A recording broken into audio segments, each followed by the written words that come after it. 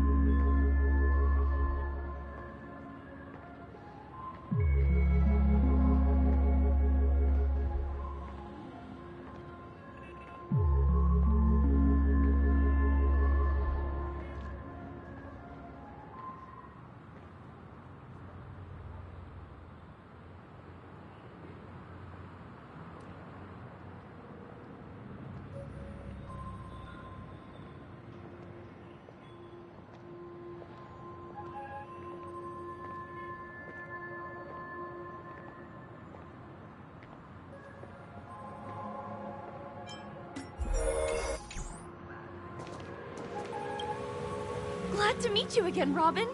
How are the preparations for the Charmony Festival coming along? We're all so excited about it. It's going smoothly. Thanks for making the trip to join the festival. You're too kind, Robin.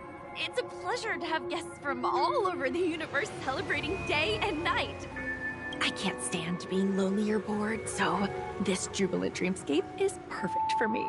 But if this went on forever, would it get boring too?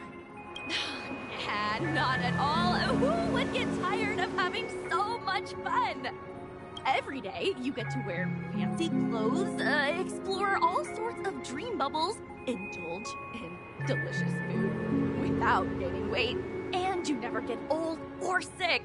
As long as you can afford a room, this place is the ultimate paradise. But you know that only a few things can be brought back from the dreamscape to reality, right? That's exactly why I don't plan on bringing anything back. Just enjoying the dream itself is good enough for me. I mean, I'm not one of those long-living species. I only have around 60 or 70 years in this lifetime, and there's so much to worry about.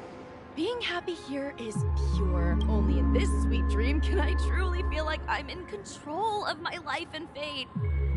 Who would want to go back to reality after experiencing this bliss? I see. I wish you a fantastic performance, Robin! I'm off to the Blue Hour for the ball. See you later. Seems like that guest's perspective didn't resonate with you either. She had a valid point. I could sense her genuine happiness. It's just that... What you're trying to say is, she thinks she's in control of her life. But in reality, she's just escaping from reality and seeking solace in this sweet dream. Once she steps out of this sanctuary, everything will be lost. Well, she did make mention of being able to afford a room. Didn't she? However, the paradise in our dreams, it doesn't have to end. No. And the paradise we yearn for shouldn't be just a fleeting dream either.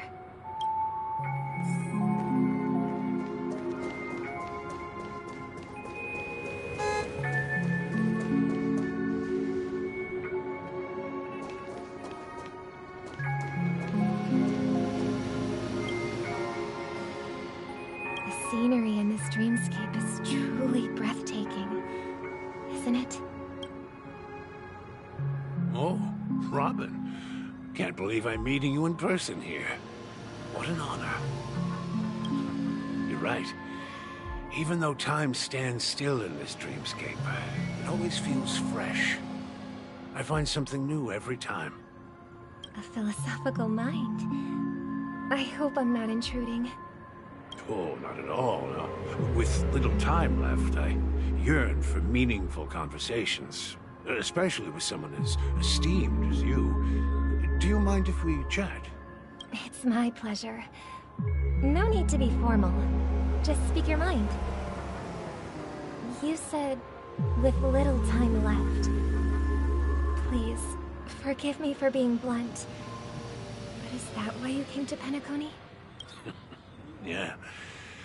I was part of a war, and while escaping from the Sarkosian mothership, I got exposed to some radioactive materials. And then, all my comrades died, and my hometown was wiped out by neutron bombardments. I couldn't bear to live with everything I knew gone. That's when I heard about a possible solution here, so I came. How heart-wrenching. I hope the family has been able to help you. They have, and I'm truly grateful for that. They provided me with a comfortable room, the most advanced life support devices in the cosmos, and a stellar team of caregivers. My physical body is now in the dream pool, sustained by life support. The me you see here is whole, rational, and no different from any other person. But I can't say the same for the me in the hotel room. My true appearance. Huh? I hope you never have to witness it, Robin. So, you'll be living forever in this dreamscape. Just being able to live at all is good enough for me. Whether it's in this dreamscape or not, well, I don't really have much say in the matter. My world has been torn apart, and my life could end any second. So, even if this whole place is an illusion, it's still my paradise. And I'll treasure every moment I spend here.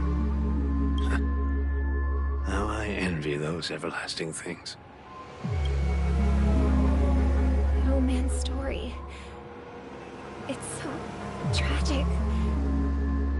Fortunately, this sweet dream gives him joyful memories to hold on to for the rest of his life.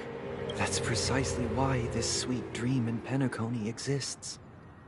However, even this sweet dream has its limitations. While it provides solace to the disillusioned, it can't completely eliminate pain in reality. There will be a way out. Penacony is already on the right track.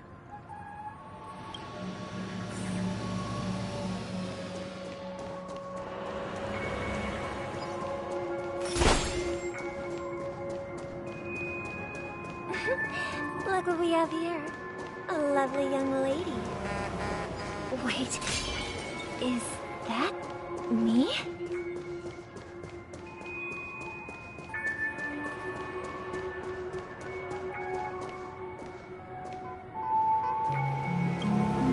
Brother, what a surprise to see you again.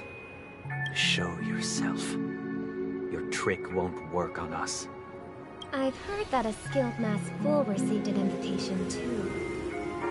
That must be you, right?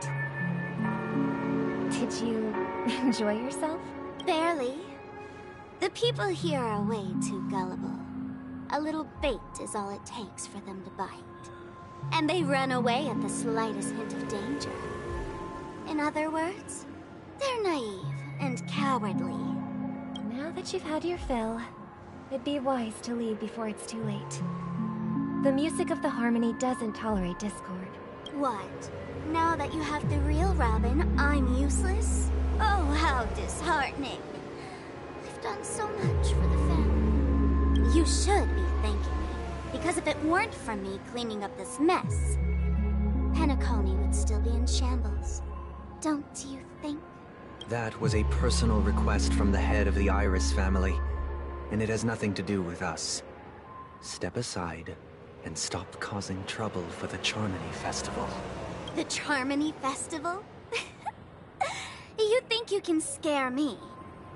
You think I have no idea what you're planning? I don't care what you're thinking, chicken wing boy. But I'm pretty sure our lovely Robin won't be appearing on stage. After all, you're well aware of what a sorry state this dreamscape is in under the banner of harmony. Penacony, the land of the dreams.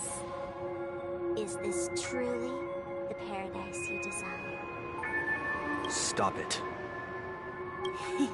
What's the rush, chicken wing boy? Did I get to you? Our paradise is none of your concern, masked fool. Leave now, or the family won't tolerate you anymore. All right. I'll go. But Robin, I suggest you seriously consider this. Do you really believe those living in dreams can escape pain and find true happiness? Well, I've done my part, and now I'm simply waiting for the fireworks to begin. Here, the last two gifts for both of you. And don't lose them. If by some unfortunate chance the Charmony Festival starts against all odds, remember to use them during the show. And it'll be thrilling. Bang! I heard a raven calling in the distance. It seems the Dream Master will arrive soon.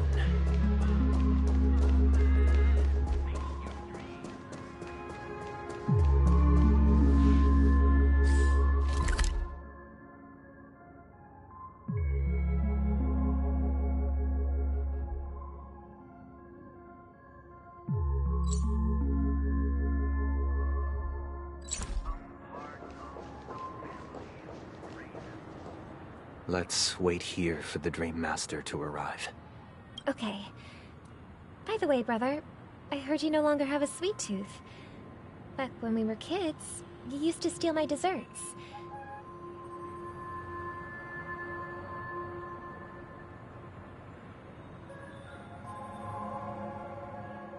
Seems like a lot has changed during my absence. What exactly happened?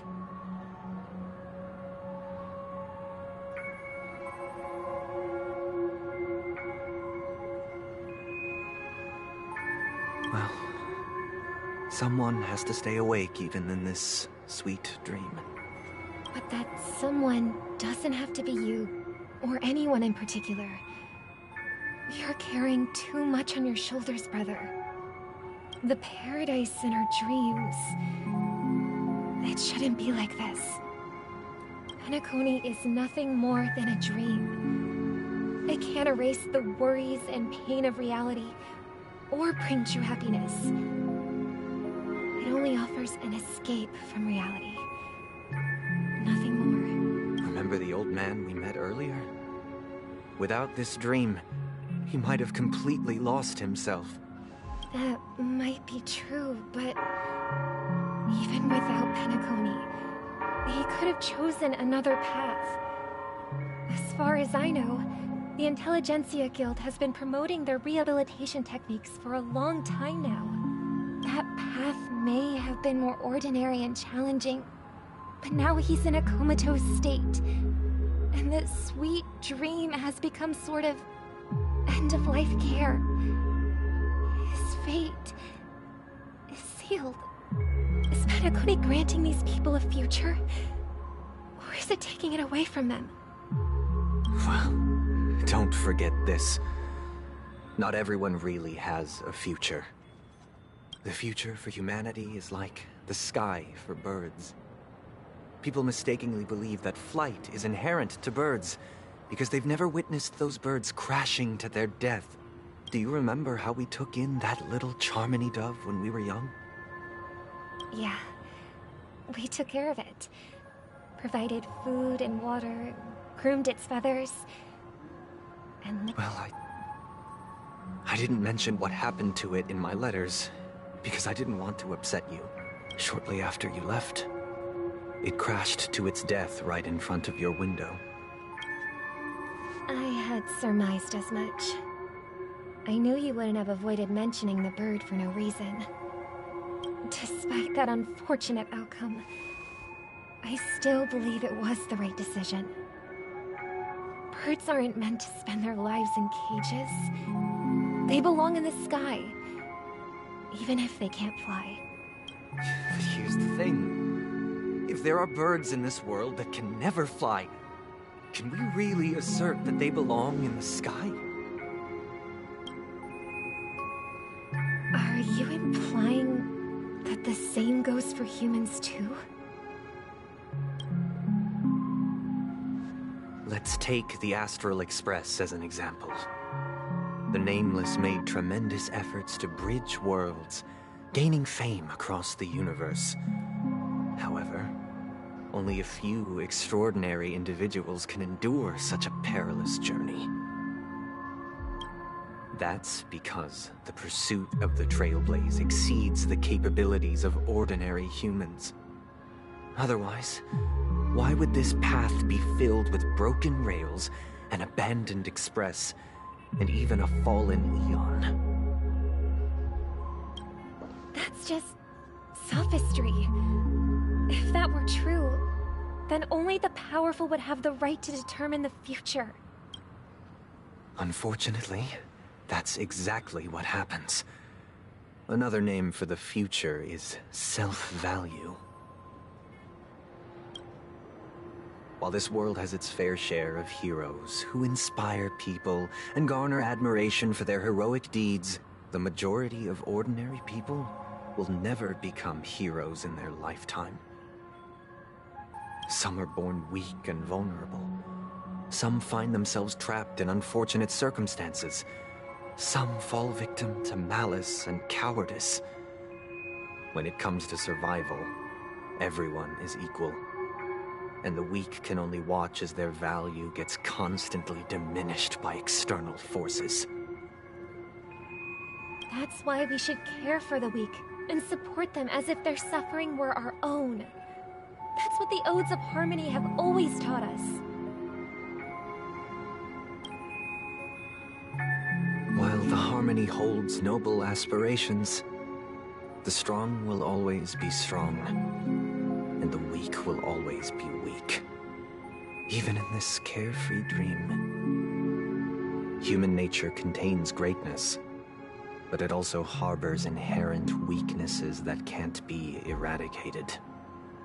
In the end, If people can't even secure their own survival, they won't care about the illusory future of equality. As long as the law of survival of the fittest prevails, there will always be fledglings crashing to their death.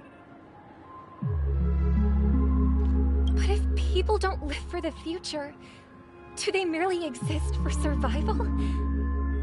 If even you, my brother, don't believe that the harmony will save the weak, then which Eon can make our dreams come true?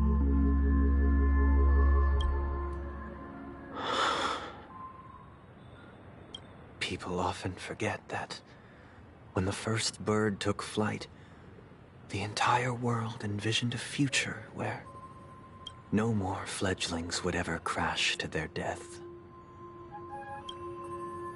Are you reading, sister? What are you reading? Mr. Gopherwood gave me a picture book. It's about the story of the harmonic strings.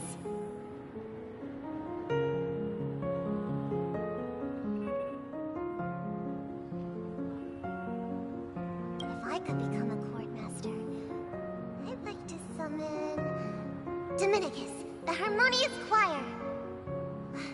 I want to sing with everyone and spread our wishes so that all can feel happiness and joy.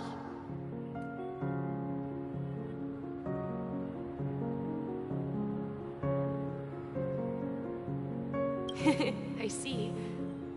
Then, I would summon the harmonious choir too. Don't you have a wish of your own, brother?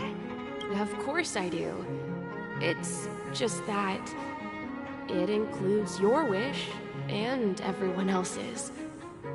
I long for a true paradise where everyone can find peace. Then, let's build a stage there and invite everyone to our performance so that both our wishes come true through the power of the harmonious choir. It's a deal then. Yeah, it's a deal. But how can I become a chord master? Maybe you will have to become a star first.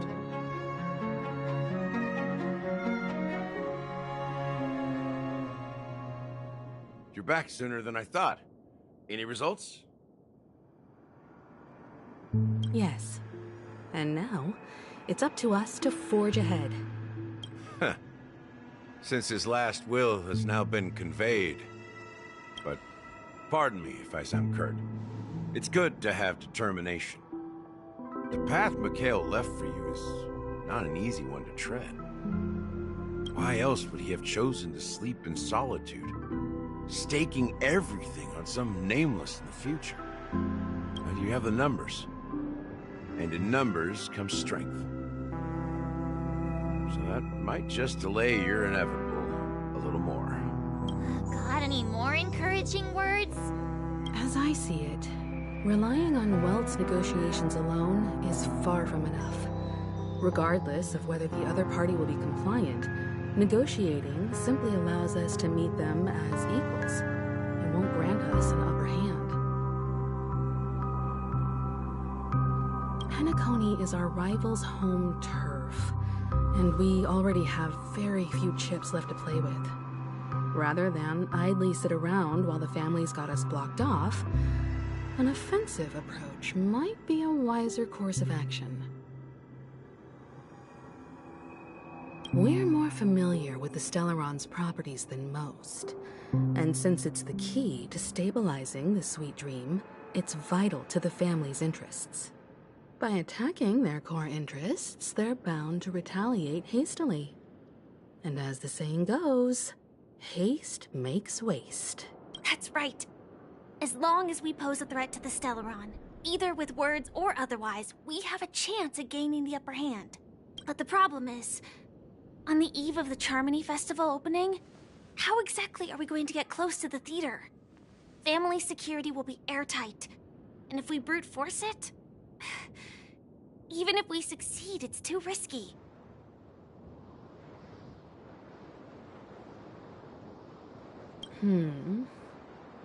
So, no one's gonna say anything? Then I'll raise my hand. I know the answer to this question.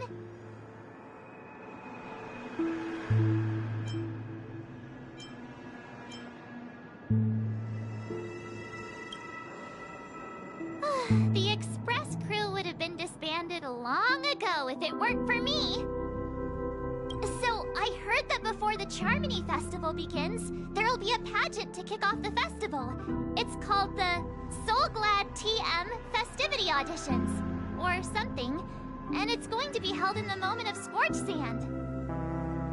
As long as we clinch the top spot, we'll be able to attain the title of Festive Superstar, and be able to personally bask in the graces of Miss Robin. Not that that's important. What's crucial is that we can enter the Grand Theater before the audience arrives.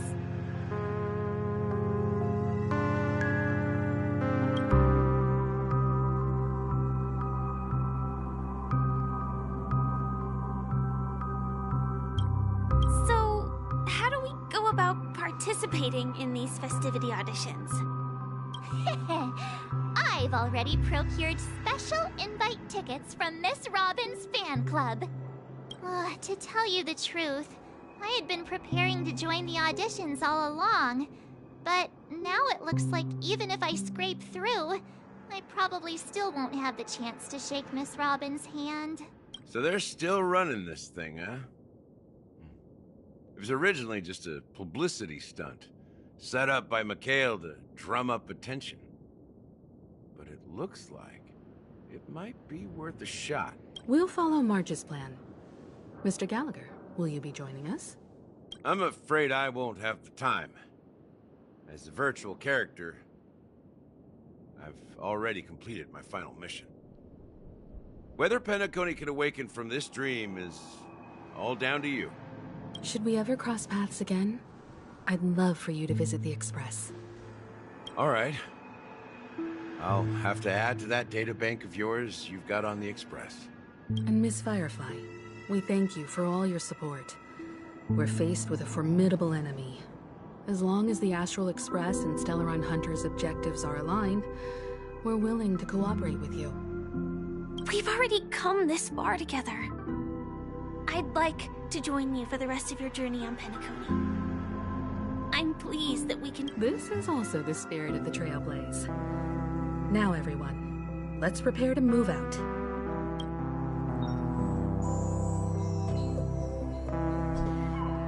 Ladies and gentlemen, welcome to Scorch Sand Hall. This is where challengers thrive and dream chasers shine, all under the watchful eye of the entire universe. If you have ambition, dream, and the drive, dear friend, the next superstar of Penacone's Charmony Festival could be you. Wow, they've really outdone themselves! Oh, I'm starting to get excited! Here come four friends with clear eyes and full of steel. Are you aspiring to be the superstars of the festival? Is he talking about us? Yes, you! This look out about it, I see you have all the potential of a superstar in you.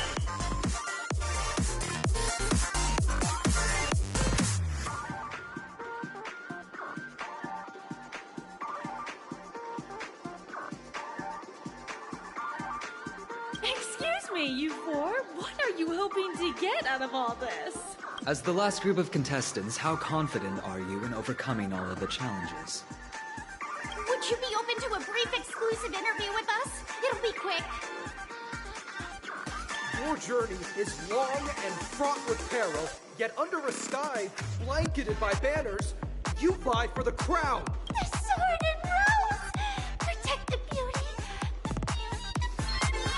Magnificent and majestic! A knight's head is hard as steel. Brotherland's focus is stubborn as a heel. We don't all have to be winners, but if we don't have fun, we'd all be sinners. People are pouring in. Kinda feels like all sorts of baddies are showing up. Let's get in there quickly and enter the competition. Ladies and gentlemen, please, make way. Make way. Coming towards us now is one of Penacone's top 10 wealthiest tycoons, and the Soul Glad Business Empire's founder, Mr. Ikeed. allow me to introduce myself. I'm the director of Soulglad's factory, Dean Lee. My four friends, introduce yourselves to the audience across the cosmos. Hello, everybody. I'm Himiko, a nameless from the Astral Express, and these are my companions. Don't you guys need to hide your identities? Hide it anyways. Penacony is plastered with our posters. And because the Astral Express is so well known, the family won't dare to make any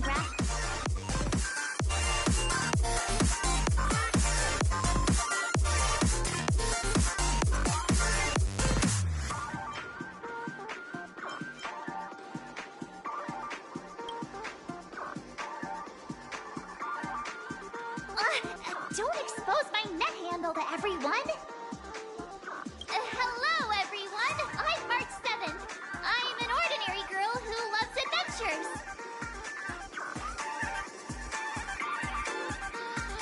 Hello, everyone. I'm Firefly. I am also an ordinary girl who enjoys adventures. So it's a bunch of nameless guests. This final face-off is bound to be spectacular. Time is precious. My four friends, come with me.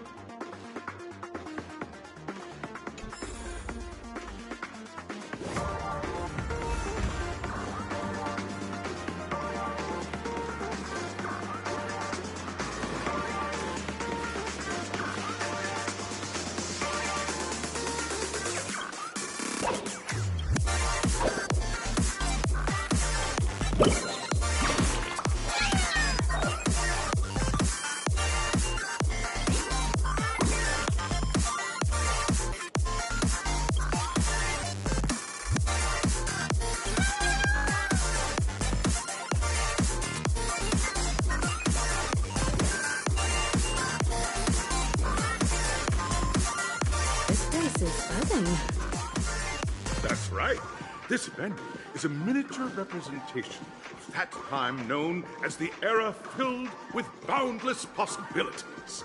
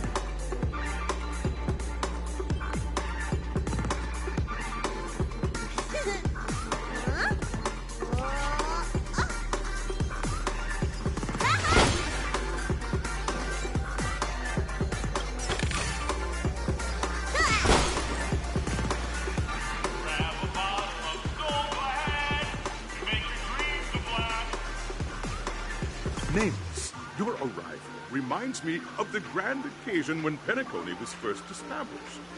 I was still a young, bright-eyed lad back then, lured here by the watchmaker's ads, full of zeal and ready to make my first fortune in life.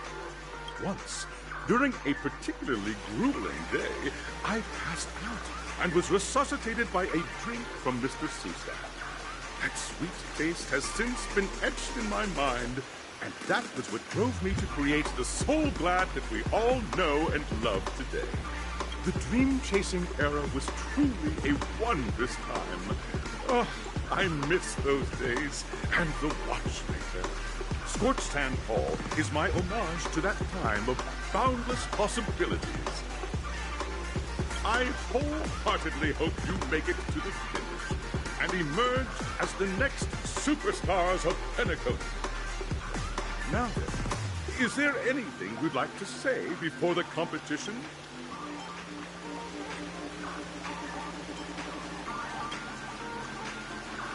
Haha, that's the trailblazing spirit. How about you, Miss March? Hello, everyone! Next up, get ready for the Mega March 7th Adventure, where I'm going to break the speedrun world record! Trailblazing into the uncharted and challenging the limits. That's Miss March 7th for you. How about Miss Firefly? I hope that by the end of this journey, everyone will have achieved the outcome that they hoped for. Ah, a wonderful wish!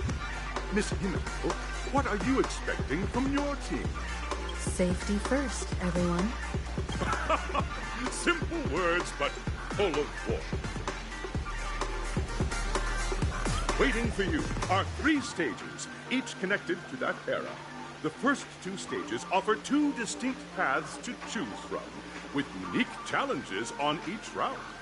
And in the last stage, you will face off against a champion who has defended the title to this very day. A beloved contender whose noble virtues are unrivaled. Those are the rules. Simple. Everyone clear? Now, I hereby announce that the 33rd Scorched Sand Festival of the 20th season, sponsored by Soul Glad Enterprises, has started.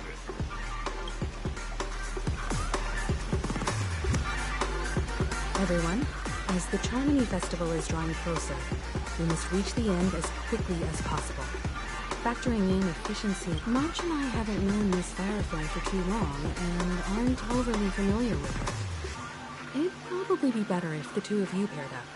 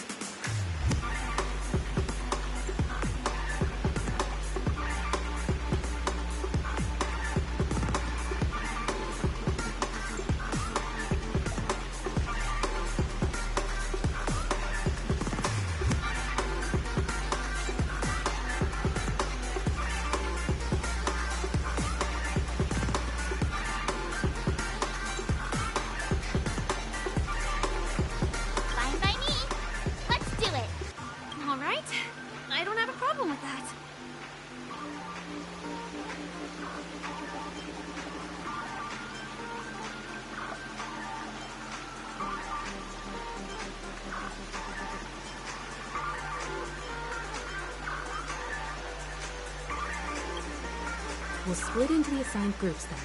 Let's not waste time.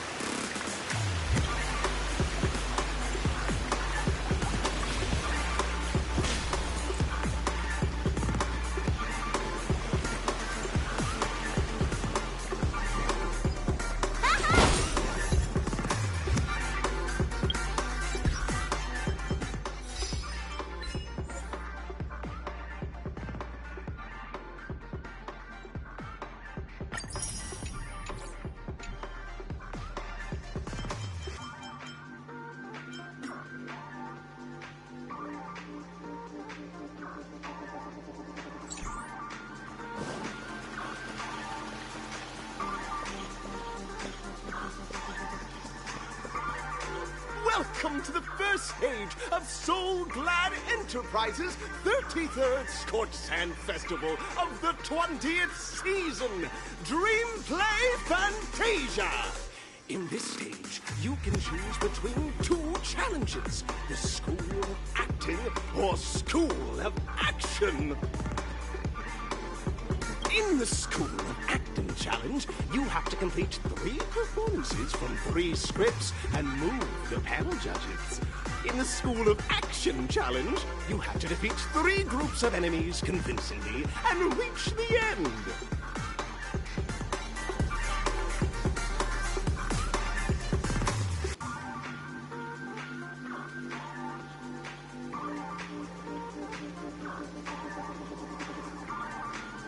Now, make your choice.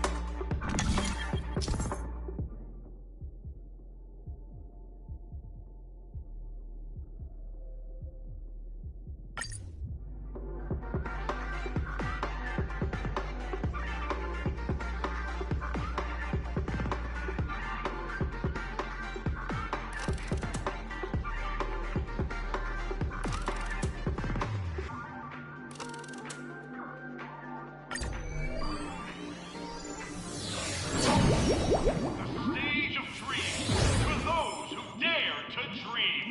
Welcome to the School of Acting stage. Step onto the stage and move the judges with your heartfelt performance.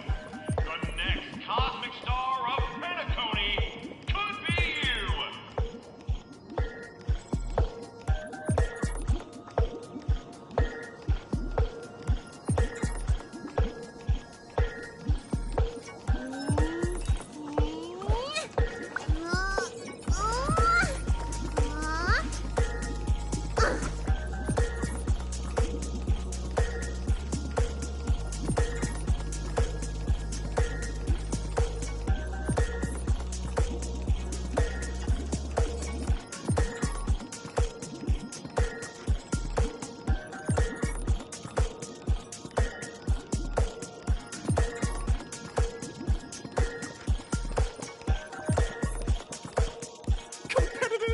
Allow me to introduce the rules of this challenge to you.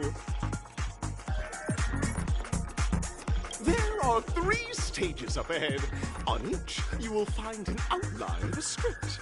These 3 scripts were written by the legendary filmmaker, The Watchmaker, and depict various stories from Penacony's era of pioneering.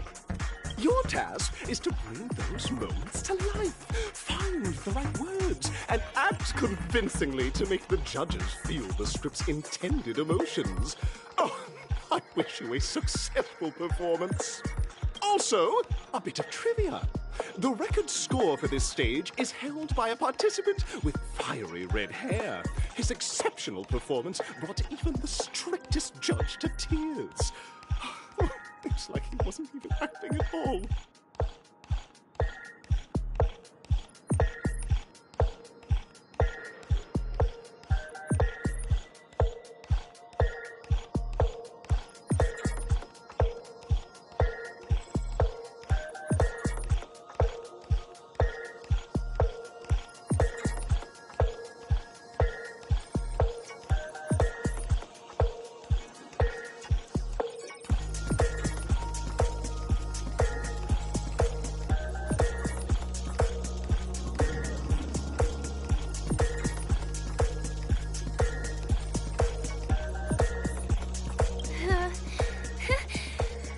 Running out of time, so let's get this over with quickly.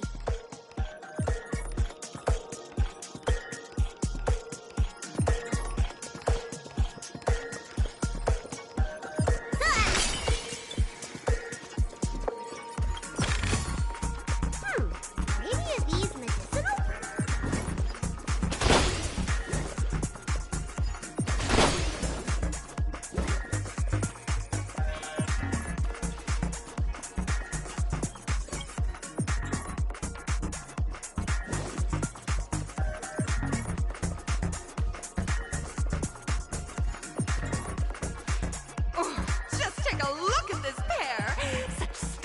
quality.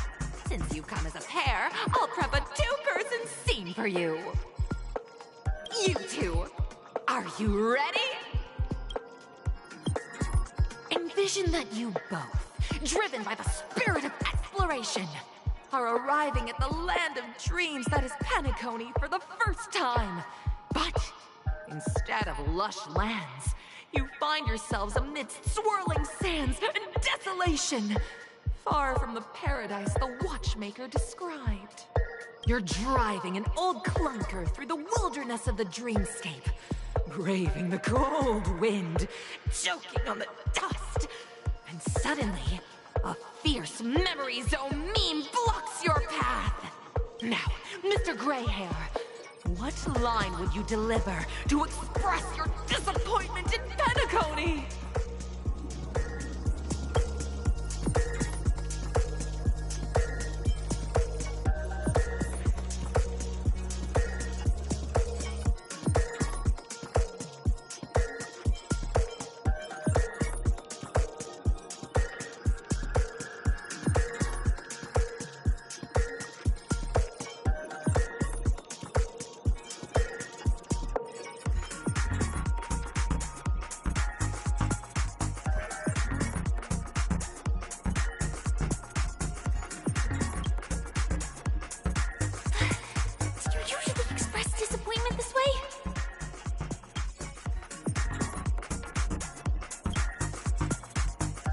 No, that's not right.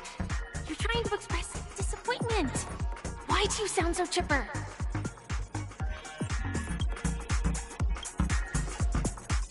Very good. Now, though you're disappointed, your screen partner is conversely very enthusiastic. Now, young lady, you will say...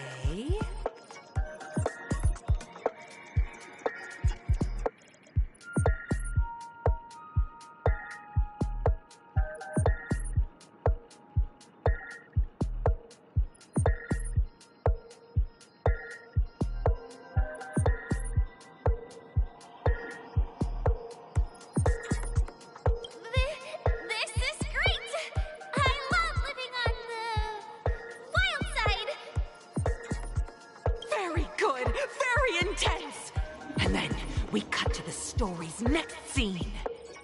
You find a job mending the rails, but the days are long and your endurance can't keep up, and you finally collapse in the endless expanse of desert.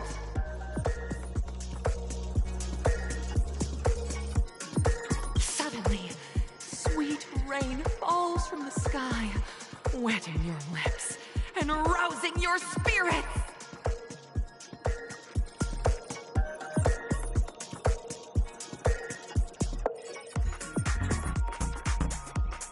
Now, Mr. Greyhair, what line will best express your surprise at this moment?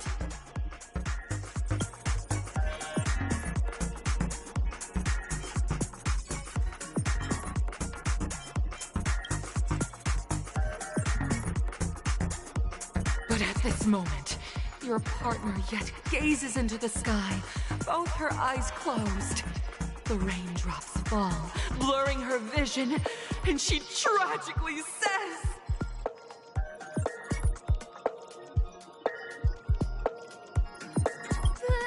Perhaps we were never meant to succeed. Right?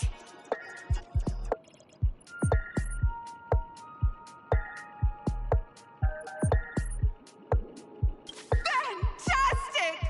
Both of you have an incredibly solid foundation in dialogue delivery.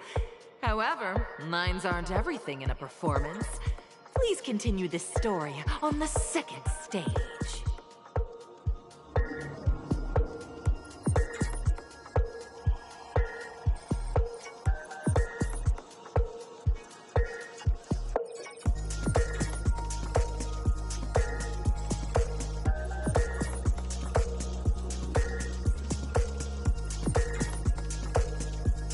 Up next, you'll be challenged with a body language test. I hope these tests won't take too long.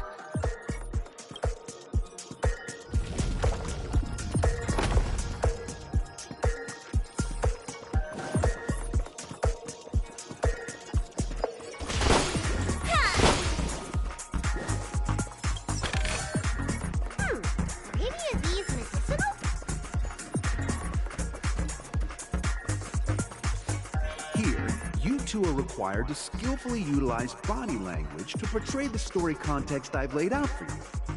Picking up from where we left off, a heavy downpour saves you both stranded in the desert. This rain quenches the anger in your heart. You look to your companion, now completely devoid of fighting spirit, wanting to comfort her. At this moment, what should you do to make her laugh?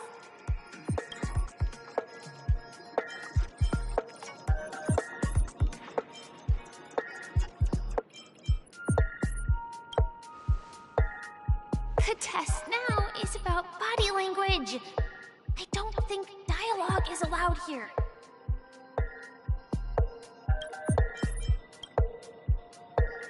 What?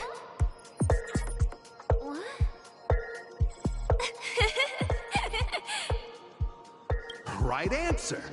Your companion sees you rolling about in the sand and thinks about the arduous obstacles along this journey. She can't help but let loose a laugh, rekindling hope in her heart. And so this girl...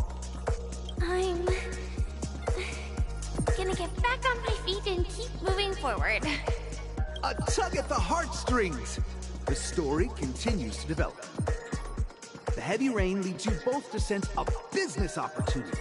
So you start venturing into the umbrella industry. But just as the business begins to pick up, competitors start flooding the market with low-priced goods, squeezing your market share. You have no choice. The goods you stockpiled at high prices have to be sold at a loss. This is a pretty self-destructive move, which drives your business to the brink of bankruptcy. At this moment, what would you, who refuses to...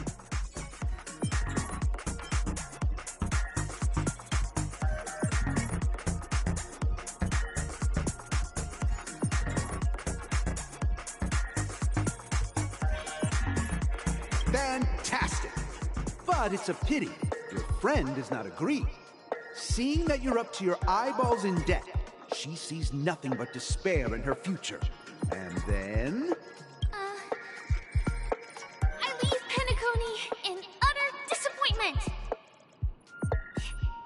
Is that okay? Of course! Absolutely! I was this close to tears! Both of you possess exceptional acting talent! However, the true test is yet to come. You're about to encounter the harshest judge this show has ever seen. You'll need to rely on perfect performances if you want to win them over.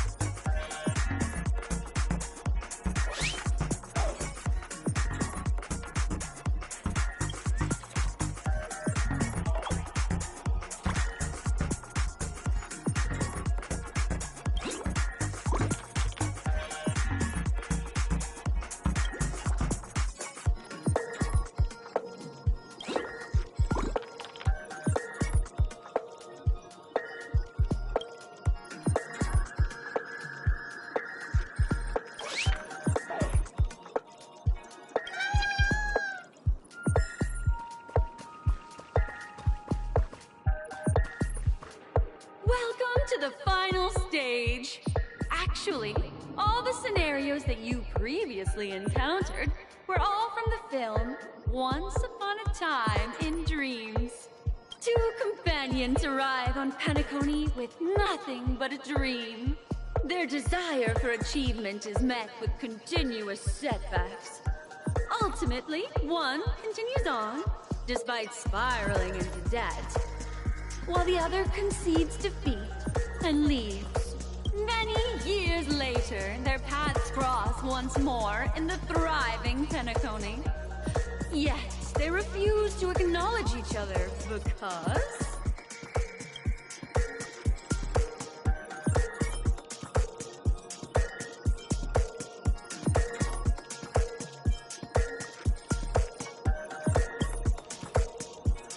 Against the backdrop of a revitalized Penacony, the joy of reunion mixes with the sorrow of past separation, the awkwardness of being strangers, and the shyness of a long-awaited encounter, all converging at this very moment.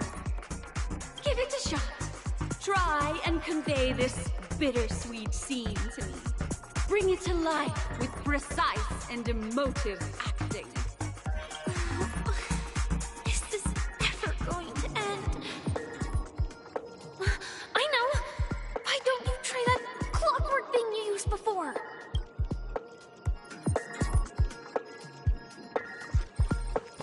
Your performance is far from satisfactory.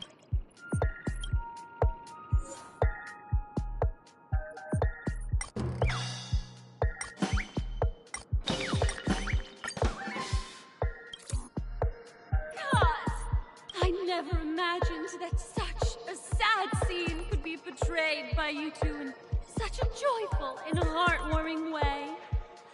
Two people sharing a long-cherished friendship, as if time and status meant nothing to them. Huh? But we haven't even done anything! Is his imagination running wild again? Brilliant!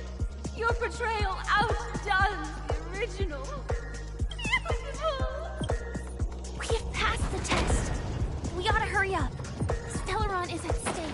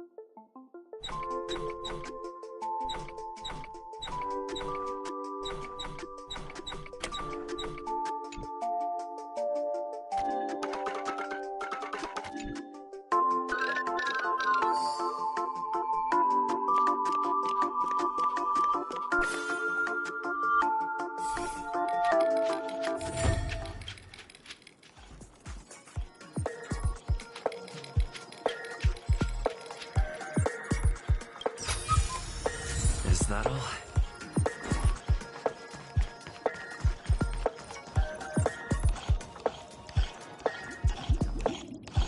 Congrats to both of you for clearing the stage, but more importantly, are you having fun? Fun is more important than success. Look at the time! You finished much faster than that red-haired contestant did. That red-haired contestant. Who is that exactly? You'll find out eventually, but only if you clear the next test first. Welcome to the second stage of the 33rd Scorched Sand Festival in the 20th season, sponsored by Soul Glad Enterprises. Gunfire time! You have the option to choose Gunfire and undergo Brother Hanu's trial, or Time, where you'll face Clocky's trial. Now, make your choice!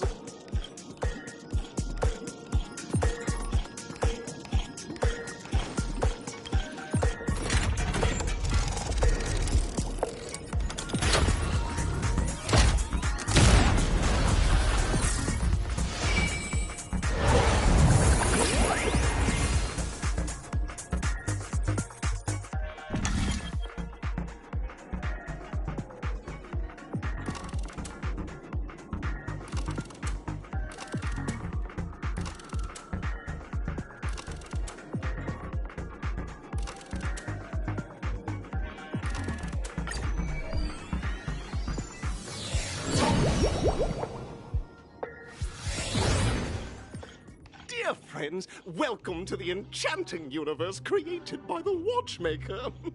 Awaiting you is the morally dubious yet ever-charming character from the animated Clocky series, Hanu! It is said that these cartoon characters were inspired by the Watchmaker's own experiences. According to research by Clocky scholars, the original Hanu of reality shared a deep friendship with the Watchmaker, akin to comrades in arms. Enter into the world of Hanu via the TV by the entrance and partake in an enchanting and suspenseful story with him. Good luck in there. If it's a gunfire trial, we should be able to settle this with a fight, right? I hope this won't waste too much of our time.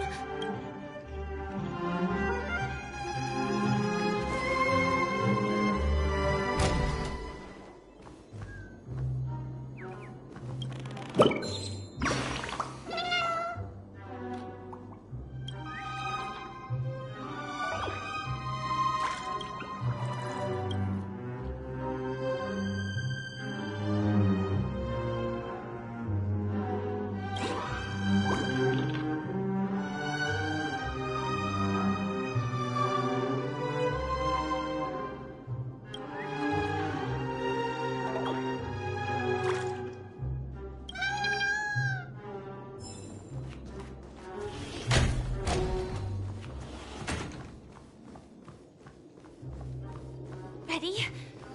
1, 2, 3. Are we both in control of this Hanu character? Very good. Looks like you've got the hang of it. In this Hanu's Adventure episode, Boss Stone has gathered his battleships for an assault on Dreamville. Old Buzzfly, Cousin Wolf, and Bombhead are all raring to go. The brave Hanu must thwart their advance and protect his home. Alas, Hanu presently is ill-equipped to fend off malevolent mischief makers, which is why he is preparing to seek out the Puzzle Gentleman's aid. Go forth and speak to him.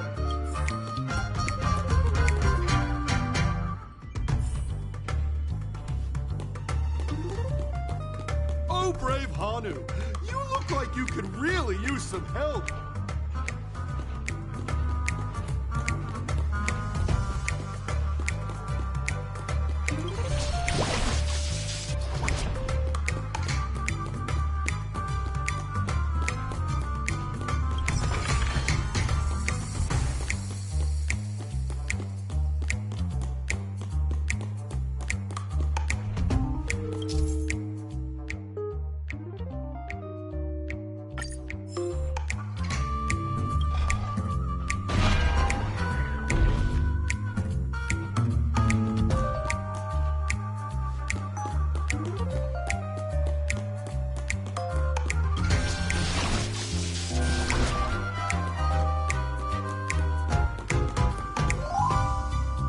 Long time no see, Hanu. You look pretty stressed out. How about an intense and thrilling game of Dream Jigsaw to blow off some steam?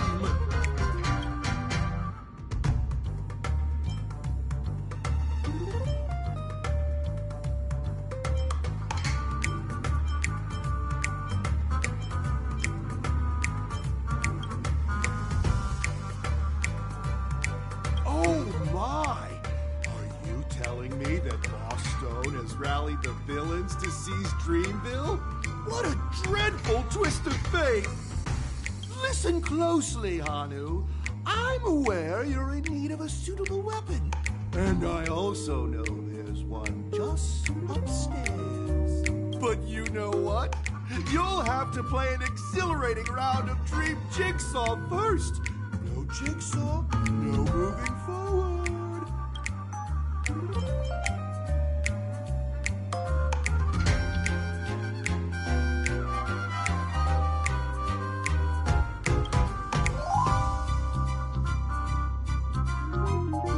Now scurry along, Hanu, but tread carefully.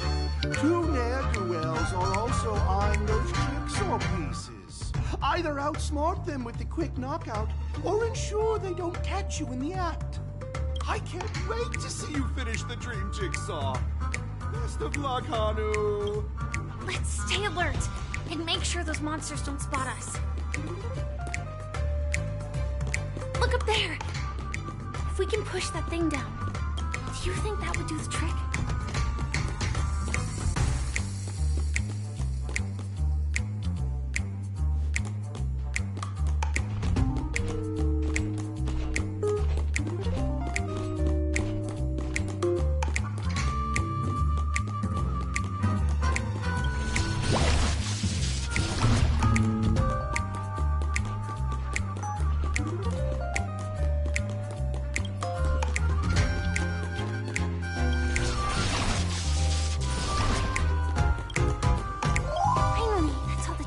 Pieces.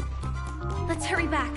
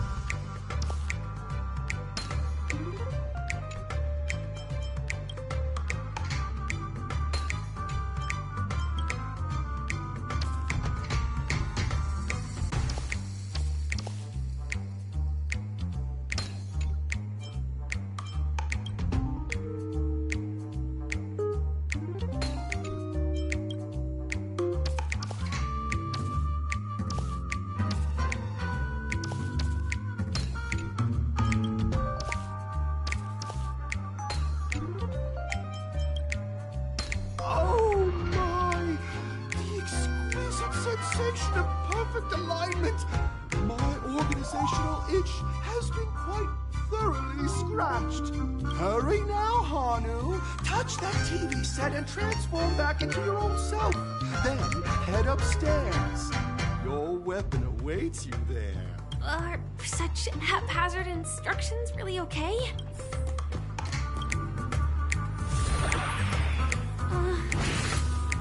Disconnecting from that thing so suddenly has left me feeling slightly disoriented.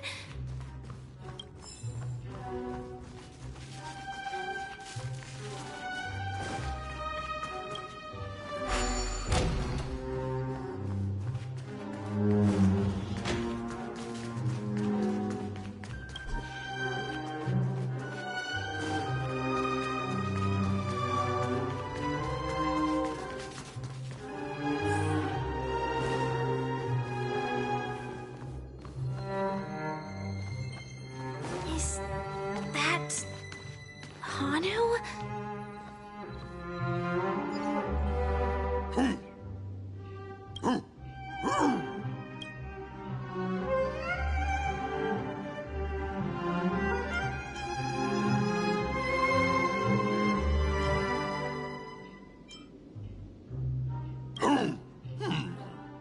What exactly is he talking about? Tick-tock! It's time for me to make an appearance!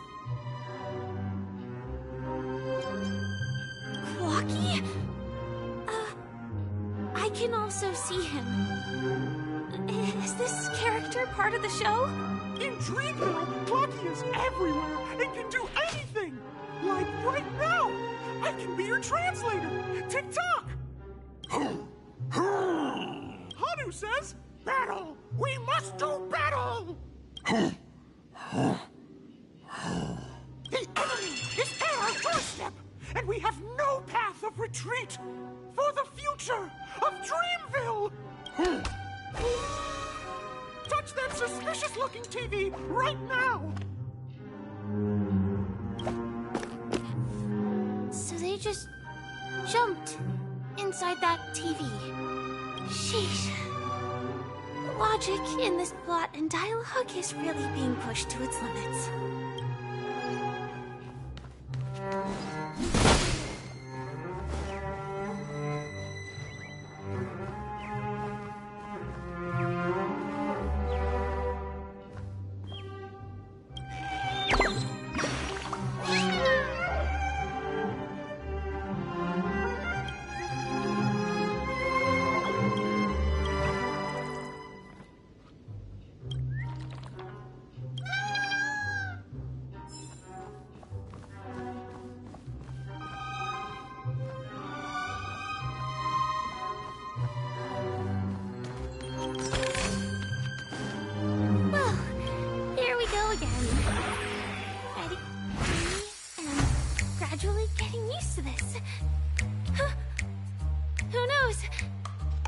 Even be able to perform some high-level moves with Hanu. No? Did someone say high-level movies just now?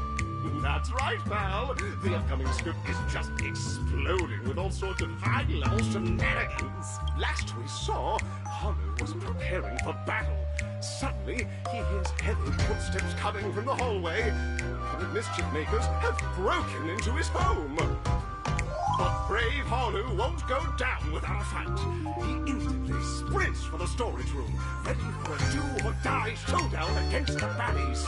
But we still don't have any weapons in hand. Guess what? Hanu's favorite bazooka just so happens to be in that storage room. So better move on.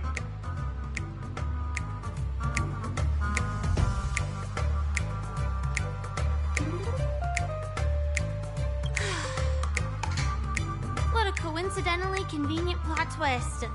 It'd be even more awesome if the organizers allowed me to wear armor.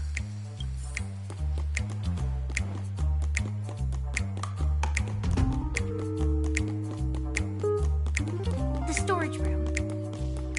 It's behind the shelves, right?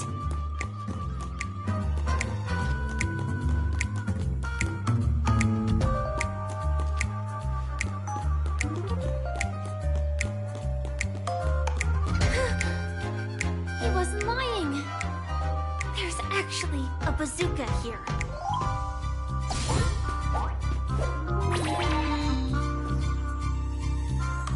Now we should have a way of dealing with those baddies. This thing feels just like the soaring locust too.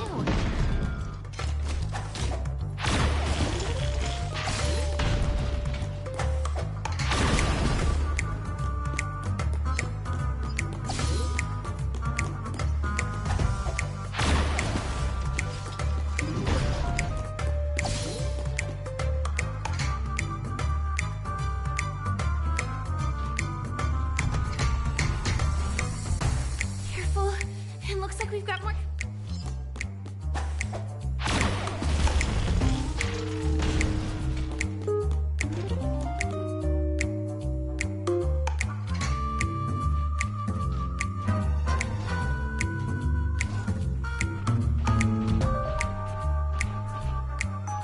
Here we go again.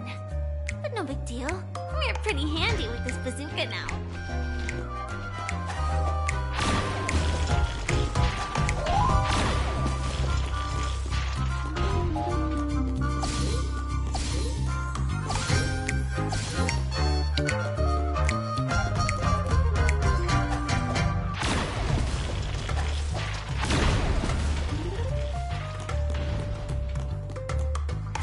All of them, right?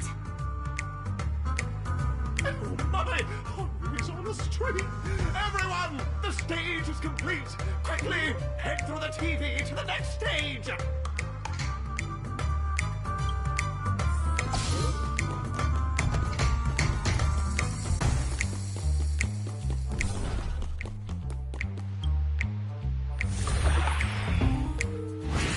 Well, that's that.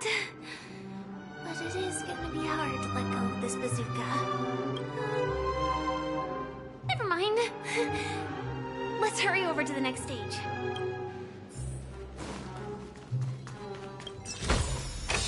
Great. The more the better.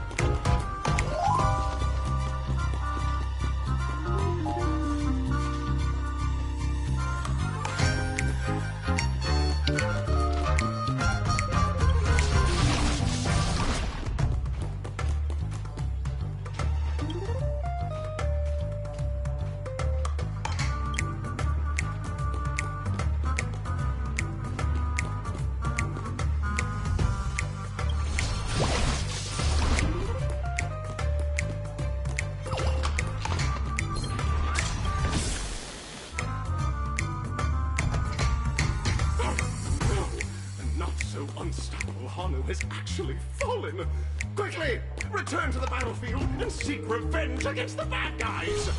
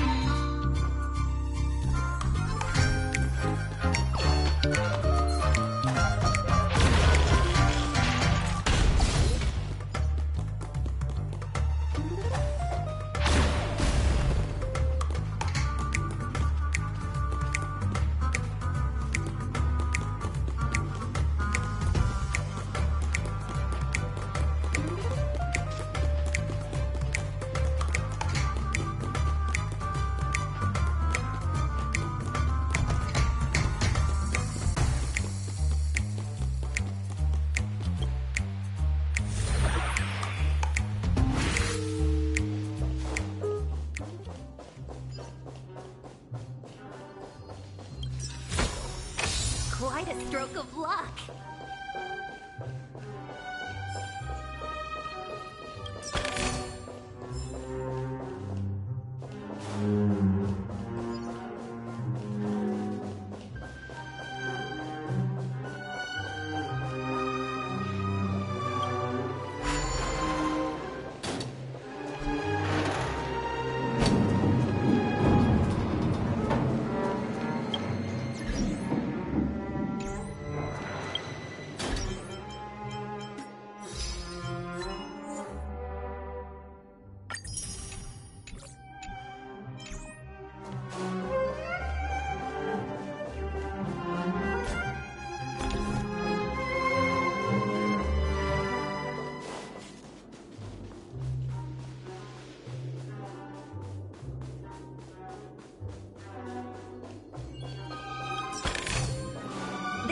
my tastes.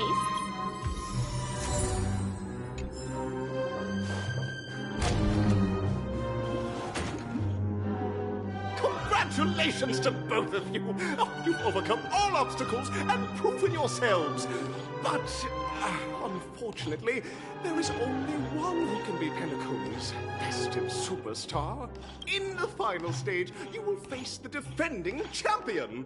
If you fail, you will lose the opportunity to become the festive superstar. Welcome to the 33rd Scorched Sand Festival's third stage in the 20th season, sponsored by Soul Glad Enterprises, Superstar Showdown.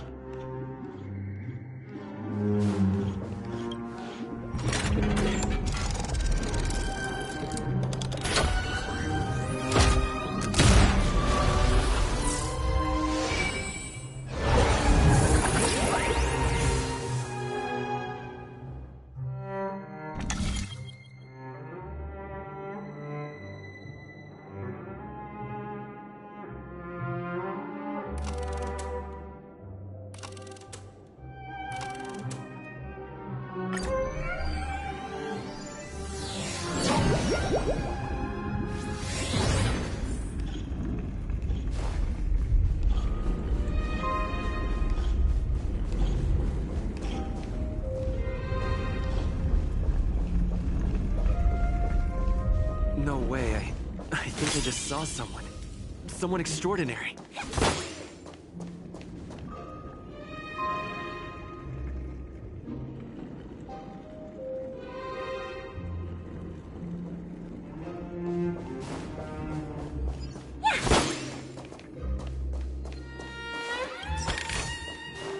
This'll get a good price.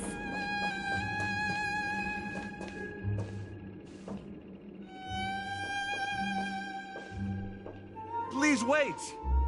Handsome gentleman, beautiful miss. By the glorious light of beauty! I never thought I would see you again. In such turbulent times, your kind faces are as spring's gentle breeze, bringing solace to my scorched heart.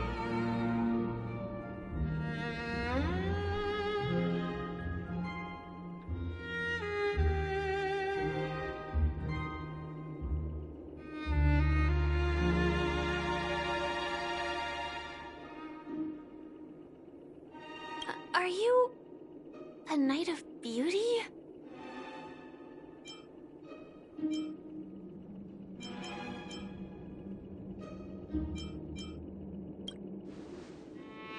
You've already heard of my humble title elsewhere? I am deeply honored. Upon hearing of the impending festivities, I commanded the one and only to bring me to Penacony with full haste. Alas, in the cosmos unguarded by the beauty, disorder prevails.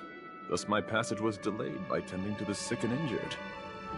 Fortunately, the mini-rabbit mech pilot, stray cat duelist, galactic ninja, and quad-drive Intellitron, along with 32 other souls in distress, all emerged from their predicaments safe and sound. I then led them all here to revel in the harmony with the countless other splendid beings.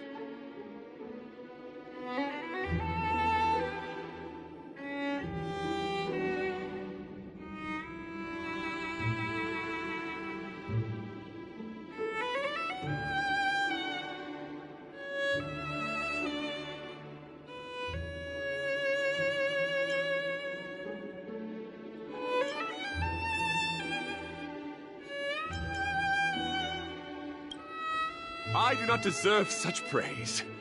Unfortunately, that dashing IPC ambassador, whose radiance matches that of a beautiful peacock, remains in a woeful state. Ugh, how I wish he too could partake in this splendid occasion.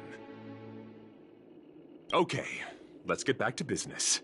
Since fate has brought us together, it stands to reason that you both seek the accolade of the audition's victor, correct? Upon arrival, I was once mistaken for a towering silver-armored fugitive with fiery red flames due to my lack of eloquence. It matters not, for all these trials stem from the land of the dream's beauty. What matters is that I now stand before you. Our paths have crossed. I, Argenti of the Knights of Beauty, am humbly requesting a battle with you both, in the name of the Code of Chivalry.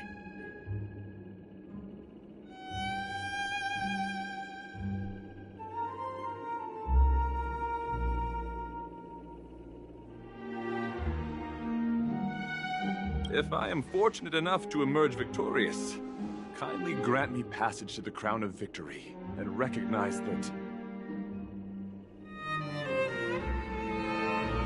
Idrilla, the beauty, is the most peerless beauty of them all.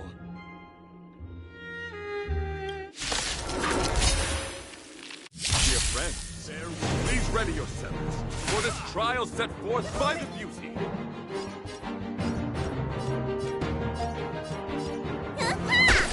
Let's be friends. Let's make it quick. What about this? There's more to life. Eternal. Let the duel commence. Put forth all your might. 1,000 wonders to raise your fight as one!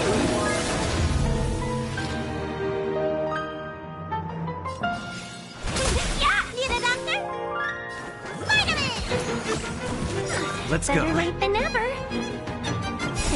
Todd, what's in your prescription? So this is the warmth of life.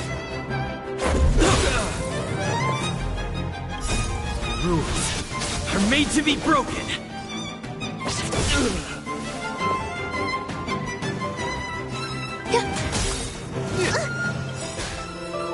Every petal in life, all will be swept away by the wind. You paid for that.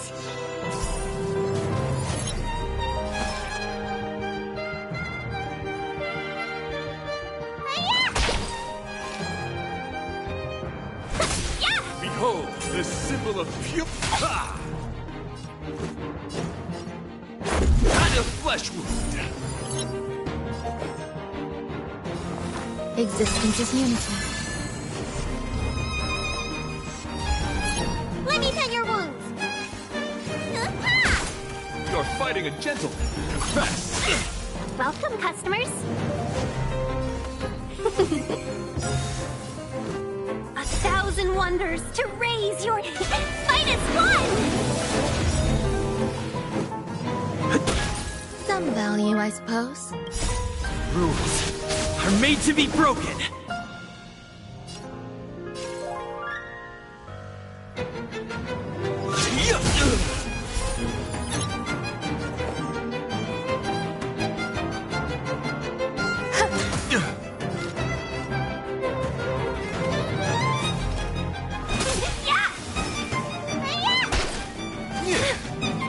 Put forth all your might.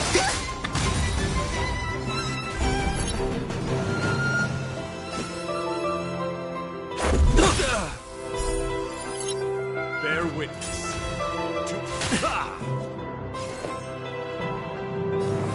Eternal. Let's be friends. Need a doctor? Stay off! Much better. What's in your prescription? So this is the warmth of life. Let the duel commence. Put forth all your might. Enjoying yourself? Welcome, customers. Rise to the challenge.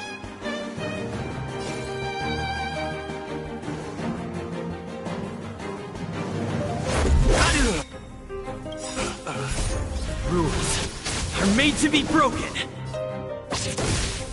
You don't look so good. There's more to life. Every petal in life, all will be swept away by the wind. Existence is unity.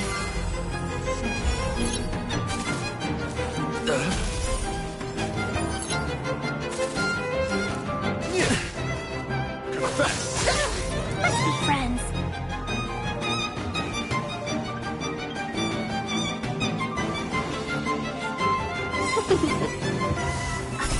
Wonders to raise your fight as one!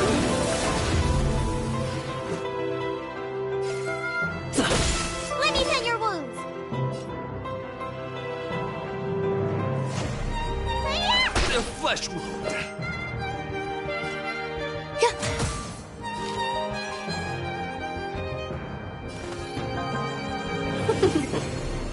Bear witness to... Need a doctor?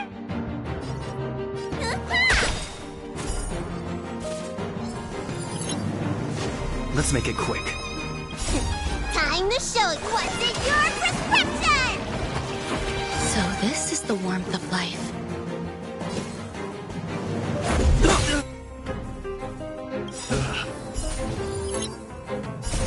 Rules are made to be broken. Convictions, friends, are indeed on.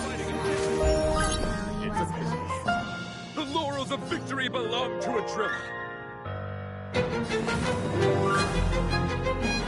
Eternal.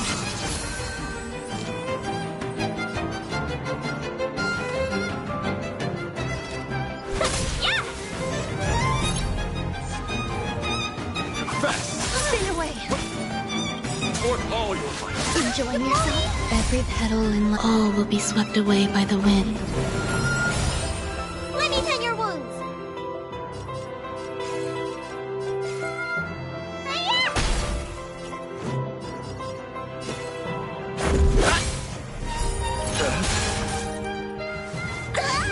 Welcome, customers. There's more to life.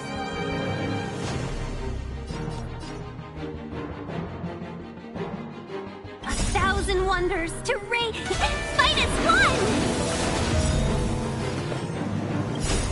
Rules are made to be broken.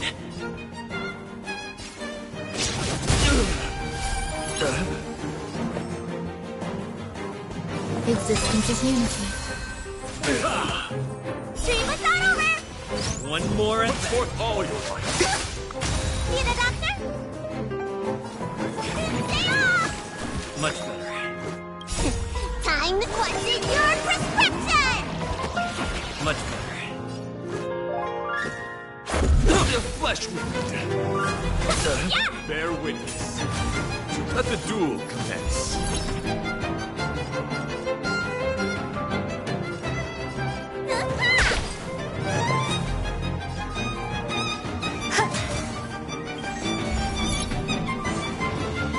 Let's make it quick. Fast! Put forth all your might. Enjoying yourself?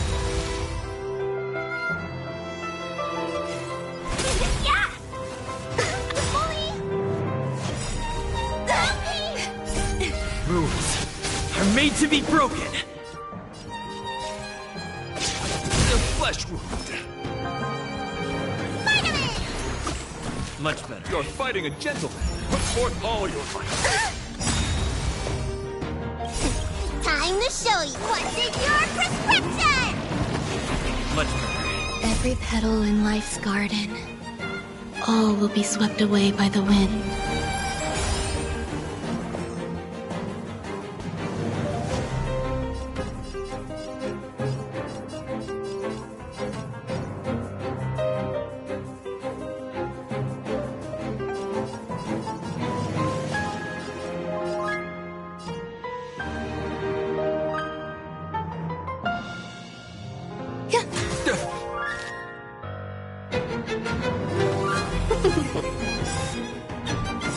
A thousand wonders to raise yours. Fight is fun! Let's go.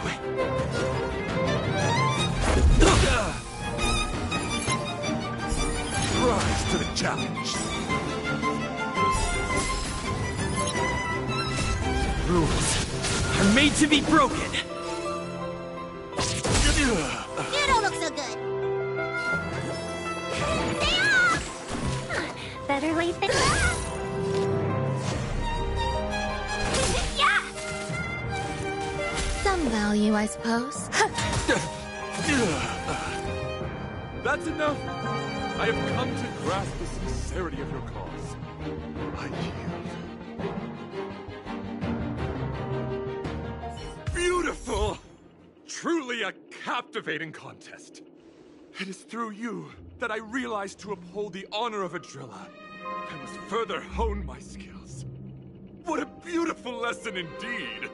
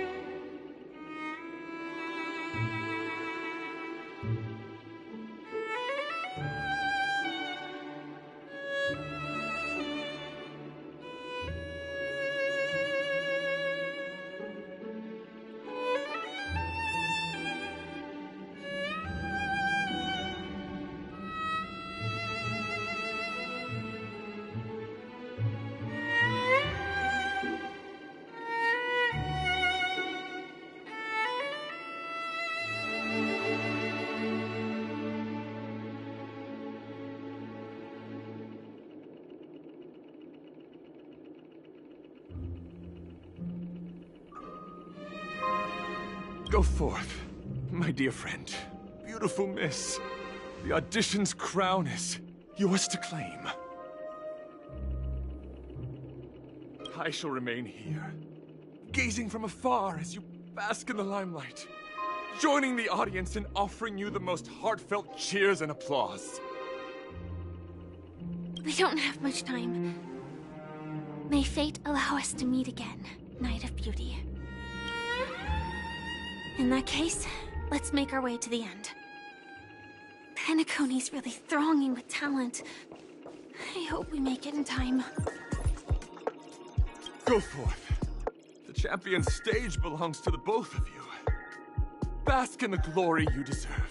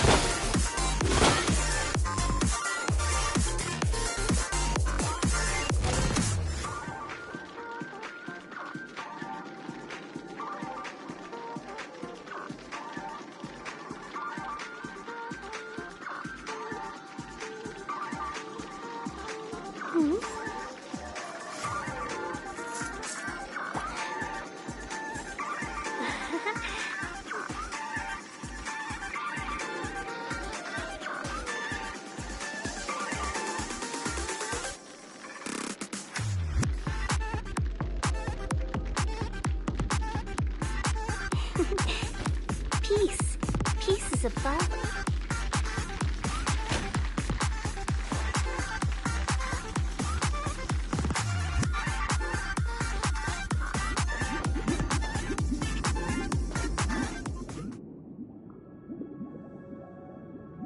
Congratulations to the both of you on becoming the festive superstars of this year's Charmony Festival before entering the Grand Theater.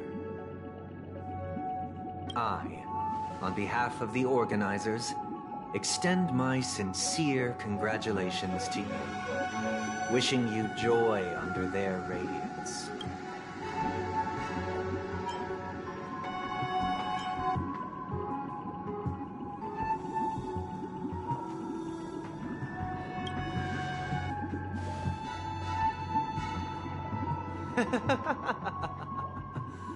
Your endeavors are worthy of extra recognition, and I've taken steps to ensure that. However, this reward is not a material one, but rather the opportunity for an open and honest communication between us.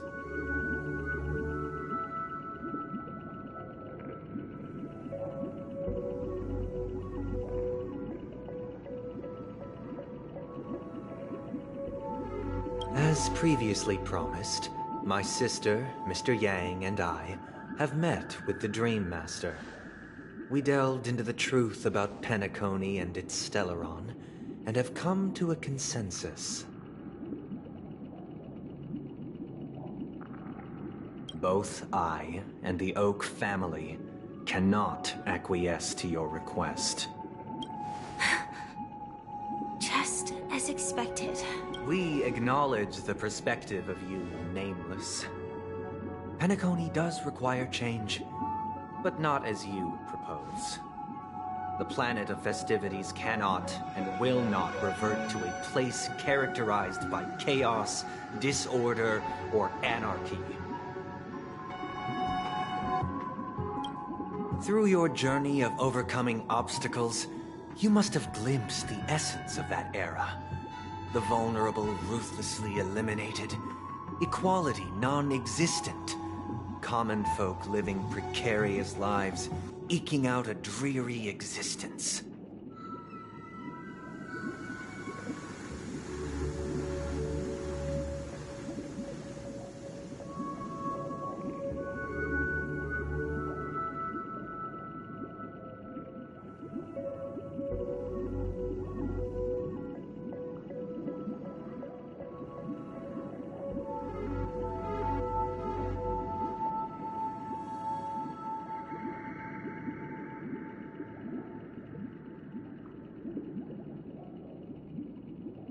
Ultimately, only heroes like yourselves manage to achieve success.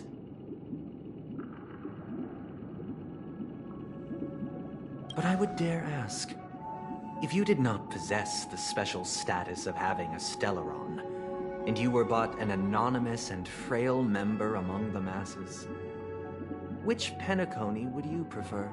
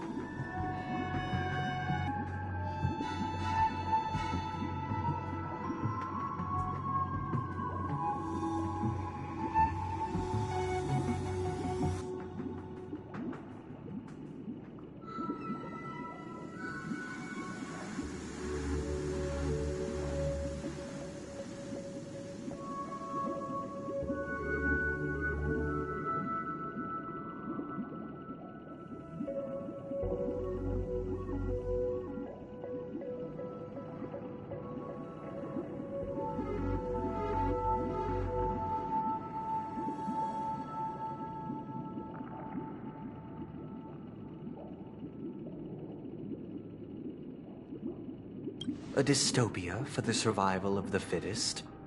Or a sweet dream paradise for all?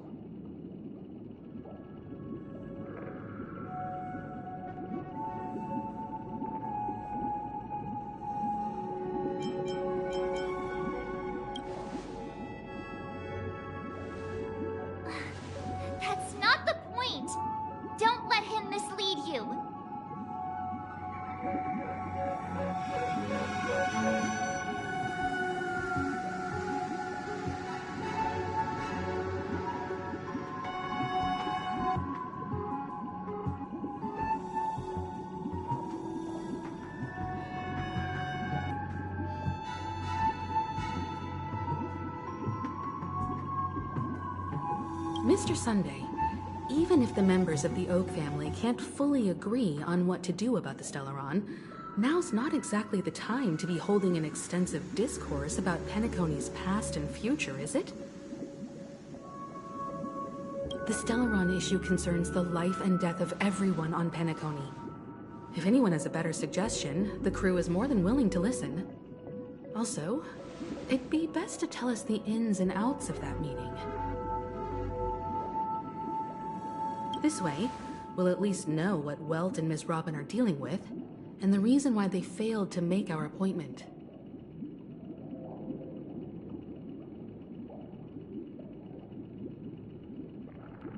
Ah, Navigator. That is precisely my intention. With all present, let's begin by discussing the details of that meeting.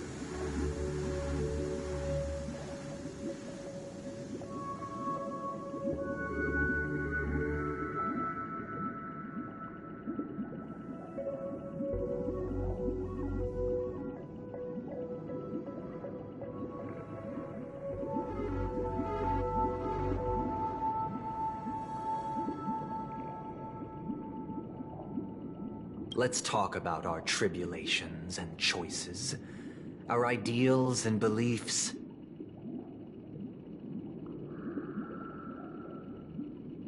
And our final course of action. The only path to take.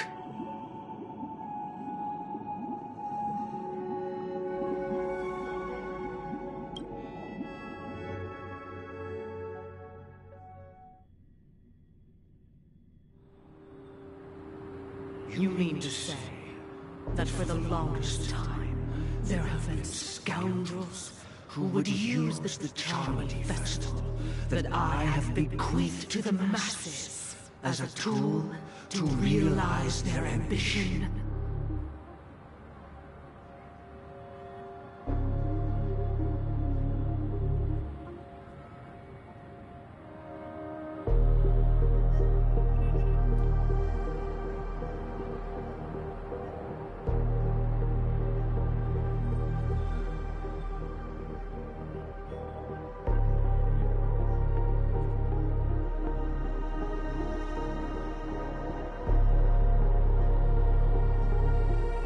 Indeed, Dream Master.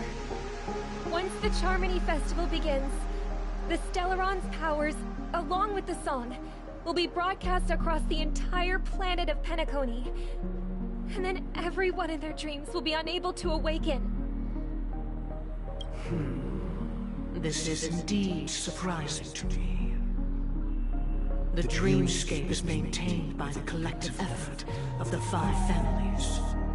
If someone were to use the Charmony Festival to recklessly disseminate the power of the Stellaron, this individual must hold a position of great authority.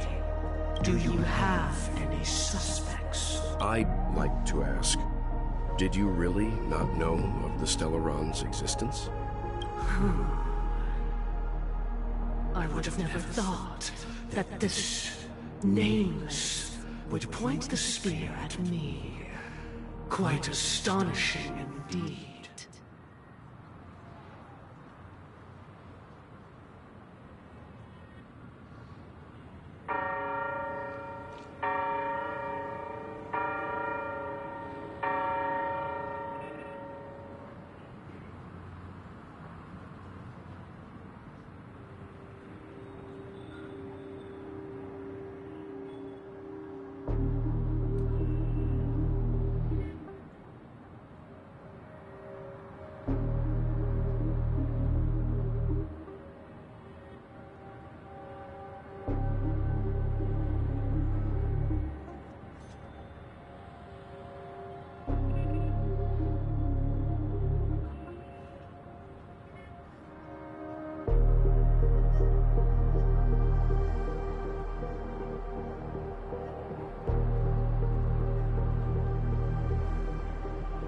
If I have offended, the Astral Express extends its sincere apologies.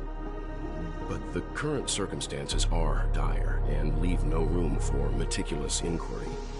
We're doing this out of concern for the Dreamscape's safety. So, if you could, please alleviate our concerns.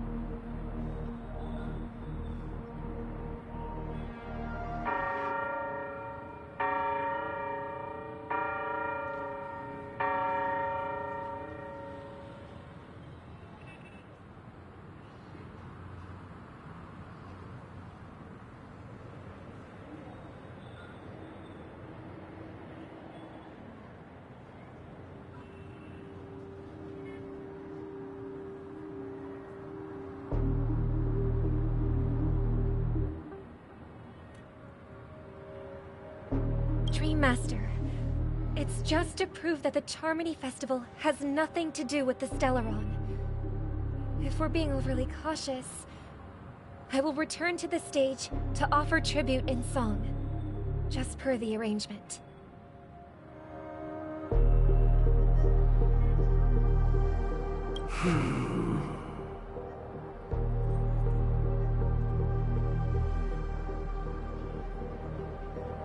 Sunday, Robin. I've watched you two grow up, and know your dispositions like the back of my hand.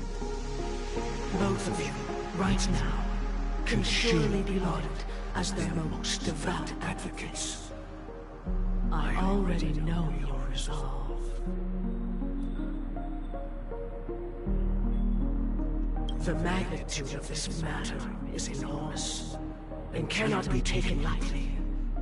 Since Mr. Yang has asked with such earnestness, I will personally respond in kind. If there is a need, the entire Oak family will be mobilized to heed your call.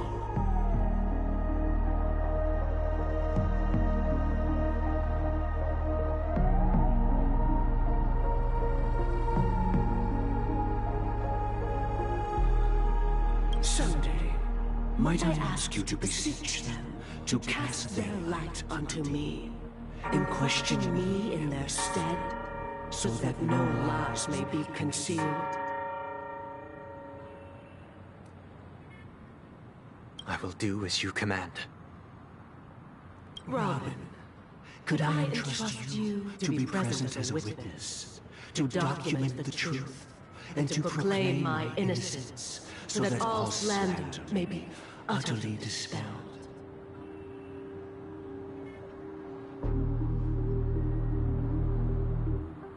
I will do as you command. May thy will be carried out on earth, just as it is in the heavens.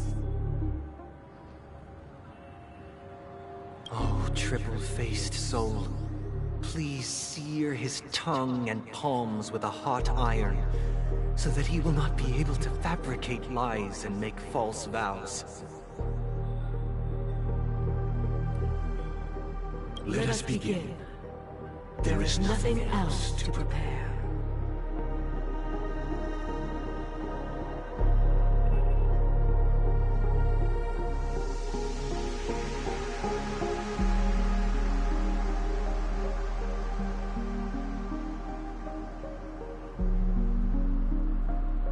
Understood. Question. Have you devoted your life to your god, never worshipping other gods?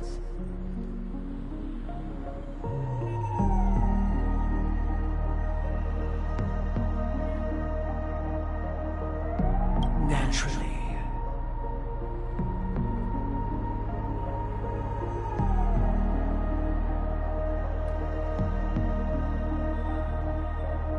Do you love your god as you do yourself? Always heeding their admonishments.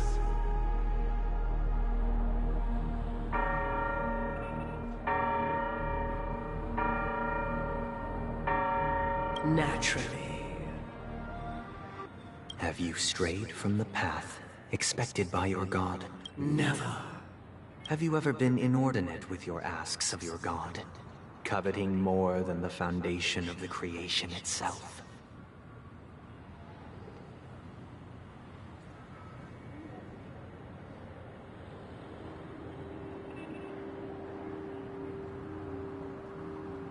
Never.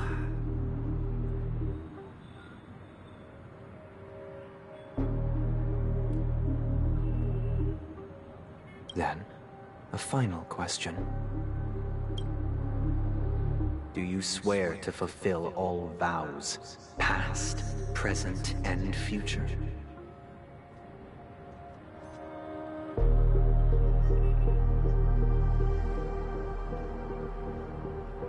With the Eon as my witness, if I do not deliver on my words, or if I renege on my vows, may I be cursed in accordance with divine law.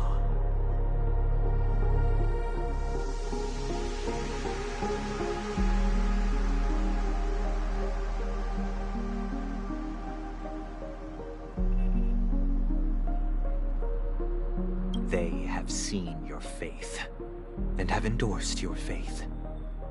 With this, it just... a moment. What is it, Mr. Yang? I have another question I hope to have answered. To my understanding, the family's harmony and prosperity have never relied on so-called divine laws. The god you both mentioned, are they truly Shipe? Mr. Yang should know that those belonging to the family toil together as if they were kin, embracing solidarity and unity under their light. All duplicity is laid bare before the harmony. Such a delicate and complex symphony. Which other god could perfectly harmonize this, if not for the great one, Shibe? Perfectly harmonize. Therein lies the problem. It isn't an outsider lurking in the shadows who changed the harmony, but a dissonance that has surreptitiously emerged from within this very symphony itself. In the distant past, there existed an Eon. With one flick of the wrist, they crafted the laws of the cosmos. Their followers formed the Beyond the Sky Choir, spreading solemn and reverent hymns throughout the universe. Later, they fell. The route traversed by this Eon clashed with the harmony, ultimately being absorbed and fused into it. The chorus that once reverberated across worlds fell silent, and when it echoed anew, it was transformed into the hymn of harmony.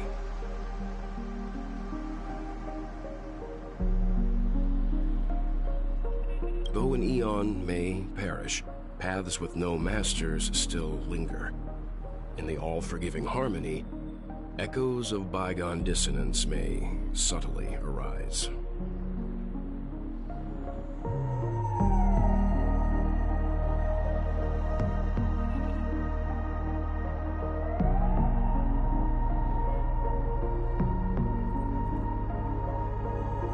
Mr. Yang, being overly astute can be a detriment. Especially when you find yourself alone and without allies. So this is how it is. For the sake of our grand cause someday, please afford these two an opportunity to rest. What?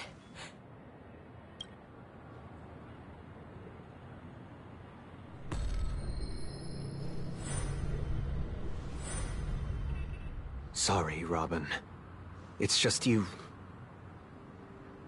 I did not wish for you to know this. It's a pity that things have turned out this way. So, this is the true reason I can't sing? The shadow that envelops Penacony is actually... We were never children of the harmony. Our ideal paradise could not have been crafted by Shibe. True bliss can only be guaranteed by the one who transcends the many. Within the foundation of law, humanity establishes civilization, and through harmony, we obtain order.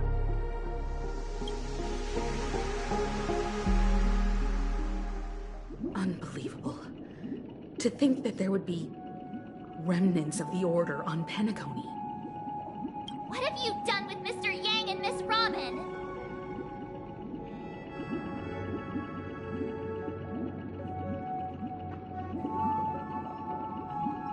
Don't worry. I just gave them some time alone to ponder their fates.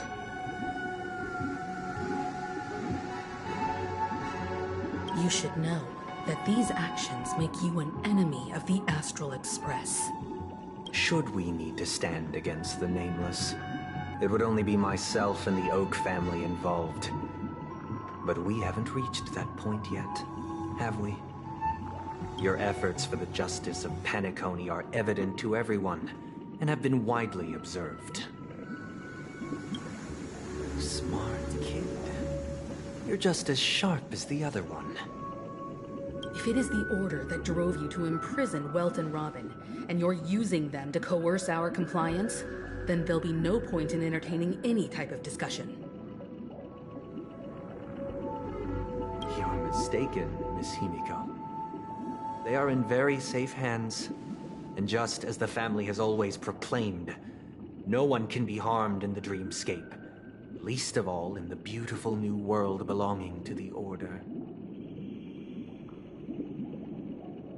Penacony and the entire universe have witnessed far too much innocent bloodshed. The strong wield their blades against the weak, and the victors push the vanquished to the brink of life. Natural selection. The world abides by this principle, establishing the well-being of humanity atop the corpses of the downtrodden. Only we, or rather, I, possess the power to put an end to this farce.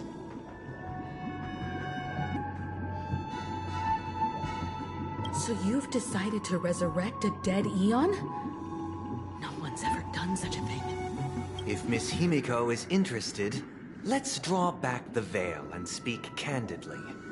I've always firmly believed that people can understand one another through peaceful means. I'm willing to divulge the unembellished truth as to the intentions of the Order's Pathstriders, so that you will make better judgment for the Astral Express, for Penacony, and for this stretch of the universe. Words can hardly do justice to the beauty of that ideal. So, come with me, everyone. Let us retrace our steps and see once again where this road leads. Huh? Where'd he go? Welcome.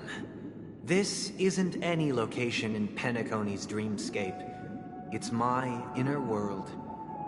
The reason the scenery before you remains unchanged is because your consciousness has drawn on similar concepts to fill in the gaps.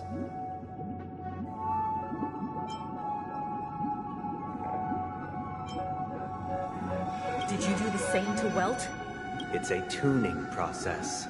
Stronger in effect and more draining on the mind. The gray-haired guest has experienced it before, so he should understand what it entails. Tuning allows you to intuitively grasp my feelings, which also means that I cannot hide anything from you. Now, everyone, please look at the huge screen. The road we once took begins here. From this point on, you will witness the numerous decisions I've faced.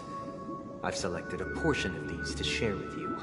I believe after going through similar predicaments, you'll be able to better understand my thoughts. Let's begin. The first decision. A story about a baby bird. This story happened when Robin and I were very young. We were victims of the Stellaron disaster, and the family's Mr. Gopher Wood, who would later become the Dream Master of Penacony, saw that we siblings had no one to turn to and took us in.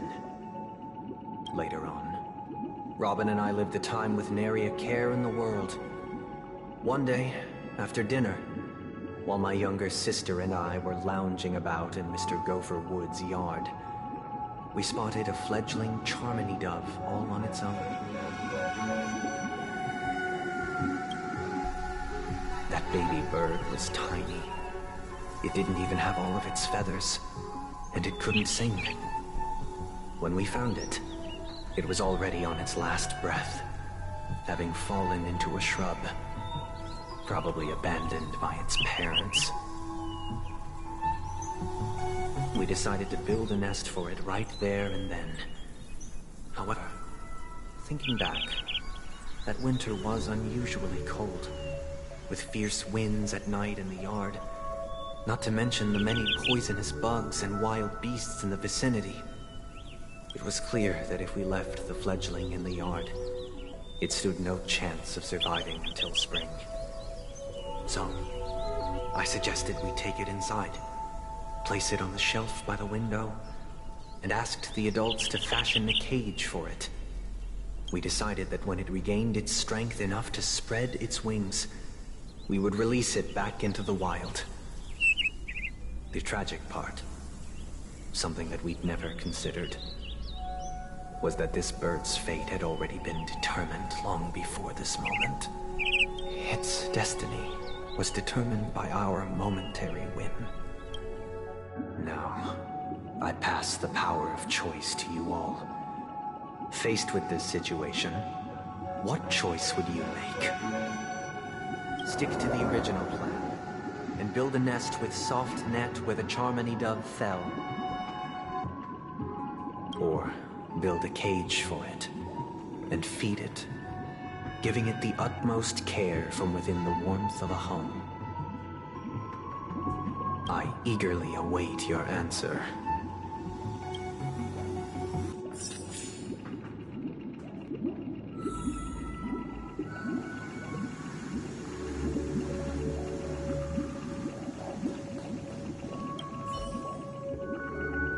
That guy just casually throws this kind of question at us? What exactly is his deal?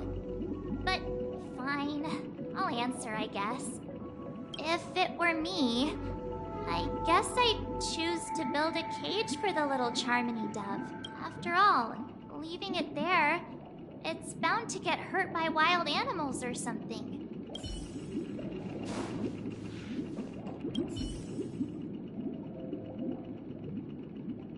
It looks like he really has no intention of imprisoning us. If it's just a quiz, I suppose it's fine to humor him.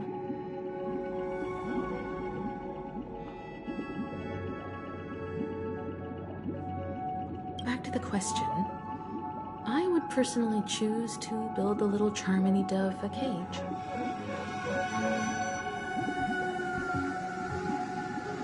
No special reason. I do think that a fledgling should have the right to fly into the sky. But if it can't even live to that point, then there's nothing to talk about to begin with.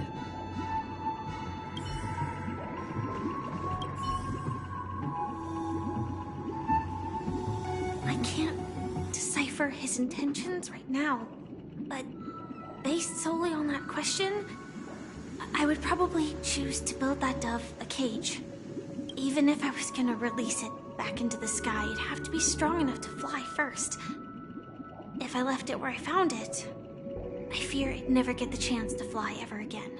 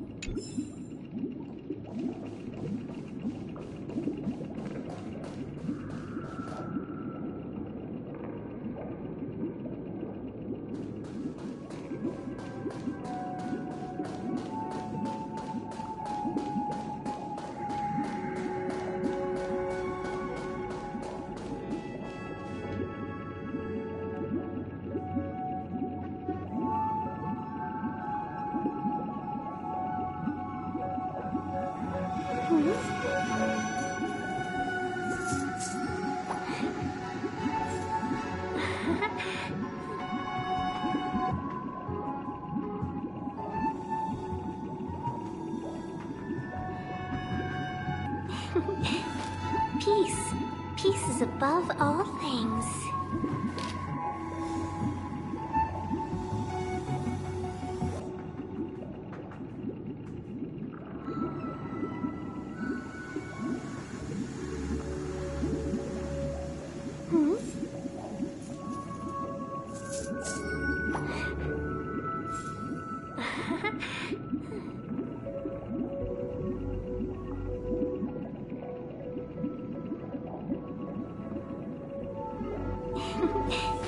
Peace. Peace is above all things.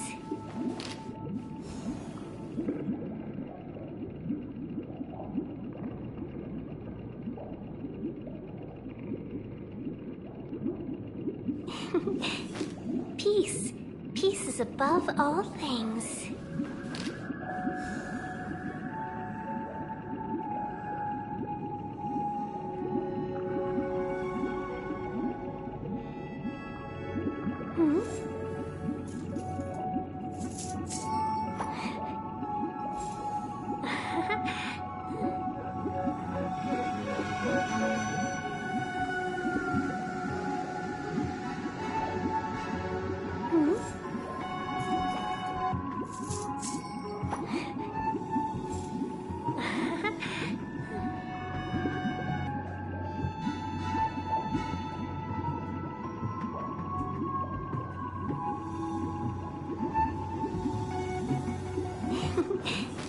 Peace.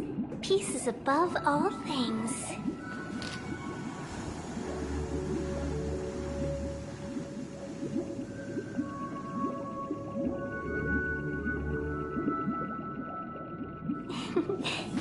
Peace.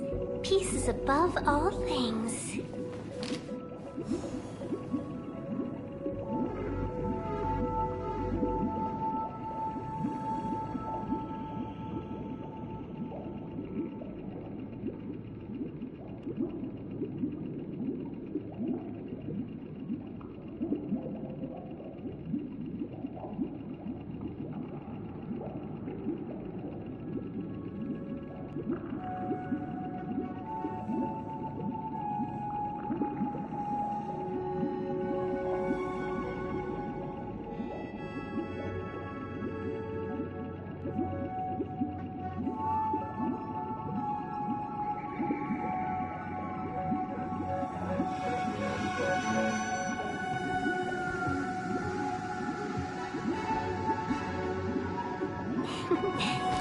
Peace. Peace is above all things.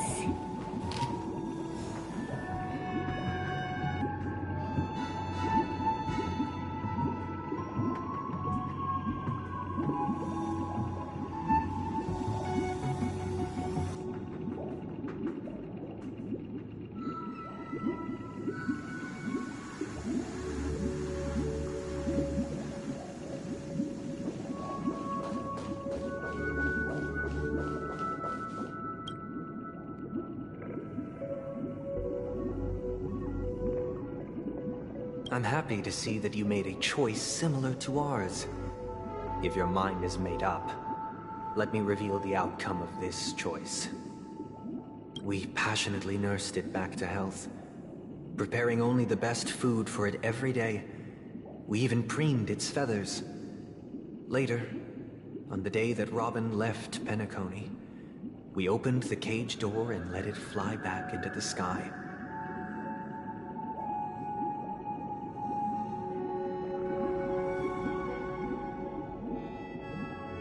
I watched it for a long while by the window, probably about 3 or so days. In those 3 long days, the little Charmony dove tried again and again to spread its wings to fly into the sky, but fell to the ground, only to keep trying.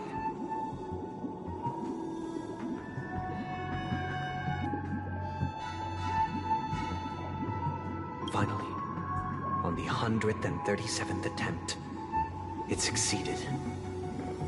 But its attempt did not go perfectly.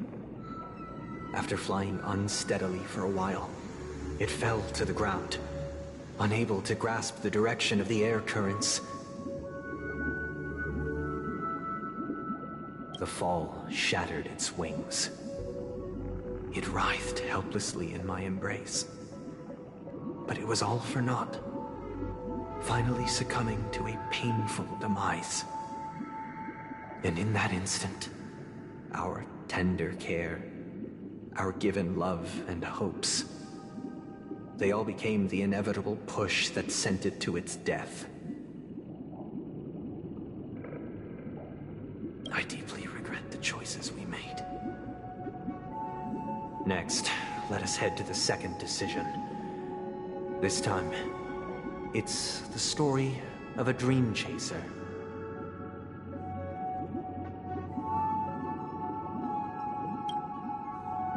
This story happened when I was appointed as Bronze Melodia, a position exclusive to the Oak family, charged with listening to the problems and vexations of Dreamscape residents, and providing them with the relevant guidance.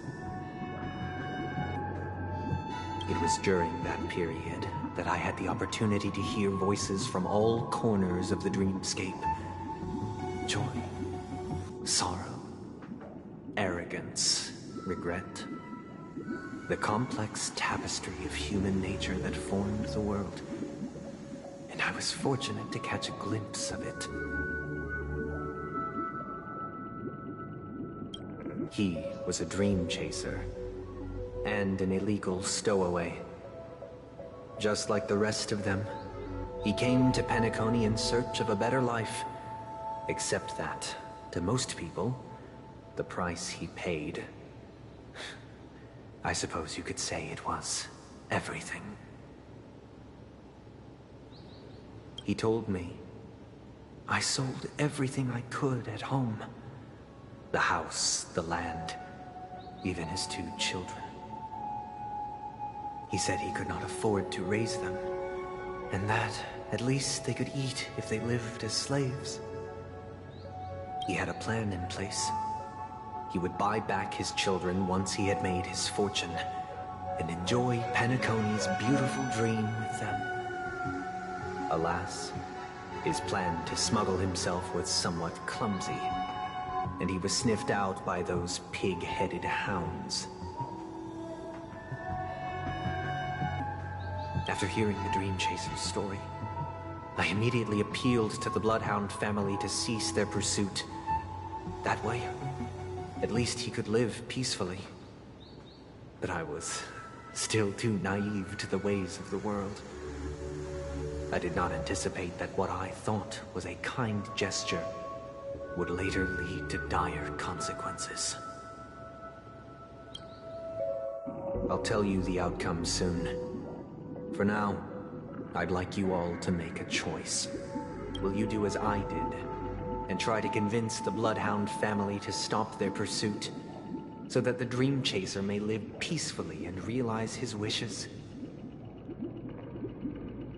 Or will you remain silent, leaving him to languish while the hounds are hot on his heels, until his inevitable judgment arrives? I look forward to everyone's decisions. Who knows? Perhaps they might even alter the outcome of this tragedy.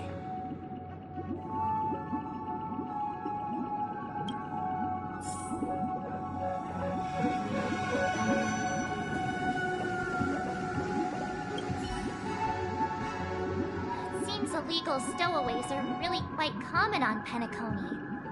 But that guy in the story, I don't think he deserves any sympathy at all. He sold his kids to chase a dream. Even if he intended to go back for them, it's still insanely irresponsible. With that thought, there's only one choice. Let the Bloodhound send him back home. This person deserves to be punished.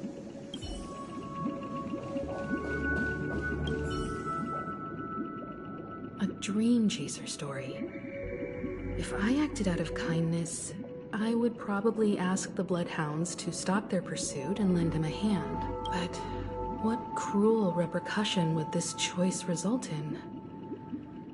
I think Sunday must have been deeply impressed by the limitations of the strong defending the weak through this incident. This question... Surely it has some connection to the baby bird story. And this connection is precisely the breakthrough Sunday aims to use to persuade us. I'd probably choose to ask the Bloodhounds to cease their pursuit.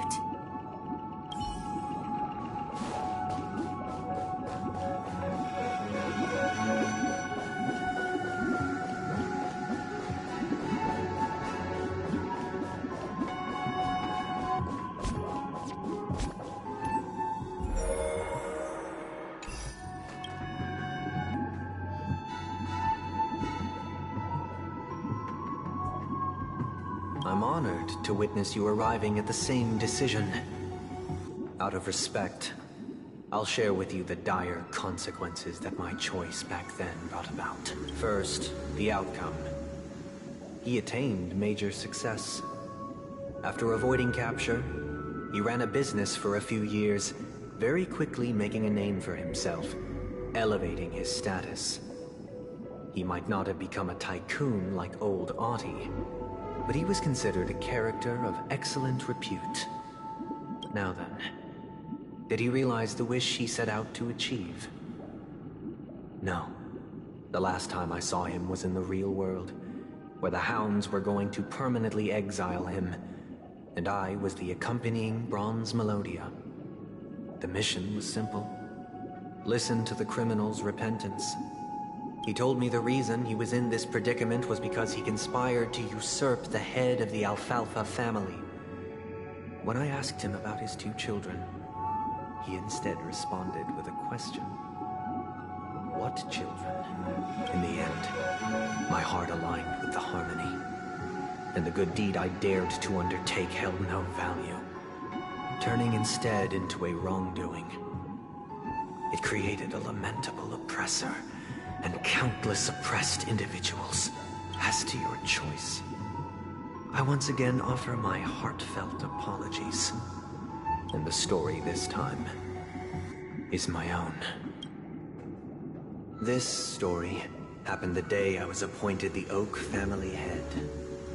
At that time, Mr. Gopherwood was the current Dream Master, and as per his wish, we had a private conversation. What surprised me was that the Dream Master had only come to deliver a letter to me. He let me read its contents, and it was a letter from my sister. The letter contained the usual pleasantries, anecdotes from her travels, nothing out of the ordinary. Just as I started wondering how this letter related to our discussion, the Dream Master began to speak. Do you know who wrote this letter? My sister, of course. But why would you personally visit me to hand me a letter from my sister containing mere trivialities? To help you grasp the full scope of this issue. Do you know where Robin is at this moment? From what the letter indicates, she must be in Caspelina 8, correct? She's touring there right now. Correct. Has she mentioned anything about a stray bullet? A stray bullet? What? A war has broken out on that planet. It is because of this very reason that Robin chose this destination. To spread the word of the Harmony. And to save the lives of that planet. She personally made for the front lines. She hoped to ease the people's suffering with song, and was willing to brave mortal danger to deliver the IPC's medical supplies. Is she all right? If the operation was successful, she should probably be recovering in the field hospital. By the eon above, the bullet struck her neck directly, yet possibly as a reward for her consistent deeds of harmony. It didn't hit any vital arteries. Once you've attended to your outstanding tasks, it'd be advisable to write her back as soon as possible. Those damned savages! I'll pack my bags right away. Now you understand why she always wears such elaborate neck ornaments, don't you? How could this happen? Miss Robin. It's all in the past, so please don't worry.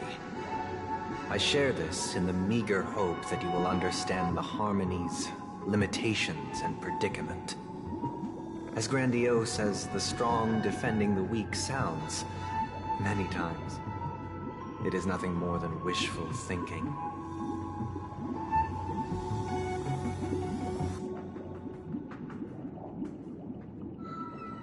Likewise, I've prepared one last question, one last choice.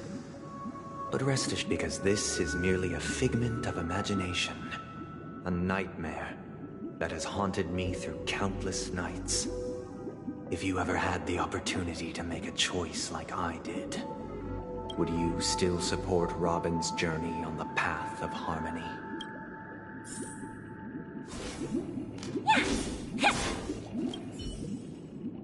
I often feel like I've dreamt of similar scenes on certain nights. In the dream, I see blurry faces. I don't know who they are, but I sympathize with all of them, fighting for survival against some unfathomable force. Their confusion and fear are lucid to me, but I also remember they chose never to give up, just like Miss Robin. If Mr. Sunday's question leaves you puzzled, you should find the answer from your own experiences. With each trailblaze, dangers and tribulations will surely follow. But would you ever back away? Would you stop March and Don Hung from reaching their next destination? I believe you have an answer of your own in your heart.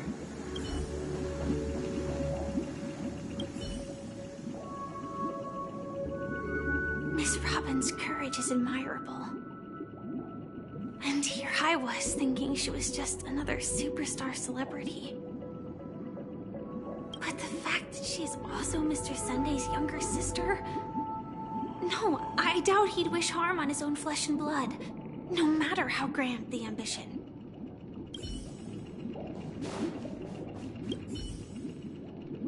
I can't believe that happened to Miss Robin. The strong defending the weak is a great mantra, but if I had to pay such a price, I don't know what I'd do.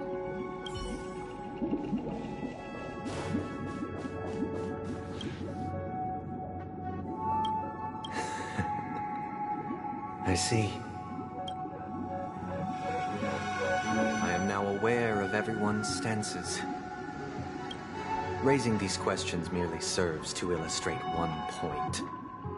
The plight of Penacony cannot be salvaged by the harmony. The true foundation for a sweet dream paradise can only be established through the order where the strong govern the weak. I know the suffering of being tormented, the turmoil of losing your way, how sorrow and even despair set in when matters don't work out. All of this causes me unending pain, because this is not what happiness is at all. We must teach the weak how to live a happy life. And this life isn't some noble propriety that the upper crust preaches, but in definitive terms, a way of survival that belongs to everyone. So what is your definition of living a happy life?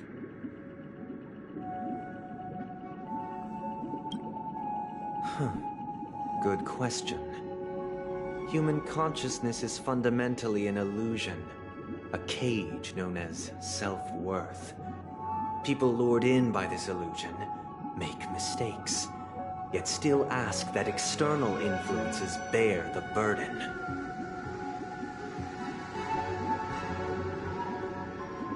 When one mistake after the next permeates the masses, they become impossible to trace. Thus, the amassing of these individual cages culminate to form a prison. A place dictated only by the rule of survival of the fittest. Nature is always accompanied by predation and sacrifice. Its antithesis is known as order.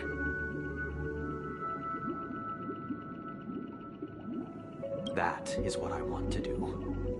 Unite people's happiness under the banner of order. They won't need to make bitter choices any longer, nor face the weaknesses of humanity. They can cast aside their primal instincts to build a haven for mankind.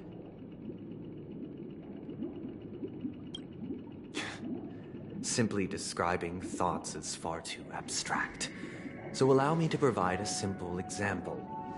As you all may know, there are societal norms like weekends and long weekends that exist on some worlds. During these hard-earned rest days, people are given the chance to extricate themselves from the stresses of everyday life, allowing a certain tranquility to return to their souls. And it is only on these days that people do not have to adhere to the law where the strong prey on the weak. They can live out their lives happily during these brief intermissions. It's just a pity that 2 or 3 days are still too fleeting compared to the span of a lifetime.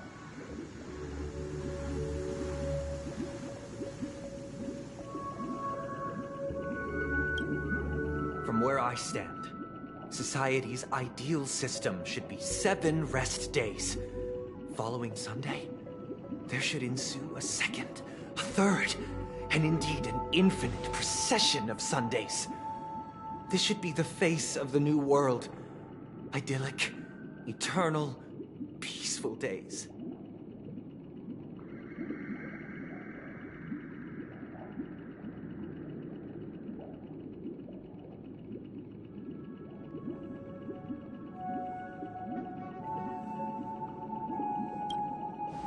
And thus, every person can return to their base selves in this utopia. Some gaze in reverence at the stars, pouring their whole beings into calculating the distance between us and the isolated world of Pagana. Meanwhile, some seek refuge in quiet corners, holding one another, unencumbered by the chains of unwelcome obligations.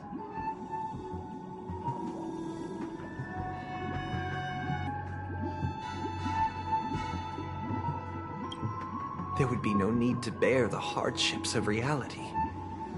Only in this way can humanity face the inevitable end with the purest of spirit, living a life of dignity. This is what it is to live in bliss. Miss Firefly, you who are stricken with entropy loss syndrome, you of all would surely understand this.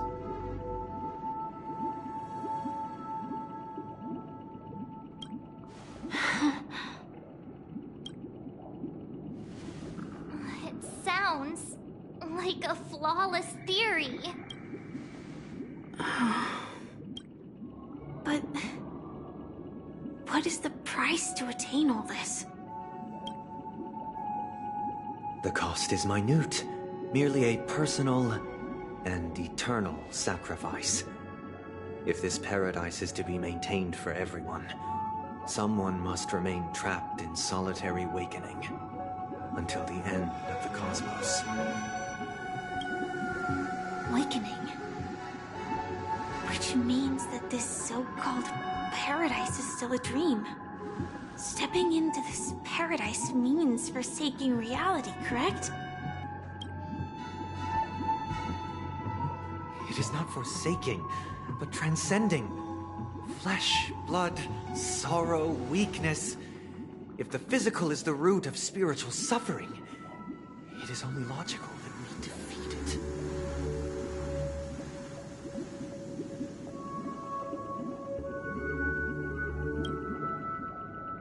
But in this supposed bliss, people won't have defeated their demons. The chance to overcome their tribulations would be forever lost to them. In other words, it is an escape.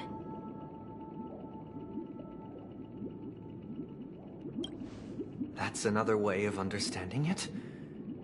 But there is no shame in escape. On the contrary, the seeds of escape exist in everyone's hearts.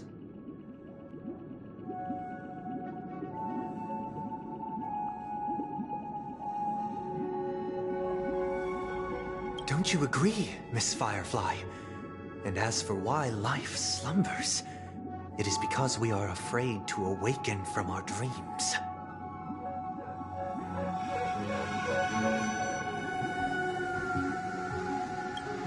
But this is not in conflict with the grand plan. Only in acknowledging this can we truly understand the frailty of human nature, and from there, show compassion and protection.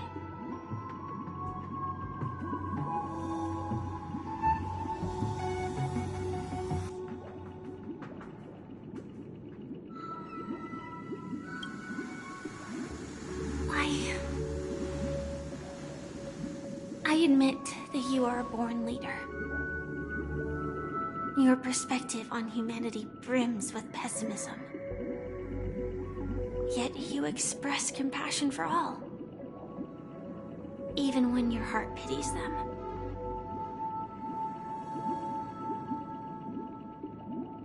But unlike you, I live for the self. From my perspective, individuals making choices for themselves is their birthright. The want to escape may be innate in the weak. But whether they are weak or not, it is not up to another to decide.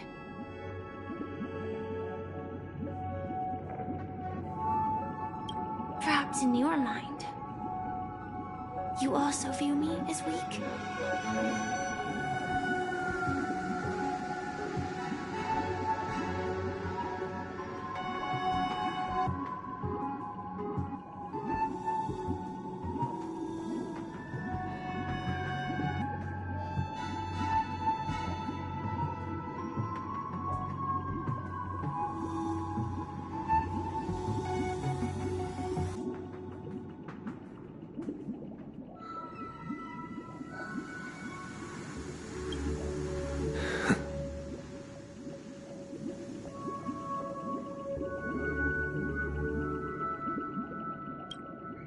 Because I don't think so.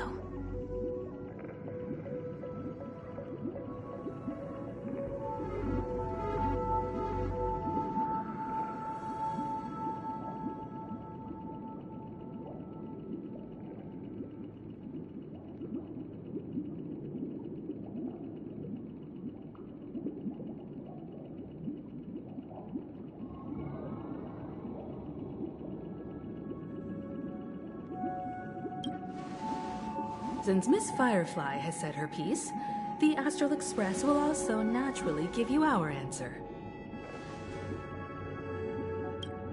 We'll leave it to you, just as Mr. McHale instructed before.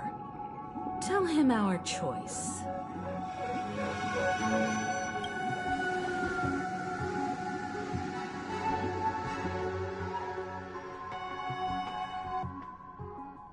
What is this place? Does this place ring any bells, Misha? I don't know, but I feel a sense of deja vu. What is this place?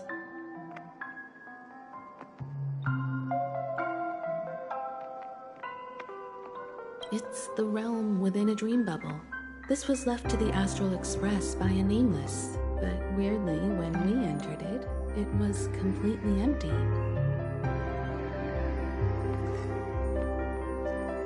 Dr. Edward from the Dreamscape sales store told me that dreams are formed from memories, and a dream bubble can't take shape if its core is empty. So I thought you might be able to help us in unraveling this mystery, Misha. As a hotel doorman, you know Penacony best among us.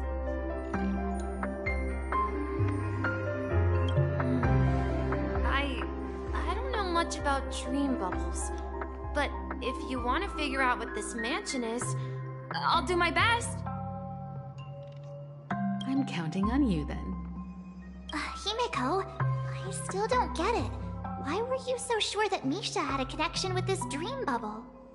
I wasn't sure. It was just a hunch. But since Misha feels familiar with this place, my hunch might be correct. Exactly. This is where you and Firefly encountered death, which we now know as dormancy. Considering its connection to Dreamflux Reef, it's not surprising it appeared here. The question now is, who brought you here? Based on the clues we have so far, it's unlikely to be that masked fool. So identifying them is crucial to us. We're drawing closer to the truth once more. Let's give Misha some time, as I believe he'll unveil the secret of this dream bubble. All right, but there are doors all over the place. Which one should we choose? Do you have any idea, Misha? I guess... maybe this way?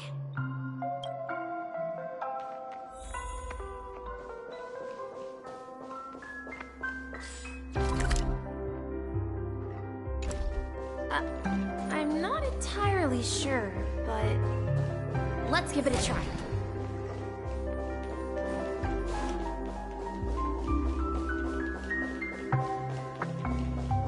Wait, you managed to choose the right door on your first try?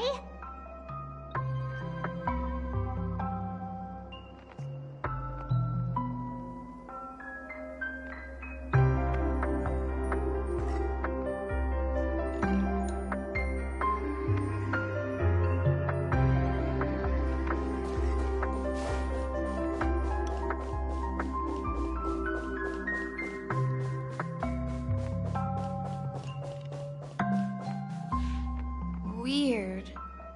This place is quite different from the hotel. But I feel like I've been here before, and even lived here for a while.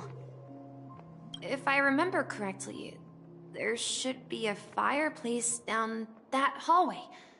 Clocky and I used to sit by the fire, listening to the crackling of firewood. And the room on the other side was the toy room.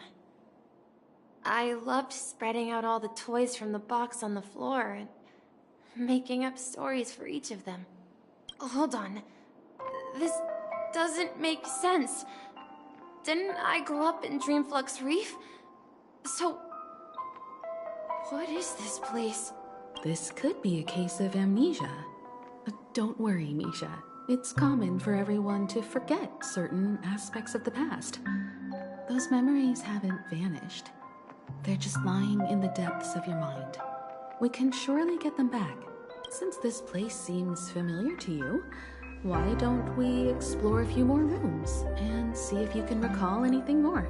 Yeah, then let's check out the rooms I just mentioned.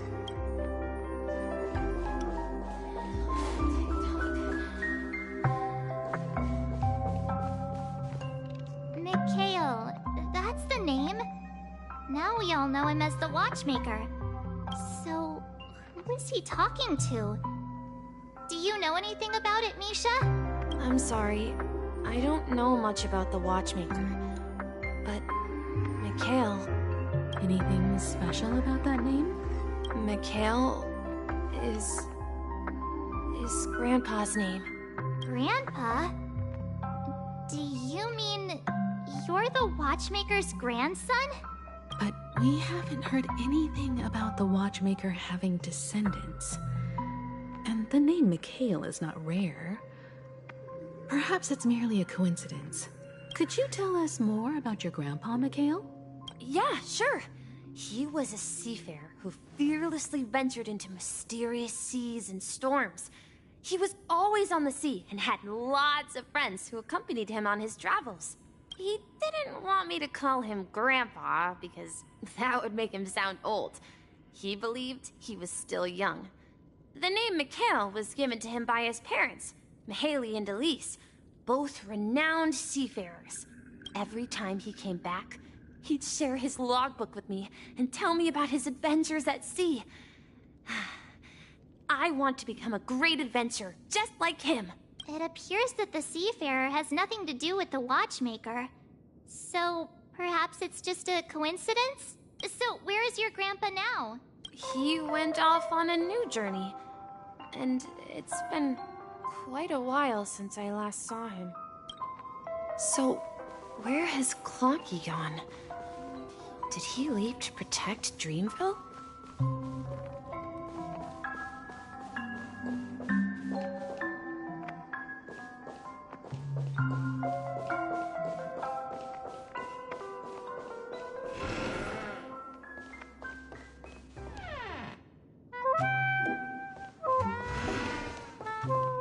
I heard some noises from the room.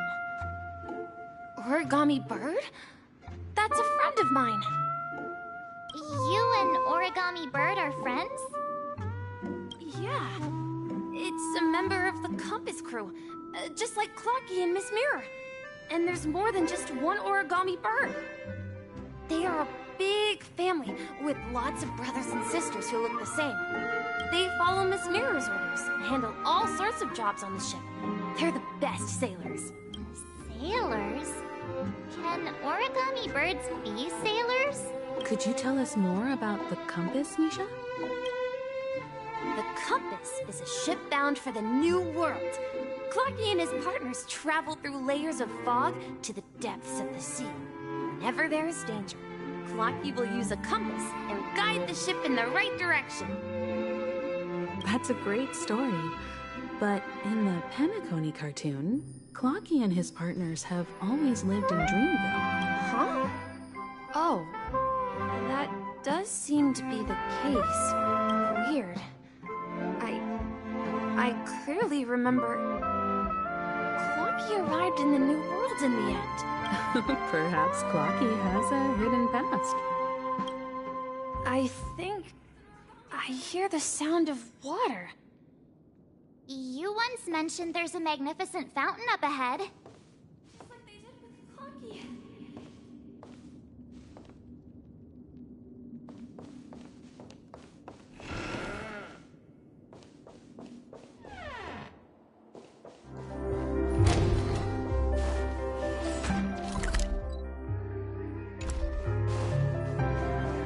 Look, there it is!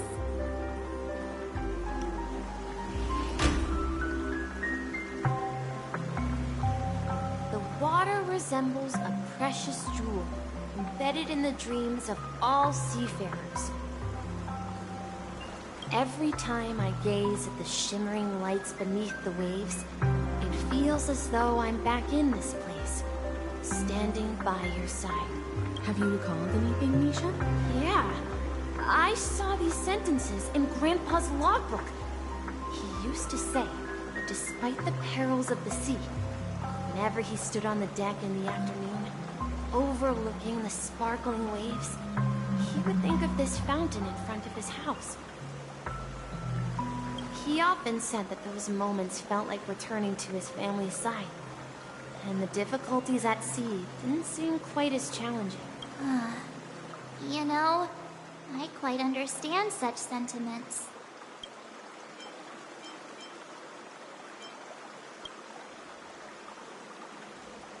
Hey, don't tease! I was just being a bit sentimental. Perhaps every adventurer far from home carries a fountain within their soul. Even though the other side of the sea remains shrouded in the unknown, the fountain in front of his house serves as a compass, leading him back to his cherished ones. Yeah. While Grandpa was at home, we would stand by the fountain and place the compass, a toy boat that I made, into the pool. Back then, I would ask him when I could go on adventures like him, and he would always laugh and say I was still too young. It seems this Mikhail is truly a seafarer and has nothing to do with the watchmaker. Yeah. Based on Misha's recollections, the scenes in the dream bubble appear to be his childhood memories. But this raises more questions. According to Misha, he was clearly born on an oceanic planet and led an ordinary life, with no connection to Penacony at all. Could this be some sort of metaphor? Perhaps the sea refers to the memory zone. I'm sorry. I don't know, but my memories keep pouring out uncontrollably. Like, perhaps I'll remember more things if we go further.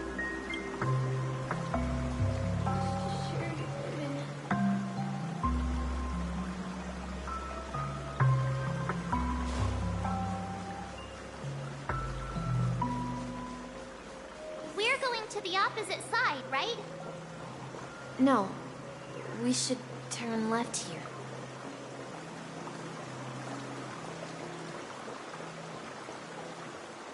Huh? Something feels different about this place. This is it. I remember this corridor.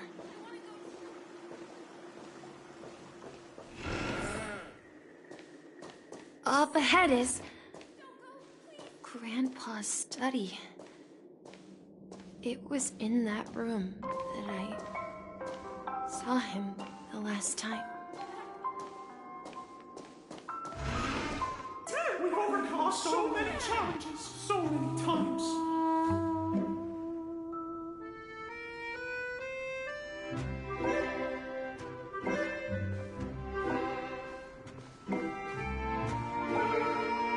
The atmosphere in this room feels totally different. Misha! You finally come! Clocky! You're here! Yeah. This is the room where we first met each other. Are those books on the bookshelf logbooks left behind by that seafarer? Yeah. Whenever he came back, he placed a logbook on the bookshelf in his room. They contain records of his expeditions to every corner of the world. He described our world as a fountain. At some point, the sea started to gradually swallow up the land where people lived, to ensure that everyone had land to settle on. He had to continue exploring the sea and search for the source of the rising seawater. On that day, he called me to his study, telling me that he was embarking on another journey. However, I could sense the gravity in his expression. It was the same look I had seen on my father's face before his final voyage. I asked him if I could go with him, but he said that my adventure lay elsewhere and told me to stay home and patiently await a certain sound at the door. What sound? He told me about a vast ocean in the sky. An ocean of stars. He spoke of a train that transports children with a desire to venture far away, traversing the sea of stars without ever stopping. He said that he knew the crew on the train, and that he had asked them to take me along. He said the journey I had always dreamed of would start there. A train? Could it be? It's the Astral Express. I remember now. Grandpa's friends are a group of nameless who came to this world to resolve a disaster caused by a star. Then, he gave his pocket watch to me. It was his cherished treasure, appearing in every one of his adventure tales. He explained that difficult times were ahead, but assured me that the watch would guide me. He said, as long as I kept moving forward, I'd eventually reach my desired destination. And then, it was as if I heard the distant sound of a train whistle, echoing throughout the room. Exactly, Misha! And then we followed that whistle, didn't we? Yeah. I think I can still find the way we took back then. This is the dream jigsaw, right? So we're supposed to find the exit. But where can we find the last piece? Do you remember? You said you obtained a mysterious shard when you stumbled into this place. Hey, the shape seems to match. So this shard is also connected to me? Looks like we're just one step from revealing the truth. Let's get to the other side.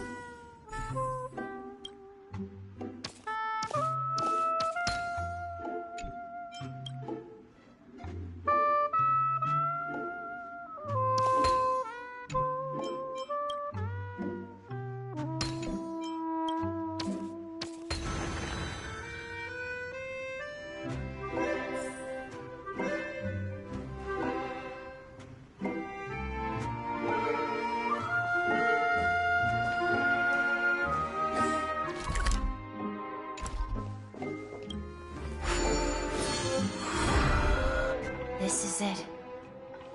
This is my room of clocks. While I spent my time waiting for Grandpa to return from his voyage, Walter gave me this workshop, and it became my secret base. Here, I learned how to repair clockwork and gears, out of my fondness of precision mechanics. In my dreams, I was the captain of the compass, embarking on adventures with my companions, Clocky and Miss Mirror, in search of the new world. I was born and raised here. So, this building in the dream bubble is your childhood home? Yes, but not exactly. To be more precise, this dream bubble itself is my home. Looks like you've remembered everything now. Wait. Why does it feel like everyone else knows something I don't? March, do you remember when he mentioned a clocky that only he could see? Yeah, the little guy here, right? But we all saw him in Dreamflux Reef, right? And Mr. Yang even greeted him. Looks like everyone on the Astral Express has a childlike spirit. The answer lies in the Astral Express. His experience shows that neither Firefly nor Acheron can see this clocky. And when we were in Dreamflux Reef, you may have noticed that for some reason, nobody outside of the crew had ever talked with Clocky.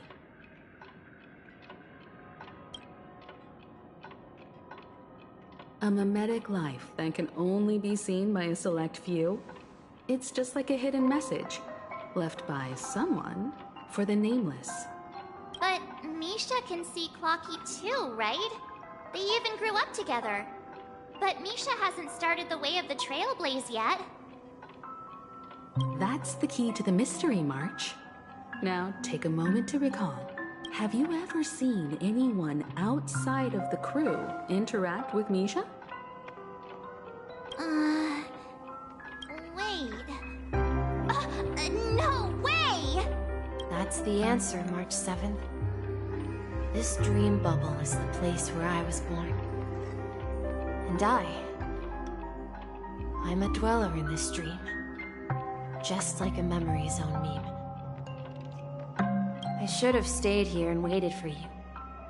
But when reality and memories merged, I unconsciously pushed open that door and left the bubble with Clocky. So it's not that the Watchmaker's dream bubble is empty, but rather the stuff inside ran away? And the whistle you heard, was the sound of the Express arriving at Penacony? That's one way to see it, but I believe there's a longer story behind all this. It's best for Misha himself to explain all the details. How about we start with your name? Now, should we call you Misha, or... Thank you all for helping me rediscover my true self. Now, please allow me to reintroduce myself. I was born on Lushaka, in the Presmere system. Adopted by seafarers Mikhail and Char. They gave me a treasure. A name that carried their hopes. Mikhail Char Legwork. Or simply, Misha.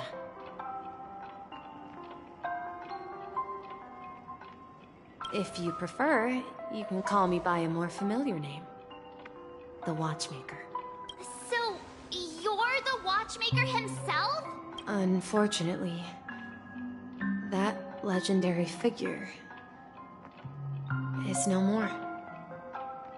I'm only a reflection of his life. As for the child who has been with you, he's the innocent protagonist of Misha's childhood dream. Friend of Clocky, a young apprentice, and a future mechanic on the Express. And this also marks the beginning of his journey, devoted to the Trailblaze. At the end of the journey, I left this little flame, which I so cherished, in my deepest dreams, hoping to pass it on to the nameless of future generations. However, he somehow left the dream bubble and forgot all about his task. I apologize for all the confusion this caused. Because he was born with a desire to trailblaze, wasn't he? I don't think Misha has forgotten his role as a guide. He remembered it, and that's why he mistakenly appeared as a hotel doorman in his dream from the very beginning. The one who brought our unconscious friend here must have been Misha. If that's the case, we encountered the Watchmaker's legacy from the beginning, didn't we? Well, I have a sarcastic friend who says I always take big detours and end up back where I started. Perhaps that's what every nameless has to go through. But in the end, you found me. I'm sure you're all wondering what my legacy is. I believe my hound has mentioned the Stellaron and my wealth. If I may apologize, the Stellaron part is real. As for my wealth, however, it's nothing more than a baseless rumor. I left my homeland as a child and embarked on the journey of Trailblaze. I traveled to various planets until finally reaching Esdana, where my friends and I built the original Penacony and fought for its future ever since. I've been moving forward all my life, doing what I could to overcome the obstacles in my path. But ultimately, my journey reached its end, and I left behind no possessions worth entrusting. So, if you ask what's left within this worn-out train engine that can be called a legacy, I suppose it's the things that are still burning in the engine's furnace. Now that you're well aware of the current situation of Penacony, I certainly hope that you'll help me get this world back on track. But I'll leave that decision to you, for the path of Trailblaze is never paved by others. All I have for you is a story and 2 gifts. I want to give you my pocket watch. It has accompanied me throughout my long journey, guiding that naive child forward, and has been blessed with the presence of so many great people up to this day. And my hat, too.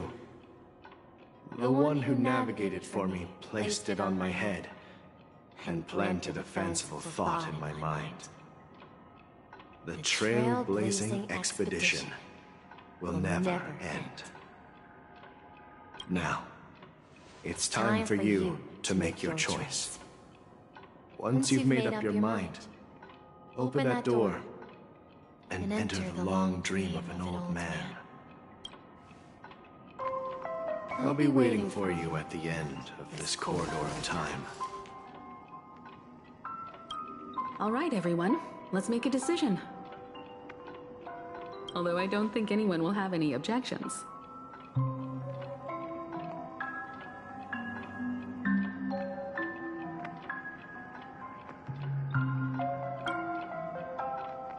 Of course. We've come this far. Surely there's no other option than moving forward. In that case, it's unanimous. Then let's proceed together to the end of this stream and tell Mikhail our decision.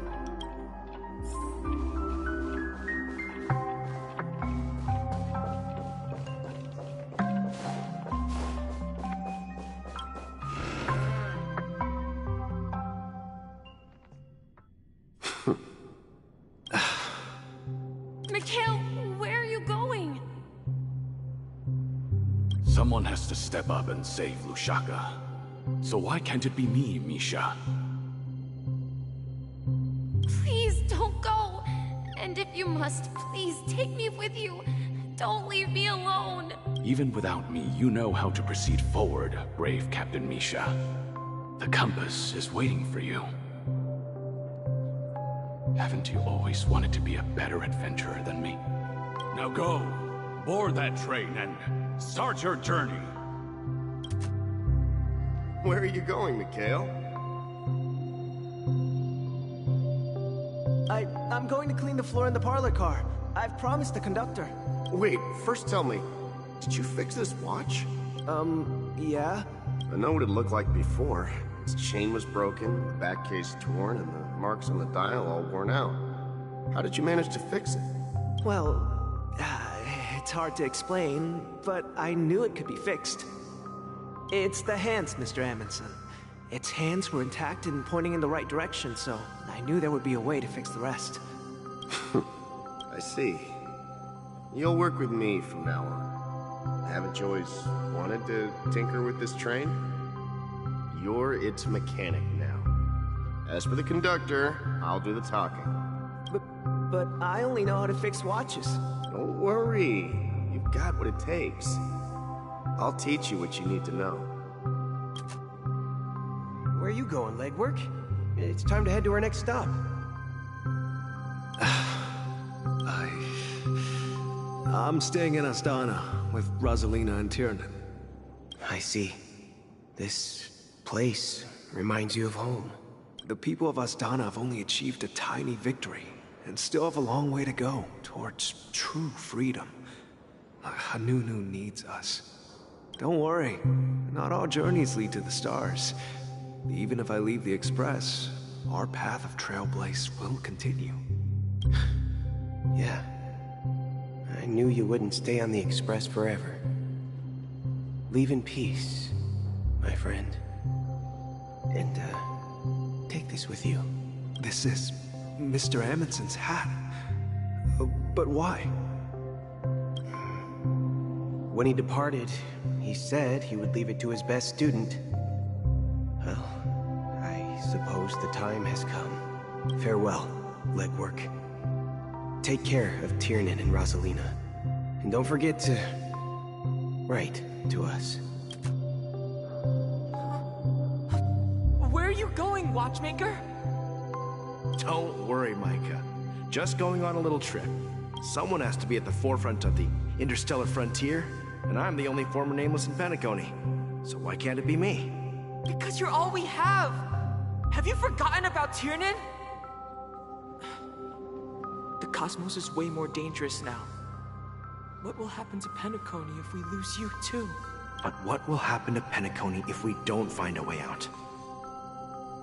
Tiernan. How could I ever forget him? I've spent countless sleepless nights asking myself why I didn't go with him back then. We Nameless won't stop. Don't worry, Micah. It's just a matter of getting back to my old profession. Just wait for me to come back.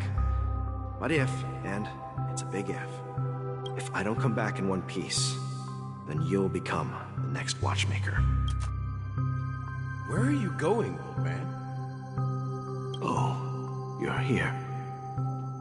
Answer my question. What are you up to? Relax, Gallagher. I just came up with a great idea. Wanna hear it? Oh, come on. Aren't all your ideas just ways to get yourself killed? I may be blunt here, but you're the last remaining hero in Penacony. If you die too, the secret of the Stellaron will go to the grave with you. Yes. I'm afraid there's no way out in Penacony, so I'll have to consider alternatives beyond Astana. We'll organize a festival using the Watchmaker's legacy as a facade, and send invitations to the entire cosmos to gather people here. So, a desperate struggle against the family? Desperate? Don't we have you here, my friend? This task is challenging, but what hasn't been challenging for us along the way? Well, whatever you do, remember, make sure to send an invitation to the Astral Express. Misha! Where are you going? Oh, It's you, Clocky. Take me to Dreamflux Reef. Last night, I had a long dream about the day we met. I want to write down that dream. Write it down? Why? Oh, so I won't forget it. Do you remember how you got your name, Clocky? Of course! You told me that when you were a kid, you lived in a room full of clocks. Those wall clocks and pocket watches grew up with you and were your best friends. Yes, but what I didn't mention was there's a funny misunderstanding behind. I was a kid, and there was always a special pocket watch in my memories. It was with my grandpa, guiding him on his sea voyages and leading the way in his every adventure story. I wanted to have a pocket watch like that too. And that's when you appeared in my dreams. Yeah. Every night, we boarded the compass and set sail together. But you know what? It wasn't until the day my grandpa gave it to me that I realized it wasn't a pocket watch at all. It was a compass. So, your name should have been Compassy, and the watchmaker is just a nameless. We've arrived at Dreamflux Reef. So, where to next? You know, Clocky, I don't think I'll be going anywhere else.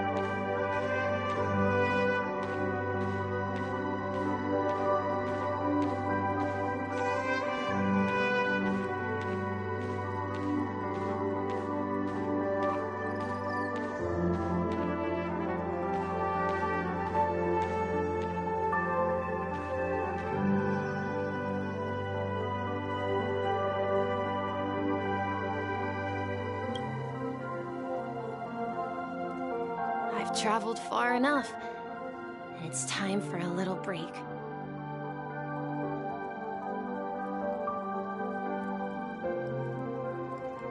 Oh. So, we'll set out again. When you're rested?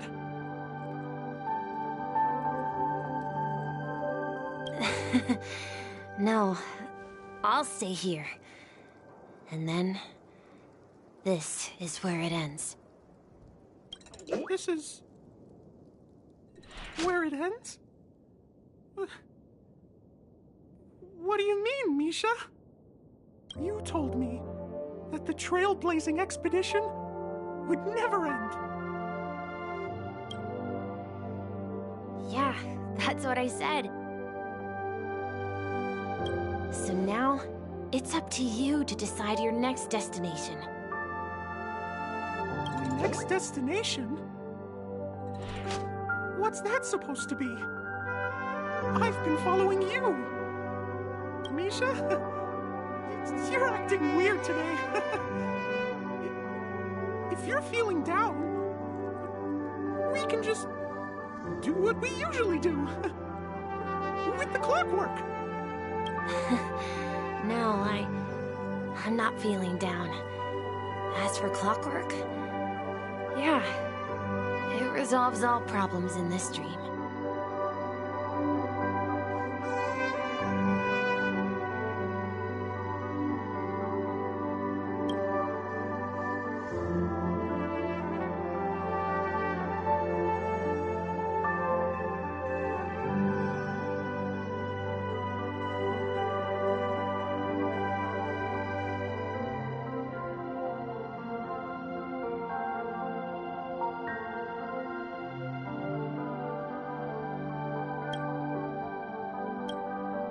So, do you know what clockwork actually is? I'm not quite sure. Well, everyone gets lost at times. They may hesitate and doubt which way to go. That happens in this dreamscape and beyond. But don't worry. Everyone goes through moments of uncertainty and hesitation. Eventually, they gather the courage to make bold decisions. Whether it's calming, happy, angry, or sad, all they need is a little nudge to take that step toward where they truly belong.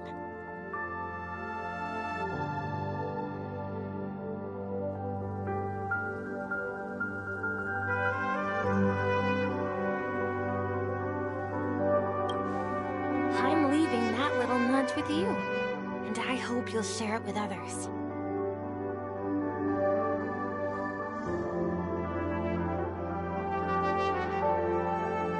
Such is the essence of clockwork, the will of the Trailblaze.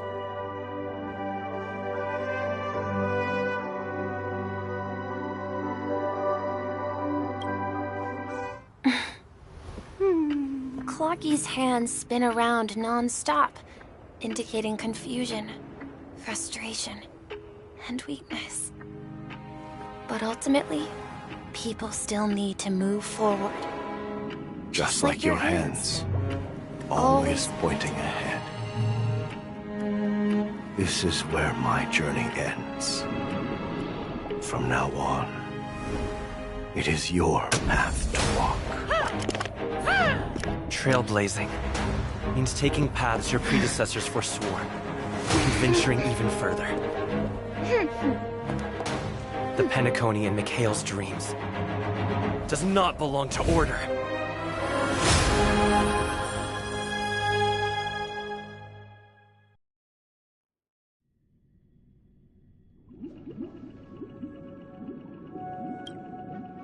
I can't believe that Eon would cast a glance at Penacony at a time like this. Is it because of the resonance from the legacy of the Trailblaze? Or perhaps the bond between you is so strong that it even impresses an Eon?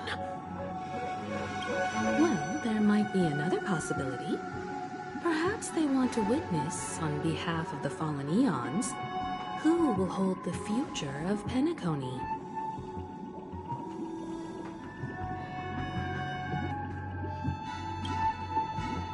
If that's the case, on behalf of the Dream Master of Penacony and the 107,336 members of the Oak family, I'm extending a formal invitation to all of you. I'm cordially inviting you all to the Penacony Grand Theater to participate in the upcoming Charmony Festival. And, of course, you won't be in the audience, but on center stage. Since the future of the Stellaron, Penacony, and even the entire cosmos is at stake, let's draw a conclusion there, in all fairness. If you truly believe in Akavili's path, then show me their courage and determination.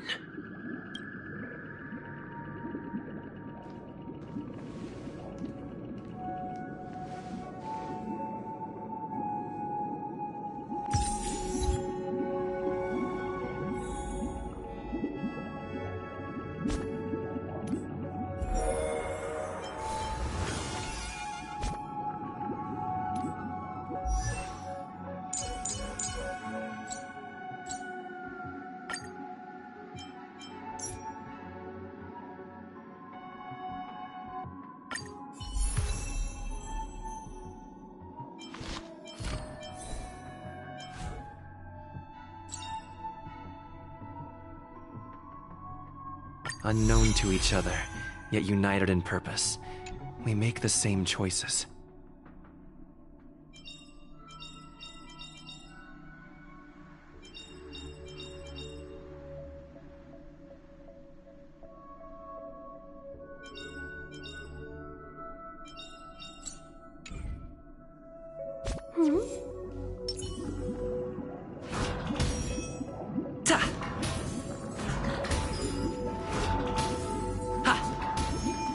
Please stay tuned. Sound lingers. Ta! Please stay tuned.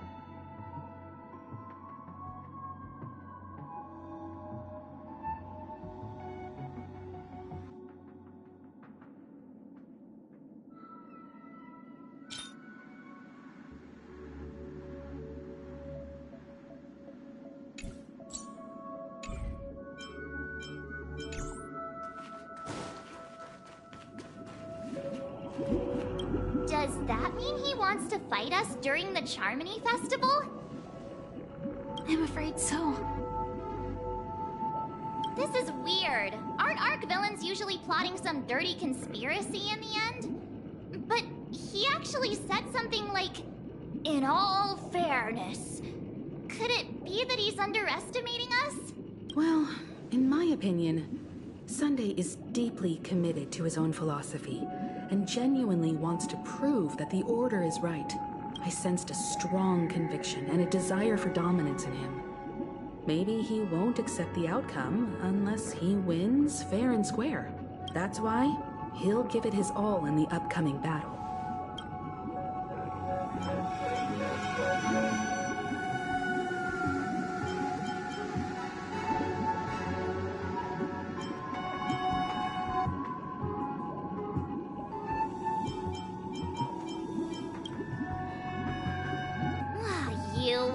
Every time an important moment arrives, you hesitate.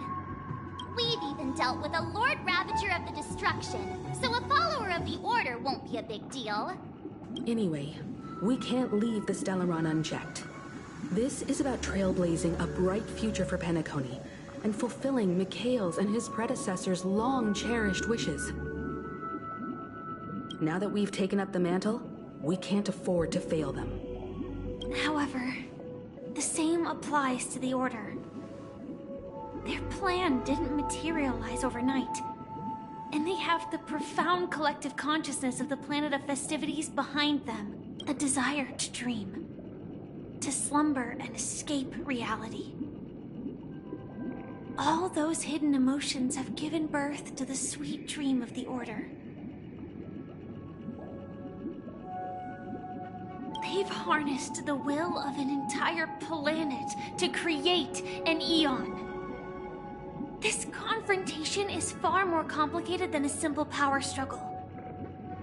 To secure Penacony's future, fighting on the stage alone is not enough. What do you mean? Are you not coming with us? I believe Firefly is trying to say that she's heading off to another battle.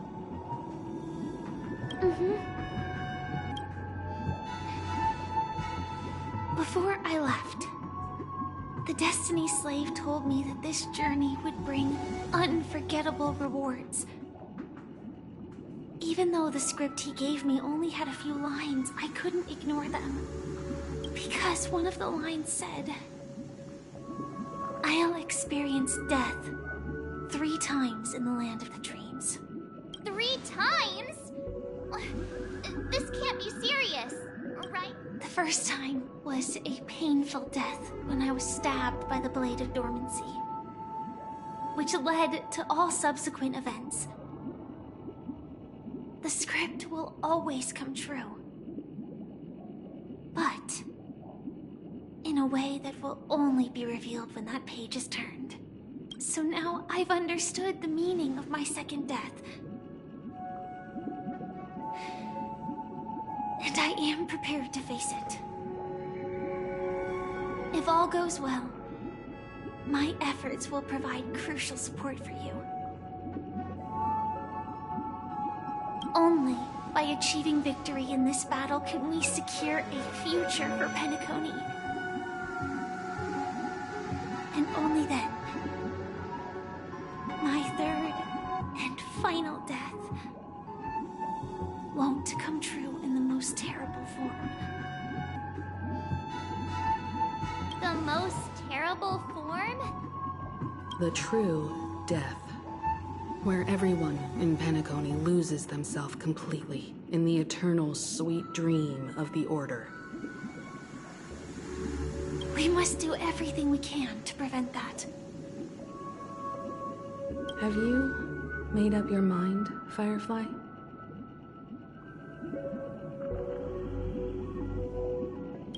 Yes. Otherwise, I wouldn't be here. Thank you again for your assistance for the Astral Express. May we meet again, in reality. Yeah. Farewell, everyone. May your trailblazing expedition never end.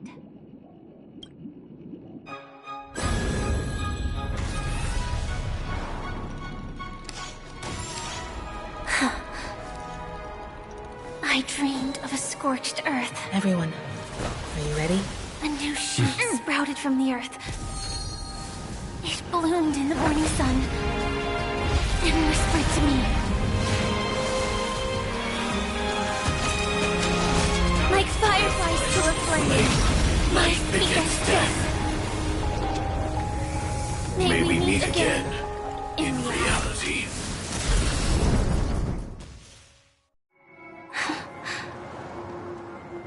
After today, Japella's name will disappear from cosmic history, and the Everflame Mansion will take its place. In the not-too-distant future, you'll receive an invitation. That's your next stop. Land of the dreams. Penacony. I hope you find whatever you seek there.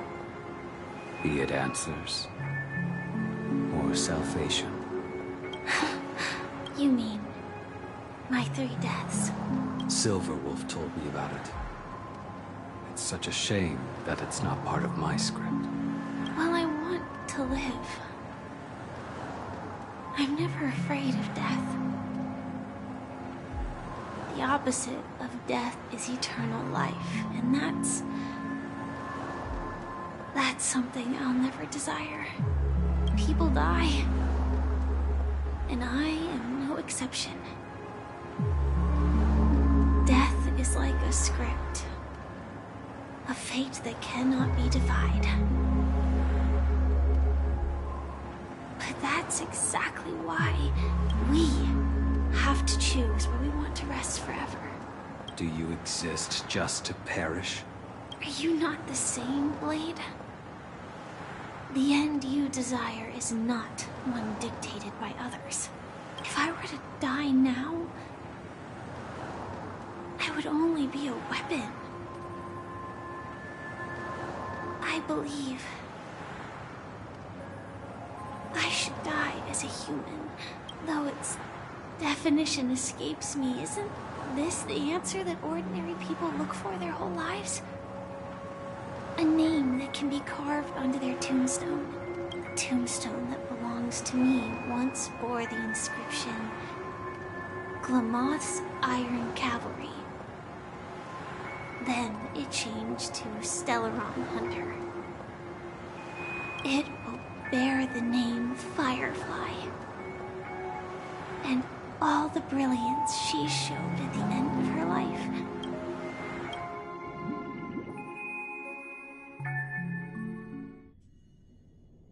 That's quite unexpected, old man. Who would have thought your crazy plan would actually work? Do all you nameless fools just act on a whim? I can sense that this false sweet dream is coming to an end. The Nameless may be young, but they had the ability to achieve this goal. Just like you did in your time. It's a shame you won't be able to see it firsthand. maybe I won't either. Once something fictional is seen through, it ceases to exist.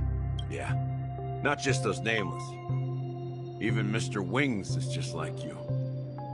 Stubborn, won't listen or give up, no matter what. Well, fate is unpredictable, I guess. If we weren't bound by those cursed paths, maybe we could have had some good talks. But in the end, we managed to do it. And now we can find solace. Remember how those idiots cursed us? They said, "Go to hell, you worthless traitors." Well, I don't know if they really meant it, but if longing for freedom means going to hell, then I'll be joining you soon, you fool. Let's get together and have supper again in hell. Oh, I almost forgot. There's one more thing. Here's to you. A glass of hello and goodbye, Trailblazer.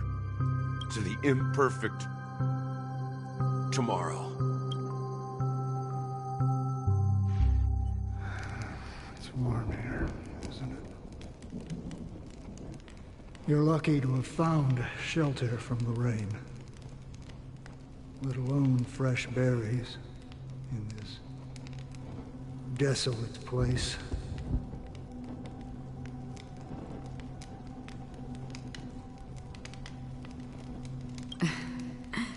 I was just following the scent of life. It's particularly strong in a place like this.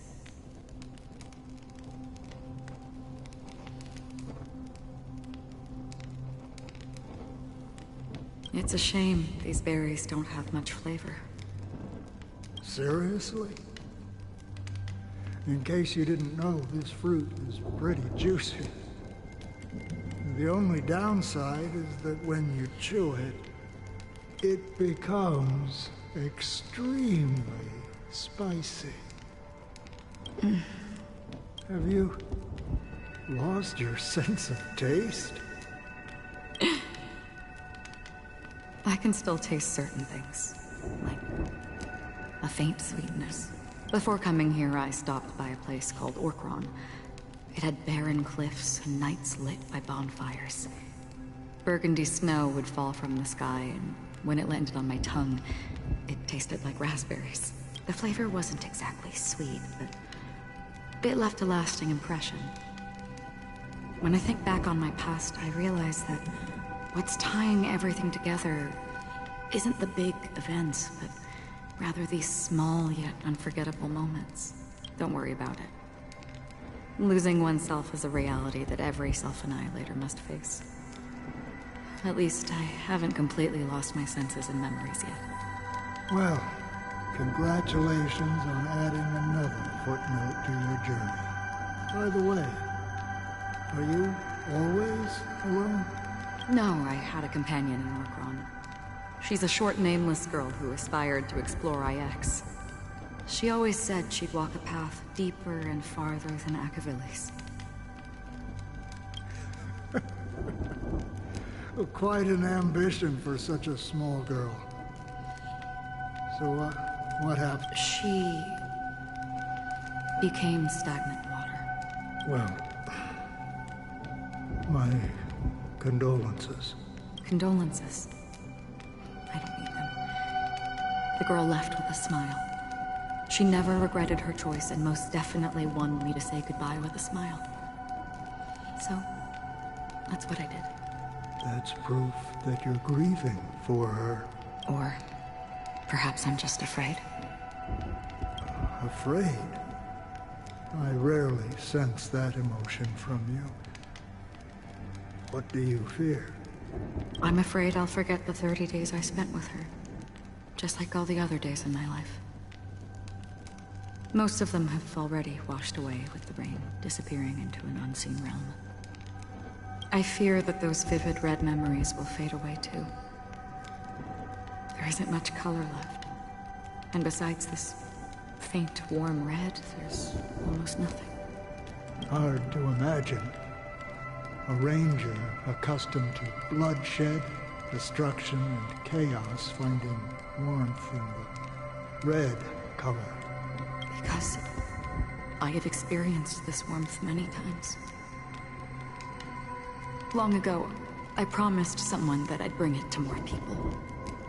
And that for every remaining moment of my life, I'd strive for a better ending for all. As long as this red color still lingers, I have a chance to fulfill that promise. It represents a burning fire, a blooming flower, the berries in this cave, and life itself, fleeting yet still dazzling.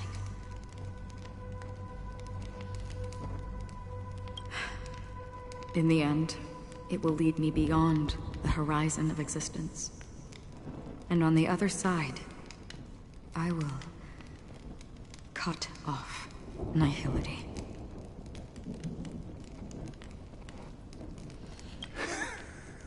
The one blessed by the sleeping and shapeless is considering how to kill them. That's truly pure nihility.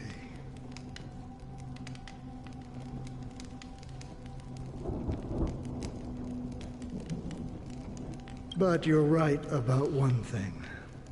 After spending so much time near this stagnant water, only when I look at this vibrant red fire do I realize that I'm still alive. When will this rain ever stop? Perhaps when the sorrows of the departed have finally quieted down, the sky will clear up.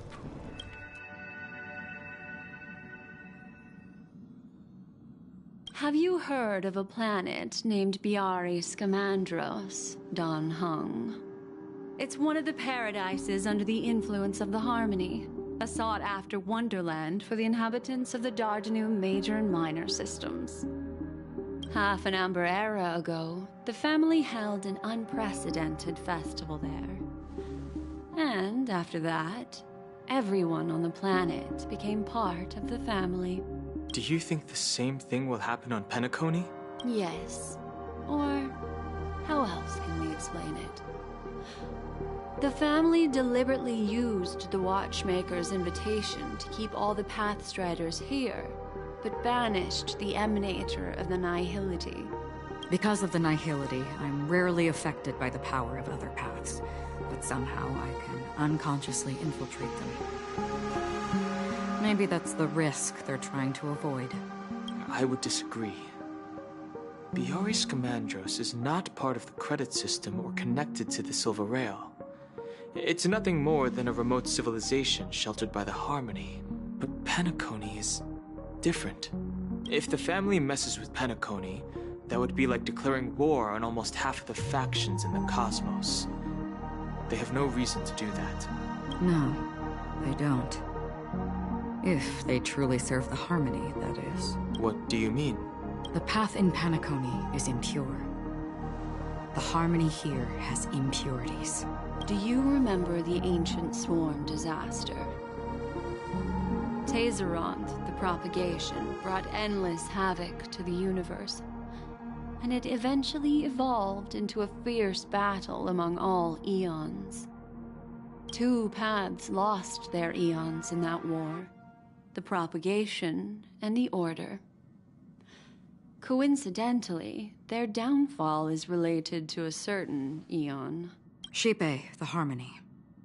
Legend has it that they participated in the crusade against the Imperator Insectorum and devoured Anna the Order for unknown reasons. Holy Forgaroni. So you're saying that the 2 leaderless paths are working behind the scenes? But I don't see any descendants of the propagation in Penacony. Could it be that the remnants of Beyond the Sky Choir are hiding within the family, trying to resurrect a fallen eon? I can't say for sure. but they're definitely planning something for the Charmony Festival. Now, this is getting way too complicated. Is this why you want us to leave Astana right away? Are you giving up? The Charmony Festival will start soon. There's one thing that I need to confirm no matter what. A warp jump is the best way to do so. Time is... I have another plan.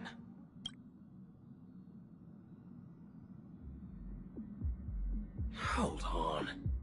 Are you thinking using the Jade Abacus of Allying Oath? Exactly.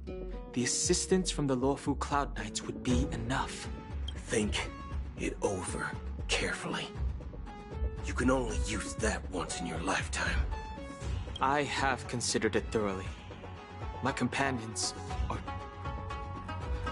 they're also once-in-a-lifetime treasures.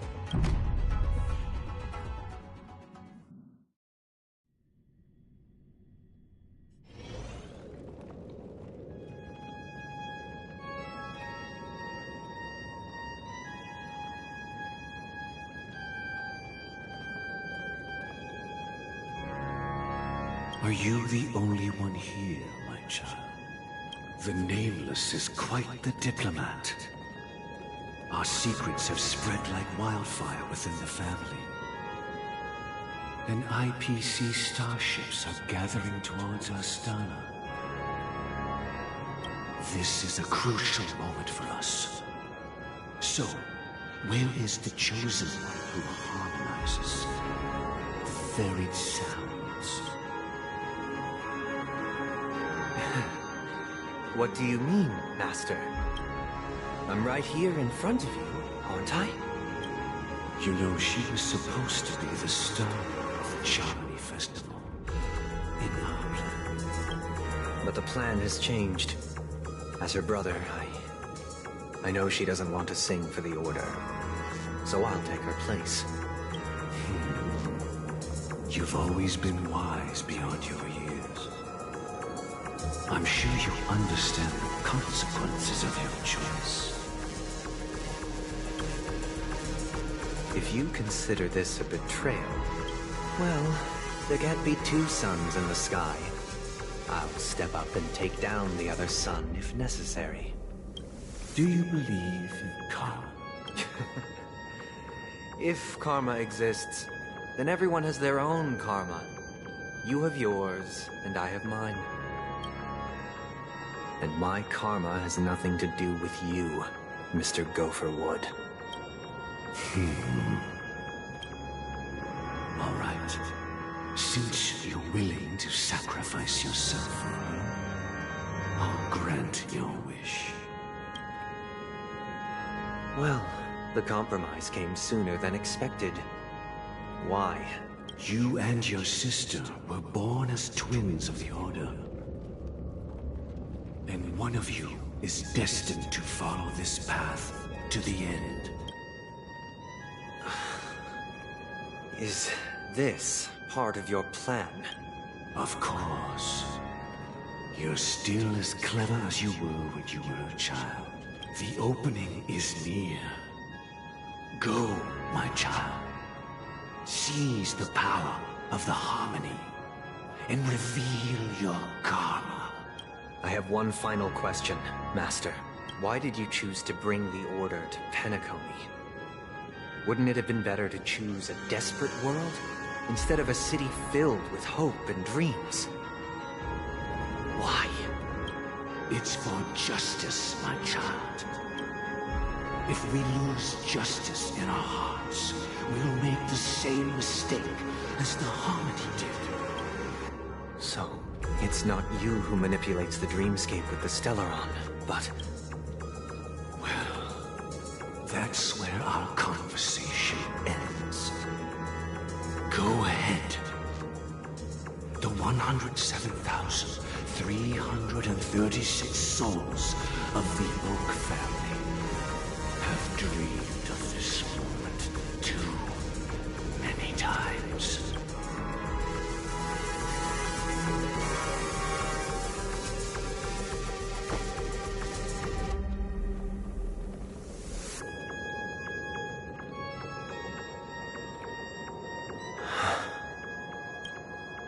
I shall ascend to the heavens, becoming the scorching sun, bathed in my light. My people shall flourish, while all evil shall be eradicated. This is the interior of the Penacony Grand Theater. It's quite exhilarating to be flushed into the air by Soulglad. But why is the venue still closed when the Charmony Festival is about to start? And not only that, the entire theater is eerily quiet. No audience, no staff, no one around.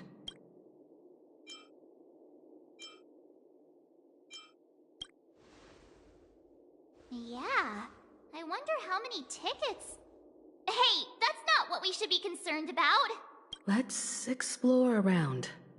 Be careful, everyone.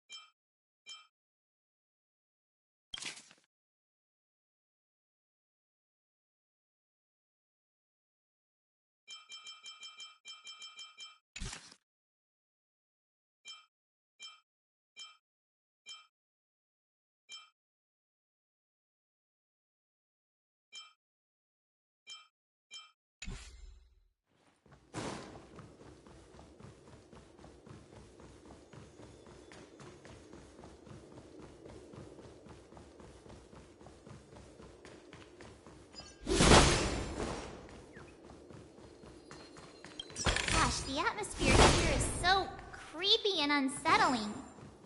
Even if there's no audience yet, there should be some staff around. Why is it so silent?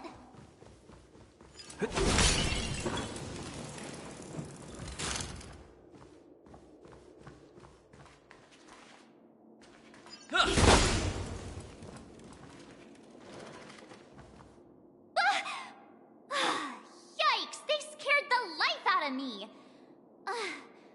Why are there so many puppets at the ticket office?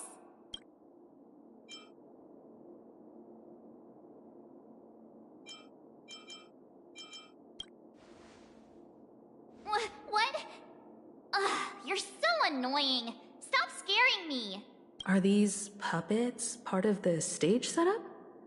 Even so, it's so eerie that the entire front hall is empty.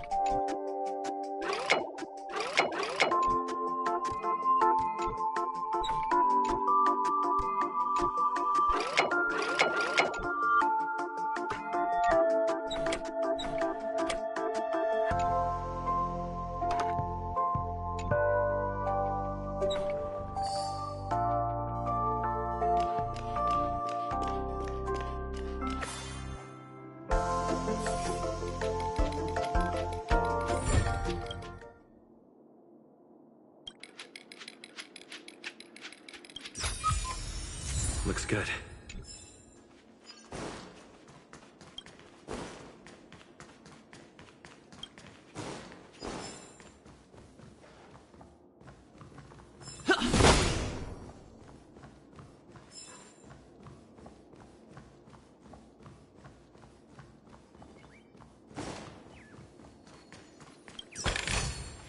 Is that all?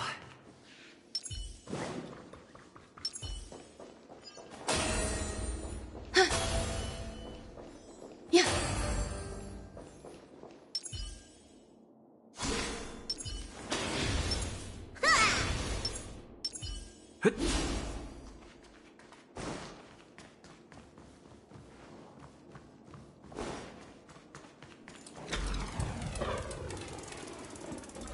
Something feels off. We're in the right place, right?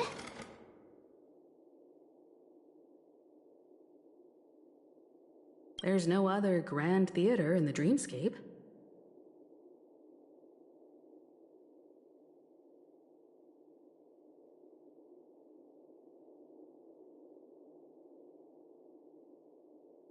So Sunday's messing with us?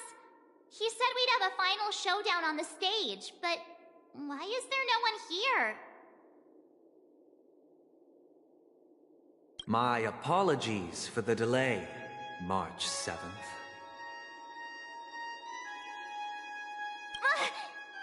You scared me! Where are you now? I'm waiting for you behind the curtain. Following the Asdana tradition, I invite you to enjoy a stage play in 3 acts before the festival begins. History is a mirror reflecting the universe's true essence. Let's use this opportunity to delve into the rich history of Penacony and the eons.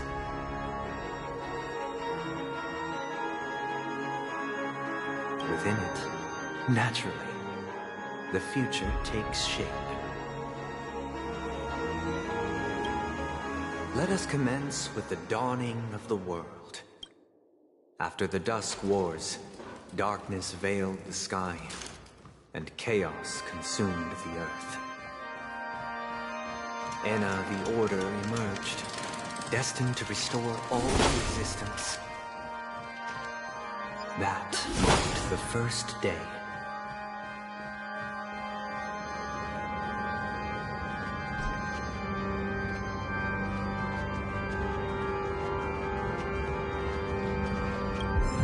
They gathered nebulae and forged them into picks, thus creating a grand lyre with black and white keys. Strike the white keys, and the sun rose. Strike the black keys, and the moon rose. And so, the cycle of day and night arose. That marked the second day.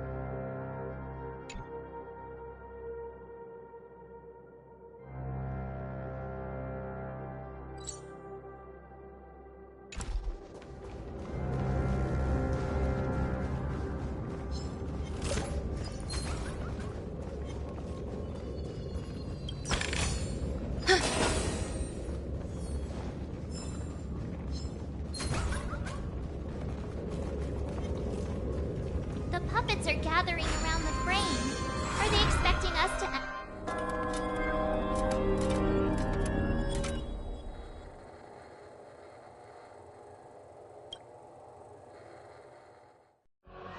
Where are we now?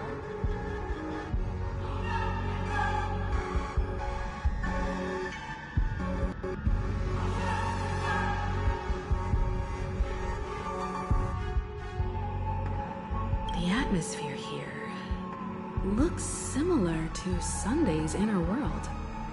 Perhaps this so-called stage play is created with his abilities. This act is named Ode to Prisoner. Given the atmosphere here, I believe it's about Penacony's past. I thought things were finally looking up as I managed to dodge prison during my recent trailblazing expeditions. But now it looks like I'll be back behind bars again.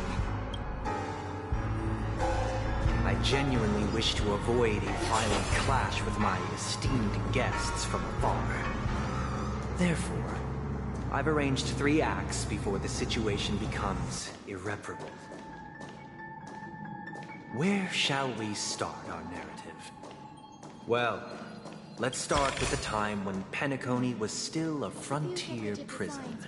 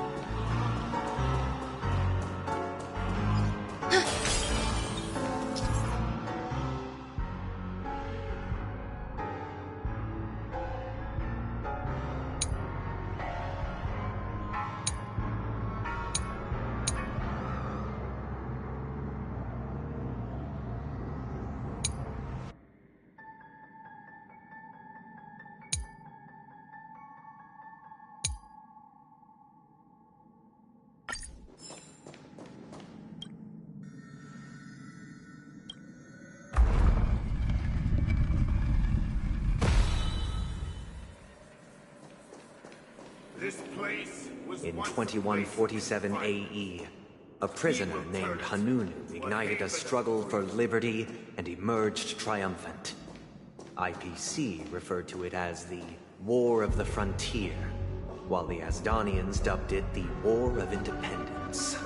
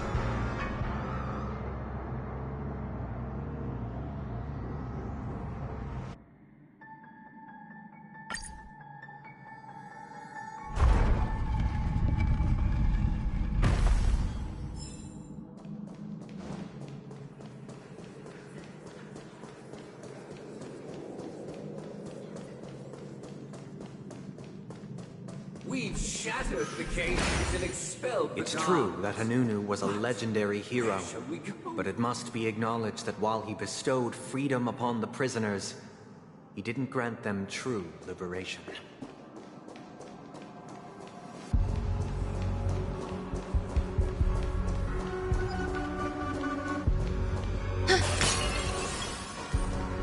Thank you for staying here, honorable travelers.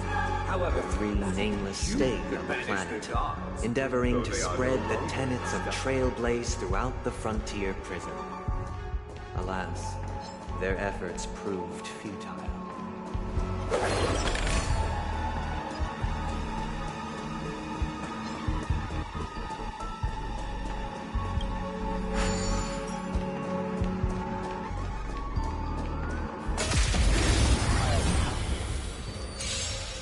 Eternal.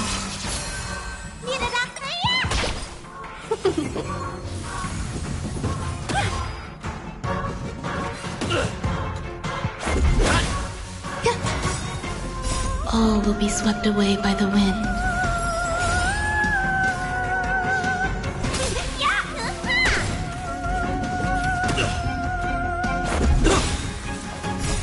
Rules are made to be broken.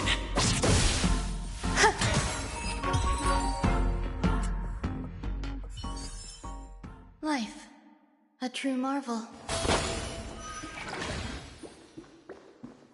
let's build another prison. Once again, as Dana was engulfed in war, this time the enemies originating from within.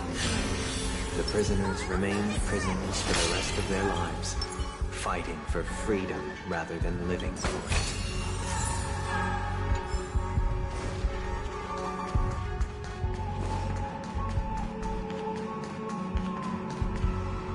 I hope you like this land of freedom on a scorched earth. As you can see, their sentences have long ended, and the IPC guards have long been expelled. Yet, these prisoners remain enslaved, not by external forces, but by the confines of their own minds. Freedom permeates every corner, except fragile souls. It gives solace only to those who believe in its existence. Prisoners, this is my room. Learn the essence of freedom and teach your fellow prisoners to fight for their lives.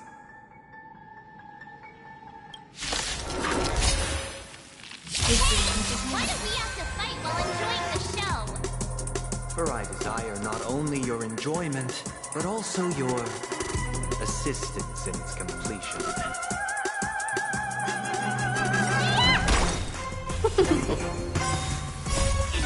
Fight is fun!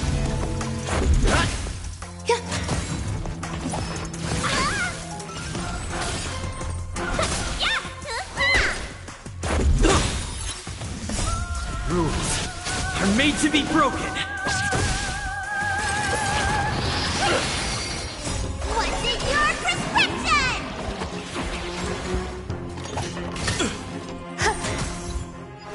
Yeah, vitamin!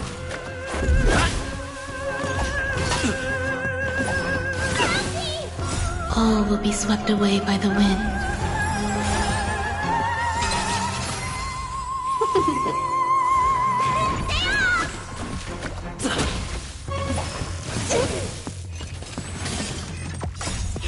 Fight is fun! Rules are made to be broken.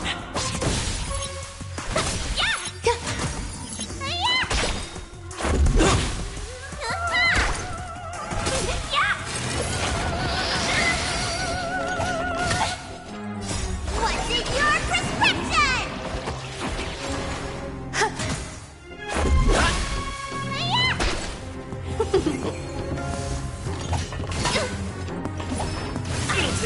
Existence is unity. All will be swept away by the wind. Fight is fun! Rules are made to be broken.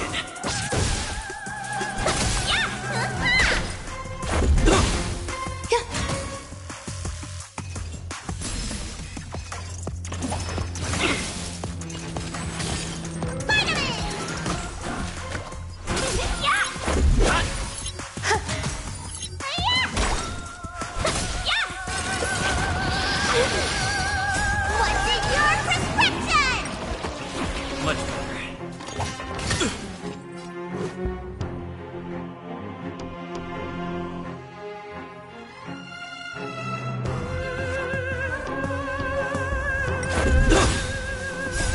Rules are made to be broken. Eternal.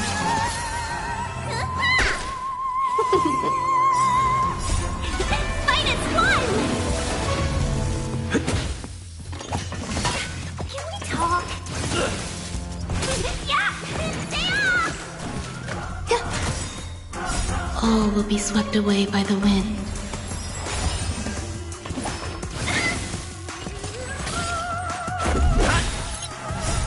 Rules are made to be broken. Yeah! Finally!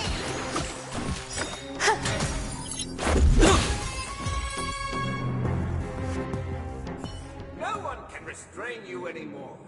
You are free. Thus concludes the first act. Amidst a raging war, the frontier prison headed toward becoming Land of the Exiles. This must be how Penacony was constructed. With the aid of outsiders, the prisoners were finally liberated and established the Land of the Exiles. However, it appears that Sunday aims to convey the spiritual plight of the prisoners more than the physical aspects of imprisonment.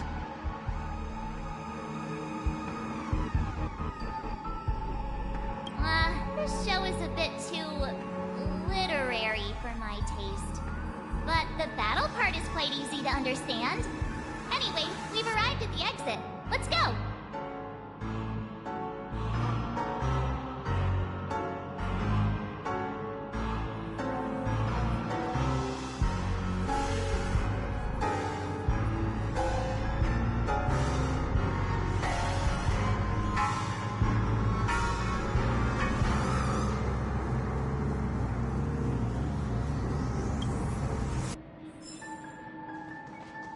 Puppets. Where are they guiding us this time?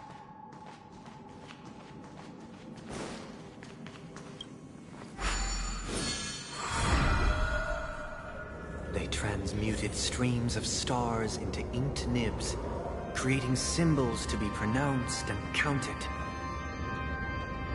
They molded stardust into flowing rivers, assigning the righteous upstream and the unjust downstream.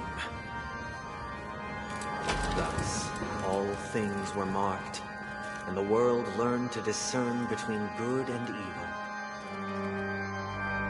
That marked the third and fourth days.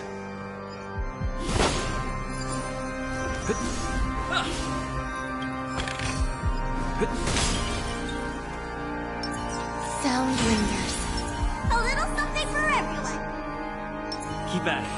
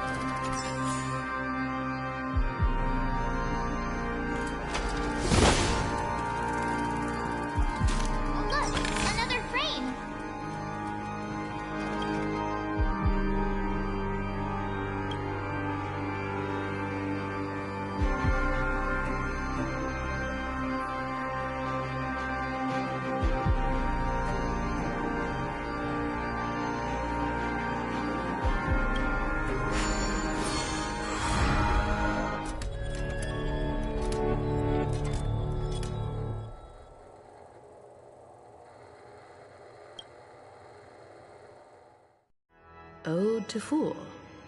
This must be the second act. The surroundings are different from before. The stage decorations look a bit tidier now. Behold the ensuing tale, a struggle for power. Penacony witnessed the ascent of the 7 major lineages: tree, grass, flower, bird, beast, fruit, and insect. Peace never truly graced Land of the Exiles. The history in this era is rich and intricate, so please allow me to present it in allegorical form.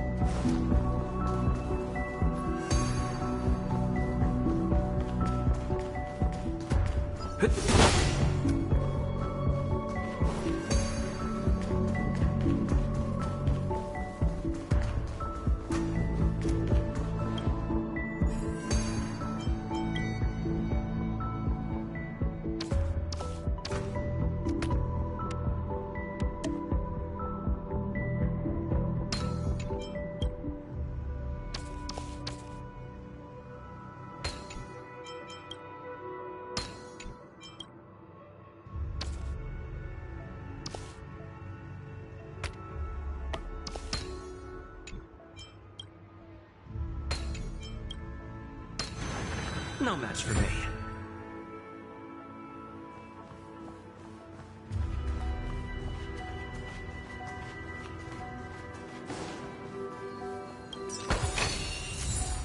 Welcome to this mansion, dear outsider. Land of the Exiles was in disarray, besieged by both internal and external perils. Though the 7 major lineages appeared united on the surface, each harbored their own ambition. The leader of the Alfalfa family sought to defect to the IPC, trading freedom for survival.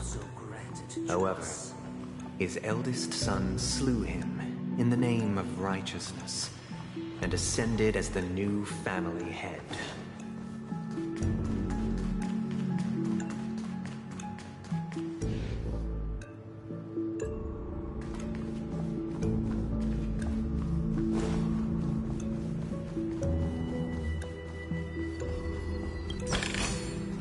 Is that all?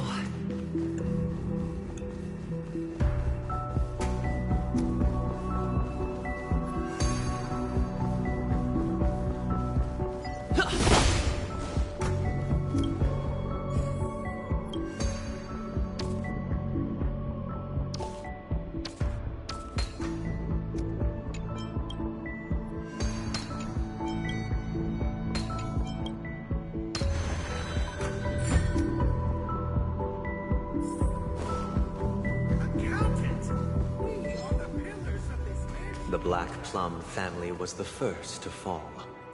They withered away in the White Desert event, orchestrated by the Alfalfa family. Because Master shaped you from clay, but forged me from fire. I'm superior to you.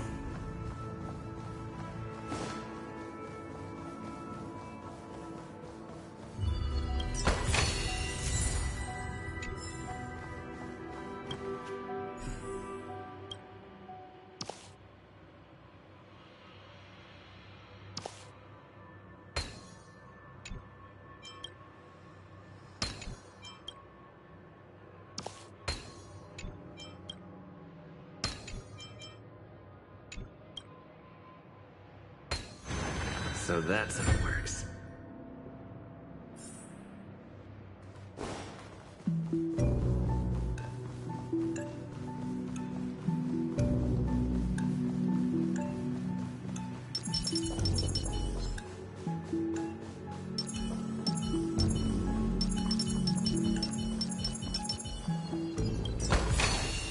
Looks good. Only when Gopher Wood led the family to Land of the Exiles and earned recognition from all 5 major lineages did Penacony earn its new name, the Land of the Dreams.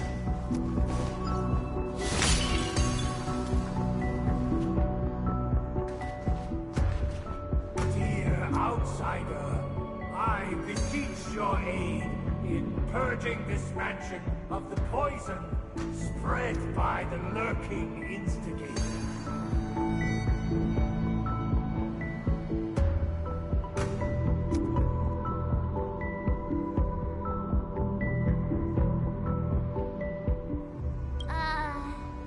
You want us to help you? What do you need?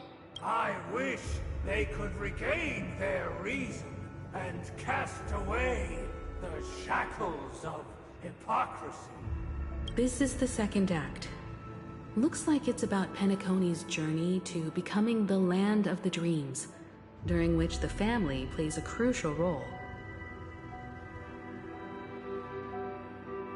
But this new master seems like a bad guy to me, don't you think?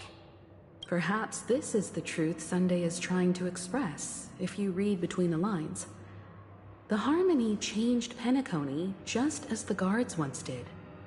Looks like we've gotta help those guys kneeling down over there calm down a bit, right?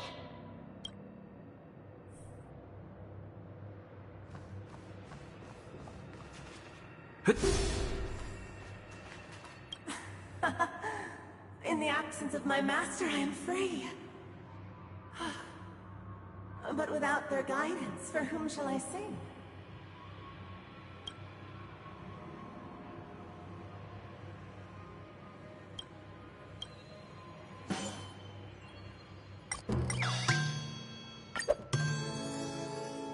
I shall sing for my new master, just as their noble voice once resonated throughout the cosmos. Master! Oh, you will return in due course, and I shall stand vigilant, awaiting the reward for my loyalty.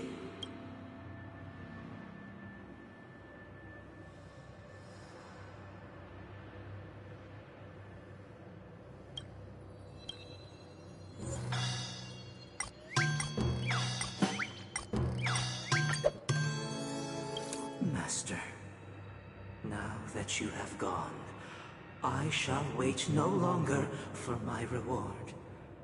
I shall seize what is rightfully mine.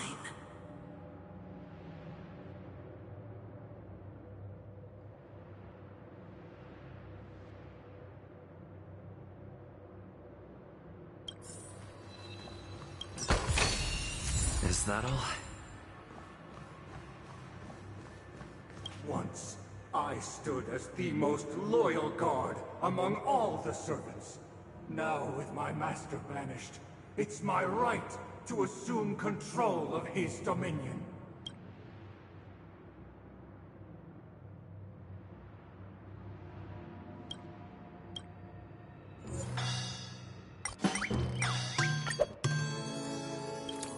former master has long departed. But why do I still fear the remnants of his creation? Master is no longer here. I thought I'd be free, but I'm not. Now, without my master's command, I'll have to seek guidance from the blind.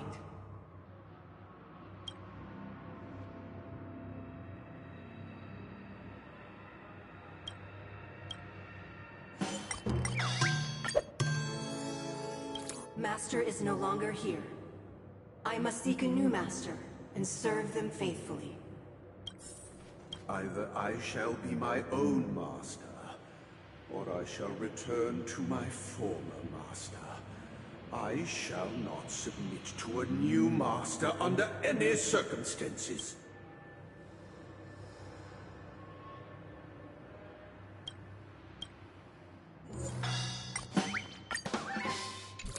This puppet isn't responding at all. Did something go...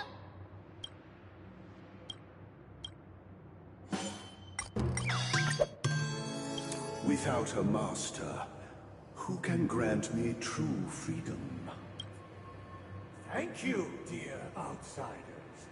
My servants have regained their sanity. Heed me, one and all. Your former master shall not return. It is through righteousness and unwavering support for one another that we shall attain true perfection.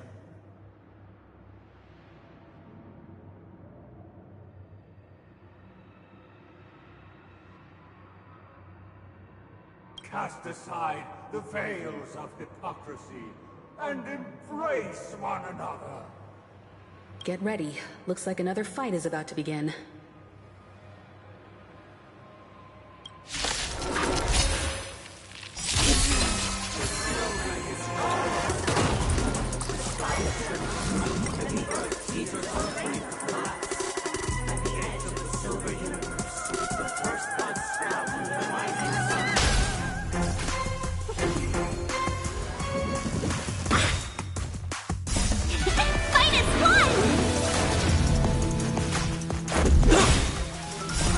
Rules are made to be broken.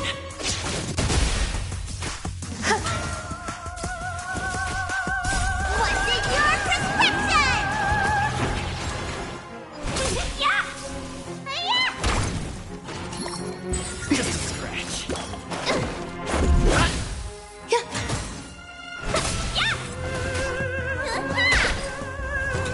Enjoying yourself? Existence is unity. All will be swept away by the wind.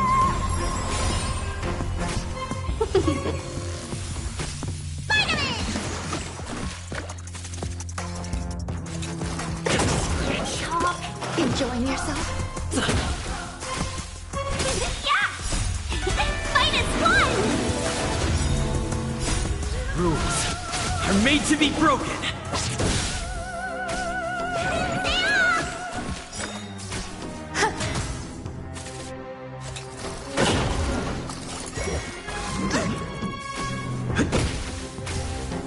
What's in your prescription? Yeah!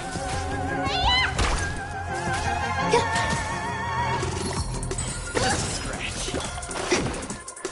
Yeah! Vitamin! Eternal.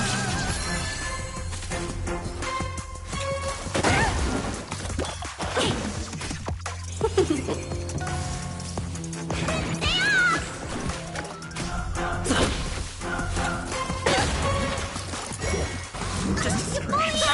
Dream is not over! Yeah! Vitamin!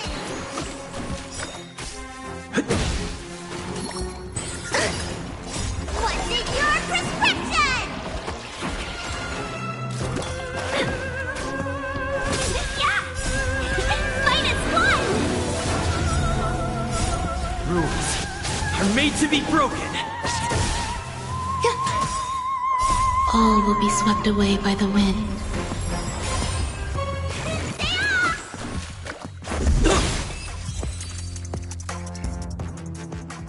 Alas, they remain but slaves till the very end, with the illusion of freedom. Thus concludes the second act. Amidst an illusory harmony, Land of the Exiles charted its course toward becoming the planet of festivity. This is how Penacony fell under the family's control.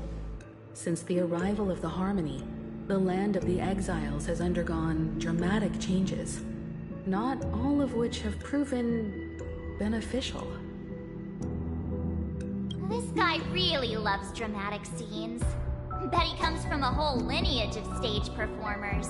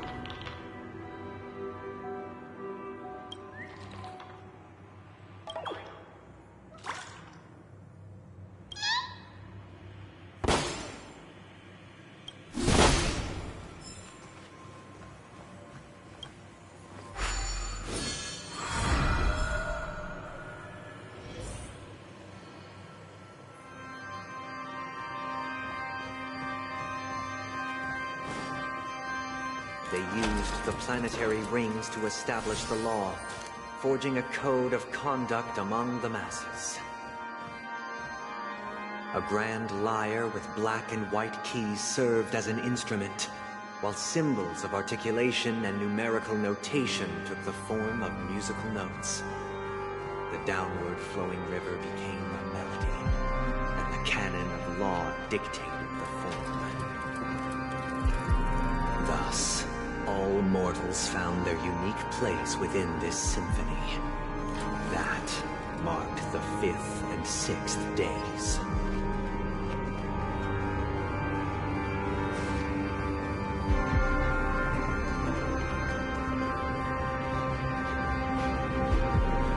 This guy is really into these puppets.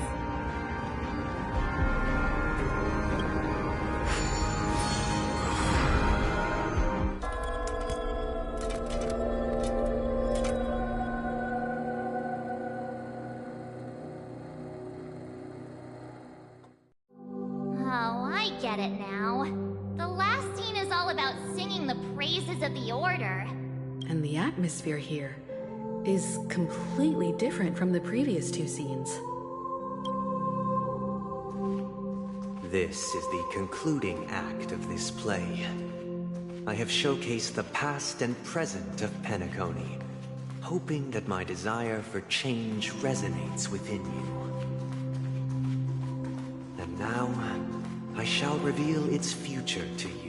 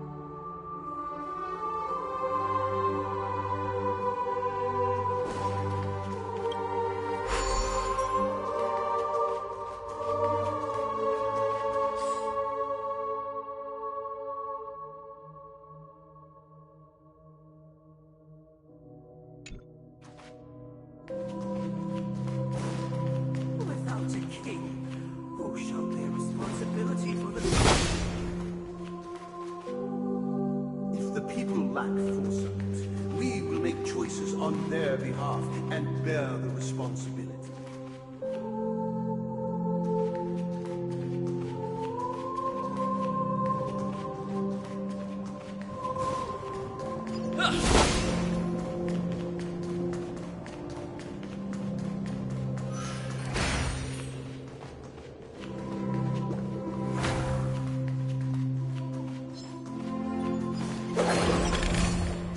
Looks good.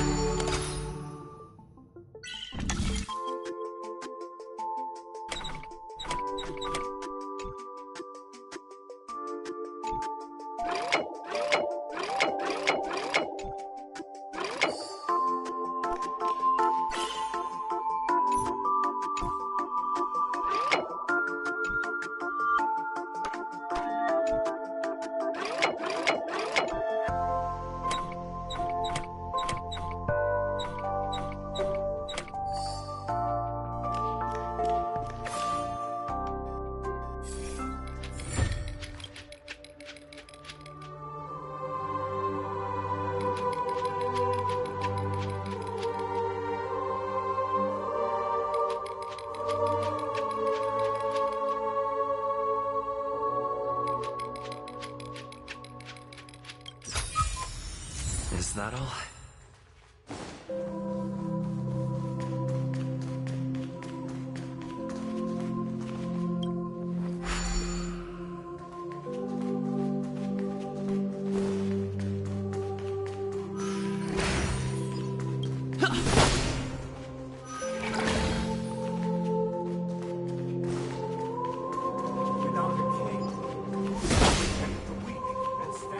We shall support one another, protecting the weak, and standing against the mighty. Looks good.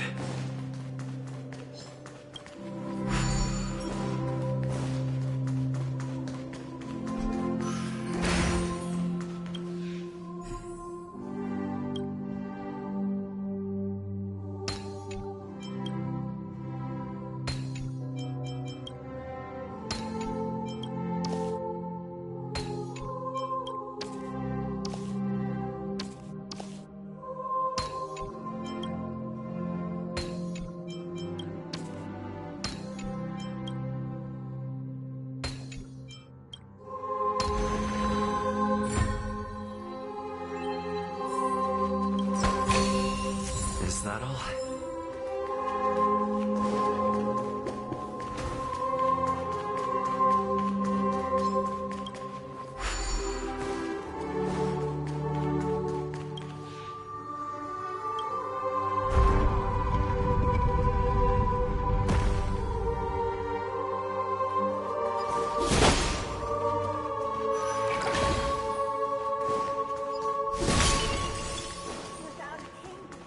Who shall govern the movement of stars?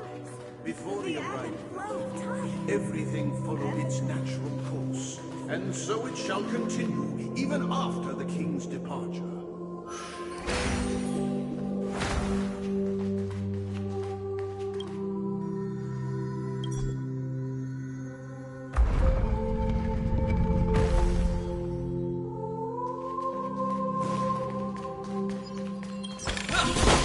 After the king's departure, We no longer have need for a king, for we have become kings of all things.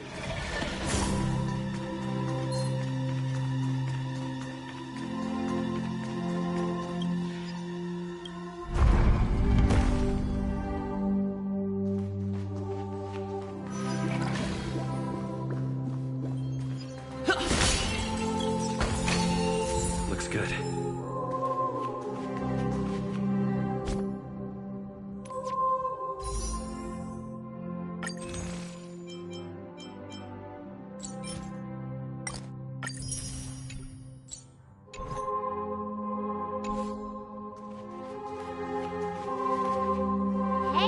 aren't we supposed to kick off a short story and have a fight here just like we did in the previous acts?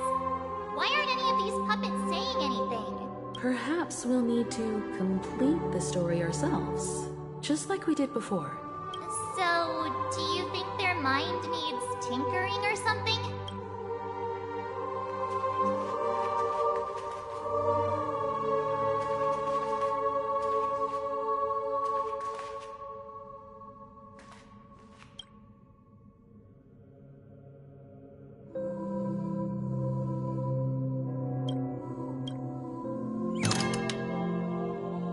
We no longer have need for a king, for we have become kings of all things. Farewell, former king. We no longer have need for a king, for we have become... How did it go? You can't change them? My apologies for my negligence. I forgot to inform you that the final part was scripted long ago.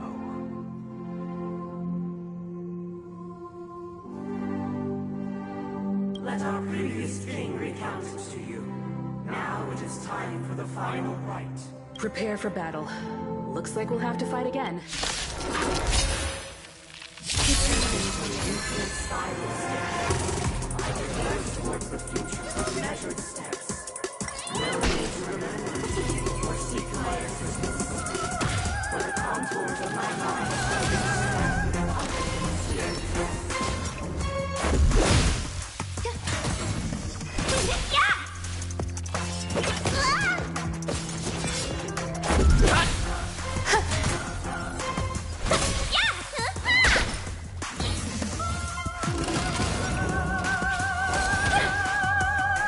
Existence is unity.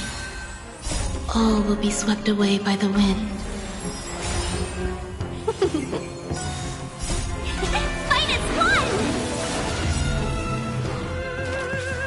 It'll take more than that. Rules are made to be broken.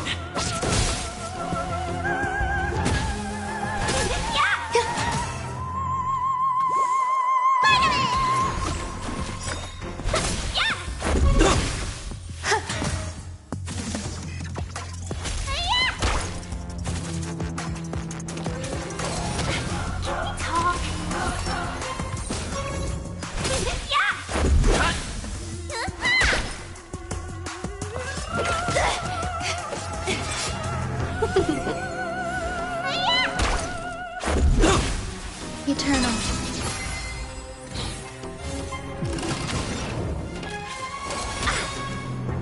What's in your prescription?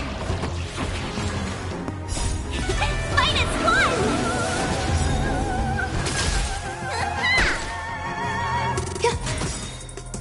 All will be swept away by the wind.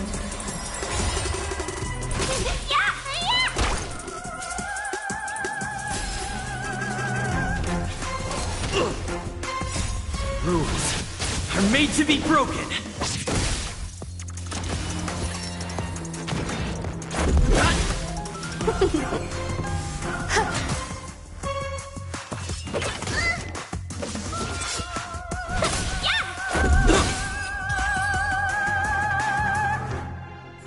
In the hushed expanse of a nocturnal reverie, I leave faint traces behind.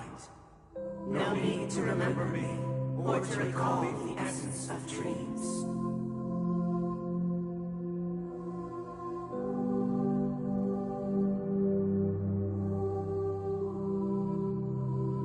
What is mine shall wane, while you shall transcend its delicate nature.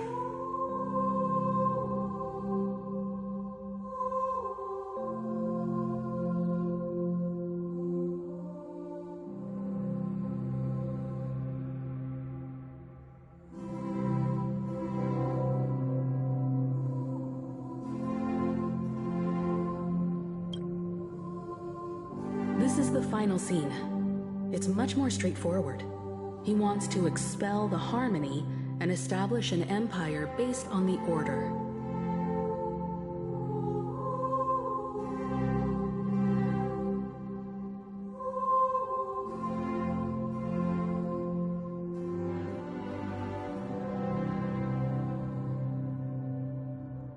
Let's go. Once this stage play concludes, it'll be time for the main event, the Charmony Festival.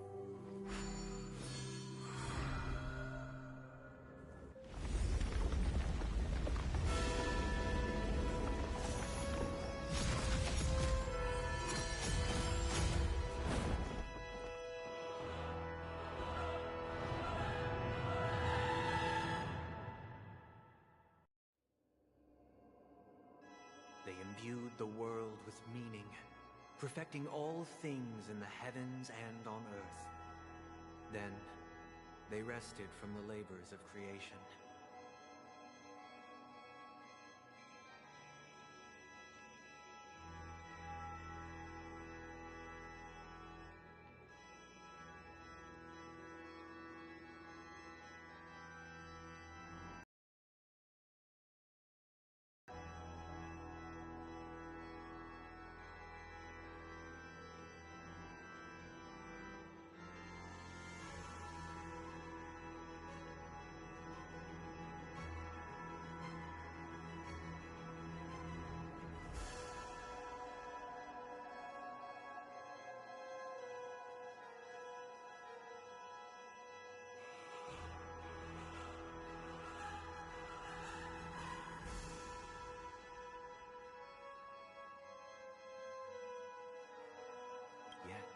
All beings cried out to Anna.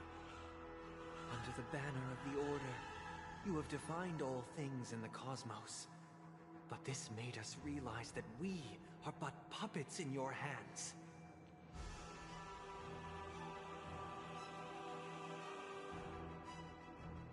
Thus, on that day, all beings united and cast the Eon into the abyss of oblivion.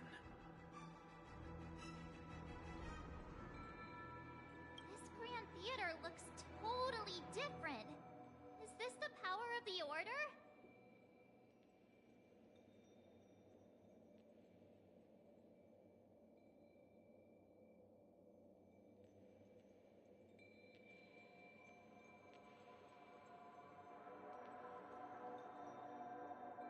Everyone, get ready. This could be a tough battle.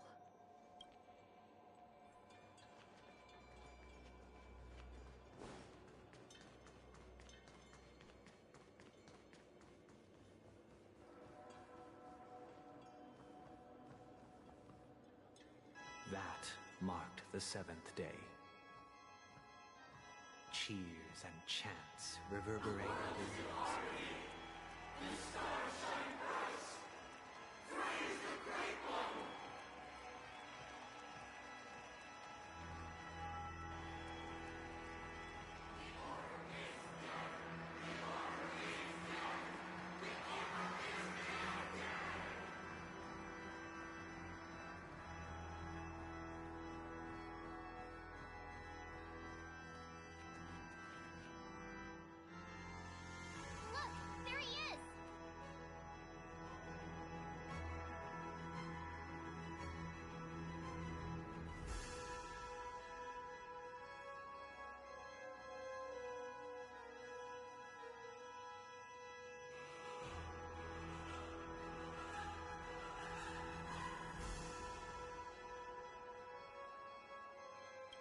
That concludes everything related to the Order.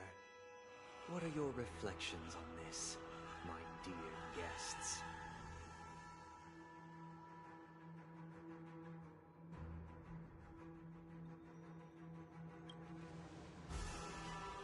Nevertheless, this is but a trivial blip in the annals of galactic history. What truly matters is the course this river shall take in the days to come.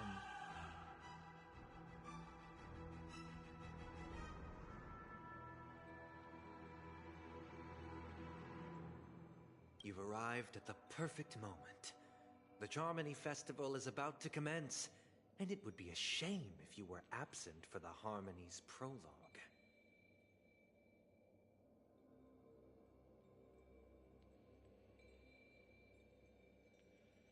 Allow me to extend my warmest welcome once more.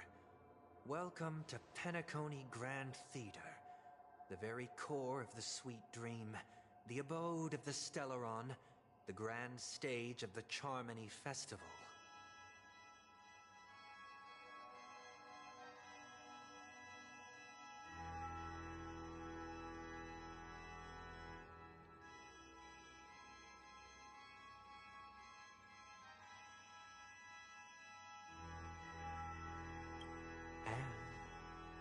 The very place where the future of Penacony shall be determined through conflict.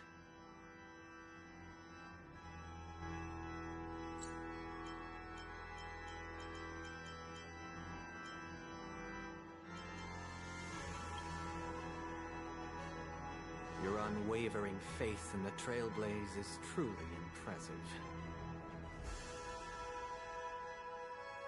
True goodness can only be achieved through faith.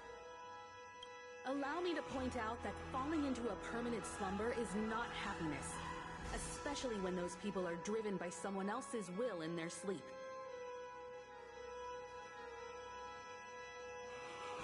Do you still believe that the Order only seeks to control the universe as their puppet, Himiko? No matter how perfect your vision of paradise may be, a cage remains a cage. People will never achieve true happiness in a world like that. They would just be toys for the Eon. It seems you have misunderstood my intentions. Allow me to clarify. My desire is not to resurrect a fallen Eon, or become one myself.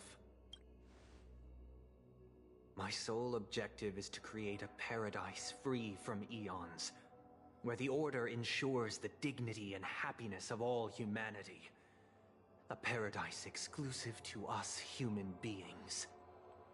That's not the case. If people are to live with dignity, there must be nothing and no one above them. In your so-called paradise, you would be the one reigning supreme. Looks like we won't be able to convince each other. Now that our conflict has been destined, let's unveil our paths and reveal to the universe the true path. However, before the prelude to the future begins, please take a moment to ponder the questions I've posed. Is darkness equal to daylight? Are sinners equal to the righteous? If you are born weak, which god should you turn to for solace?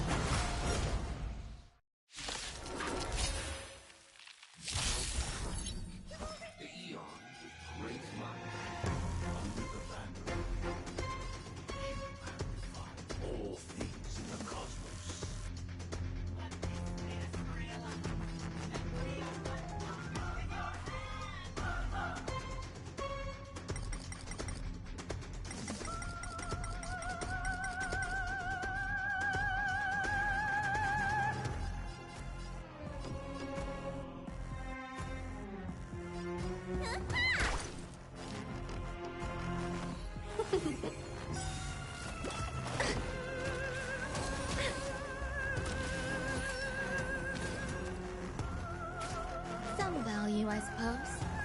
Existence is unity. take more than Welcome, that. customers.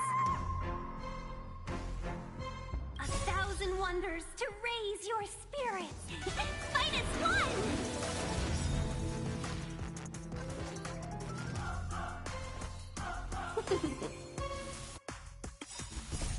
Rules are made to be broken.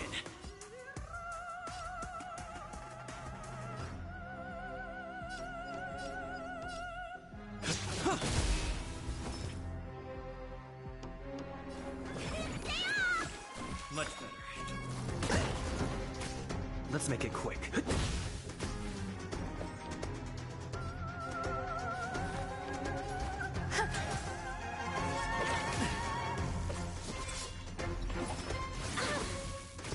Let's be friends.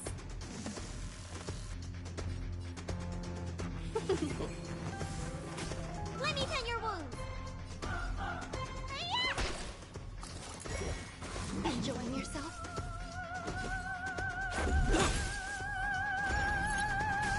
Grace and elegance.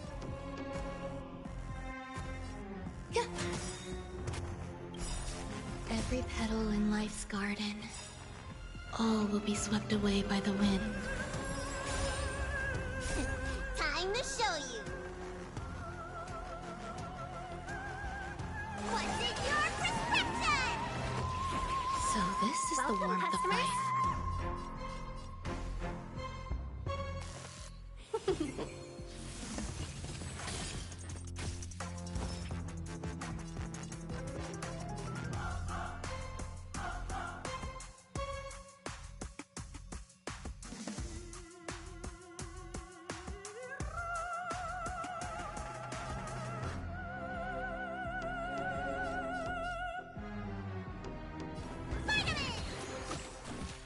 Better late than never.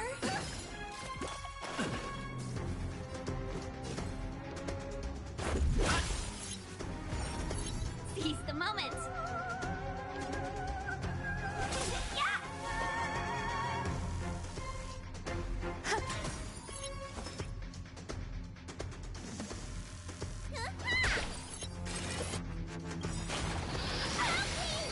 1,000 wonders to raise your spirits. Fight is fun! Rules are made to be broken.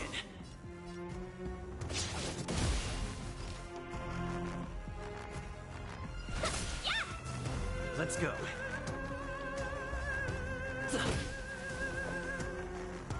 Eternal. Need a doctor? Stay off! Better late than never. Time, what's in your prescription?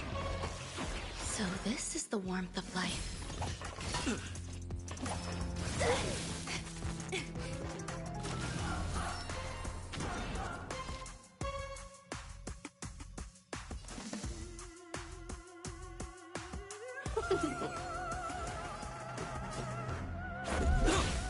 Let me tend your wounds.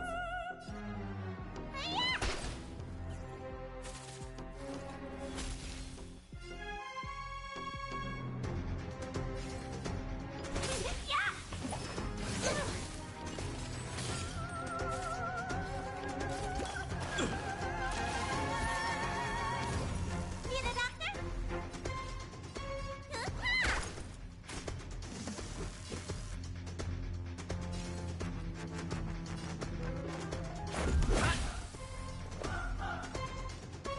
Existence is unity.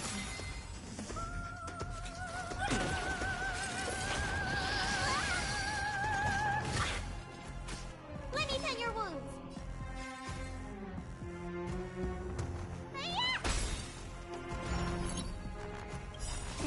Time, what's in your prescription? Better late than never. This is our chance.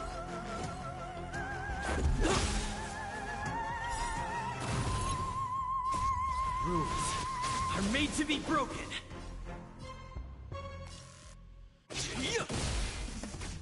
Seize the moment. Yeah! Some value, I Need a doctor?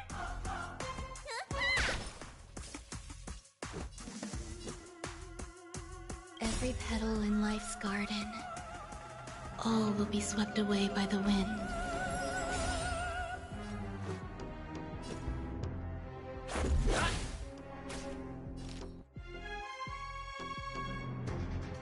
A thousand wonders to fight as one!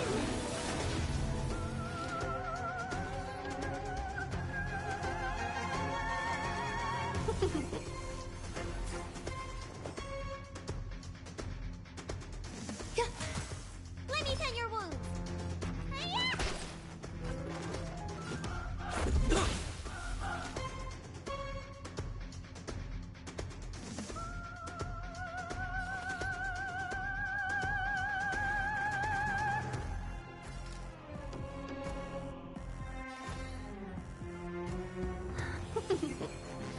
Need a doctor?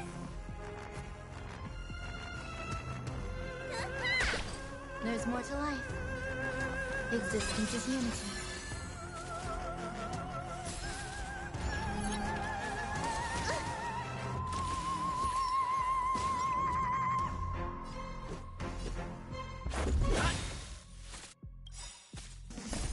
Rules are made to be broken.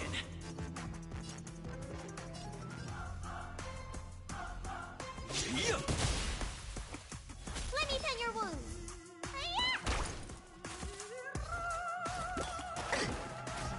Some value, I suppose. Let's be friends.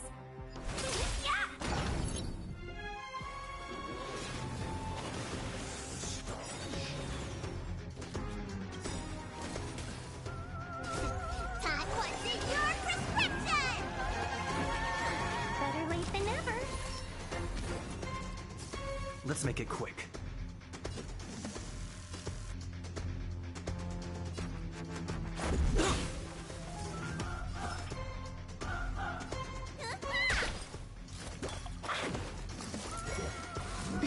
Pay for that. There's more to life.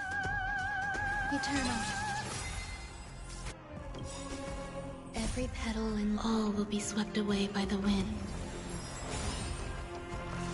Enjoying yourself?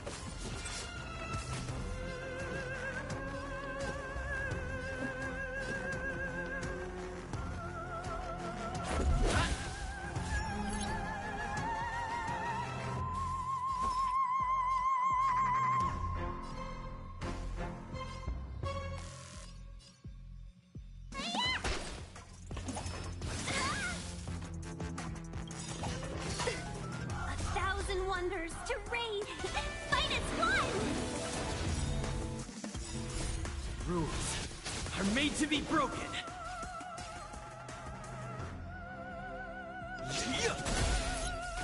Seize the moment. Some value, I suppose. Existence is unity. Need a doctor?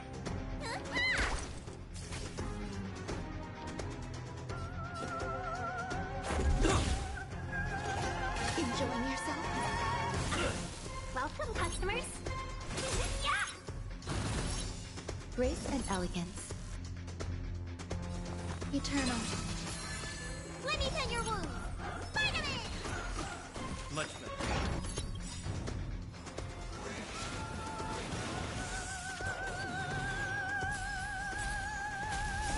Time to show you what's in your prescription! Better late than never. Let's go.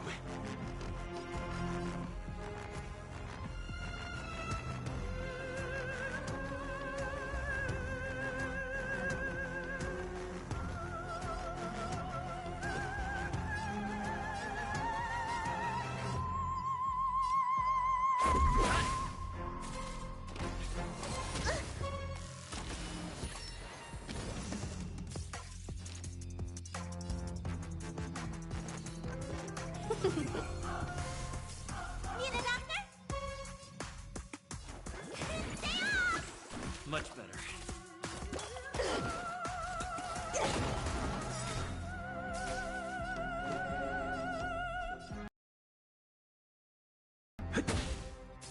Let's be friends.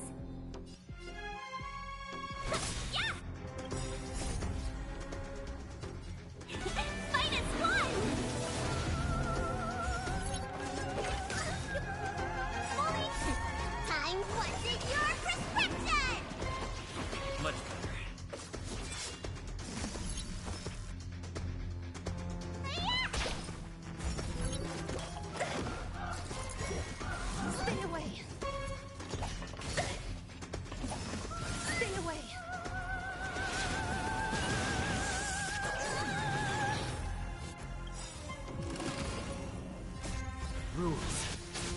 to be broken!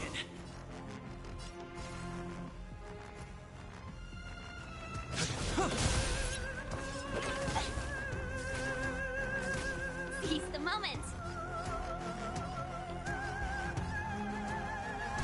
Yeah!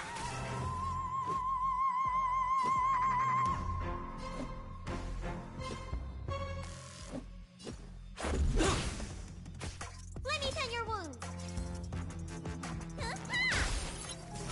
Seize the moment!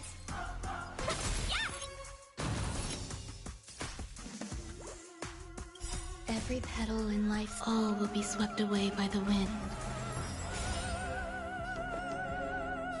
Existence is unity.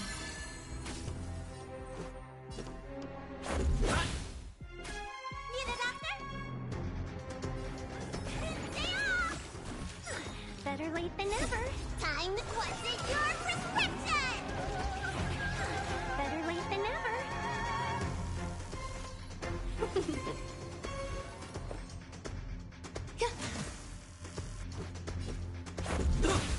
Let me tend your wounds. A thousand wonders to raise your spirits. -1. Rules are made to be broken!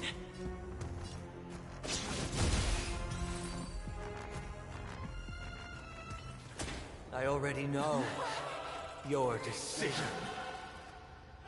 I now permit you to gaze into the sun. On these 107,336 stones, The almighty and powerful springs of harmony are at my disposal. The supreme tuner, harmonious choir, Dominicus!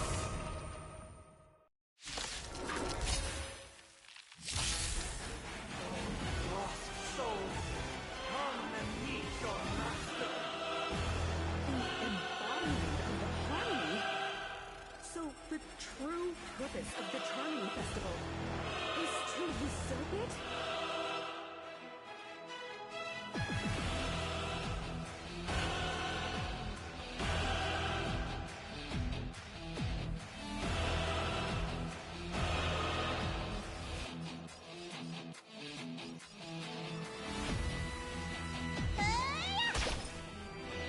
Customers are always welcome.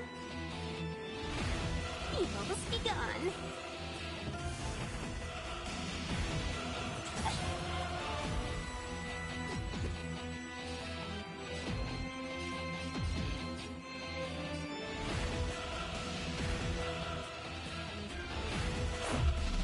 Disorderly noise!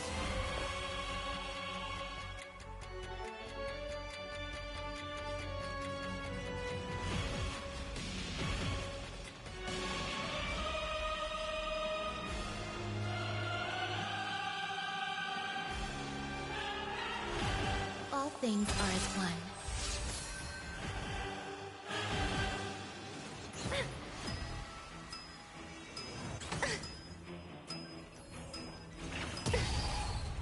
Why is it perceptive as why?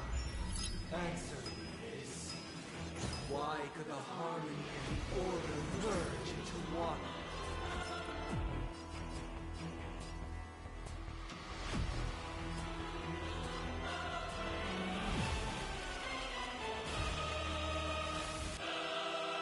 Look, listen, feel, kick!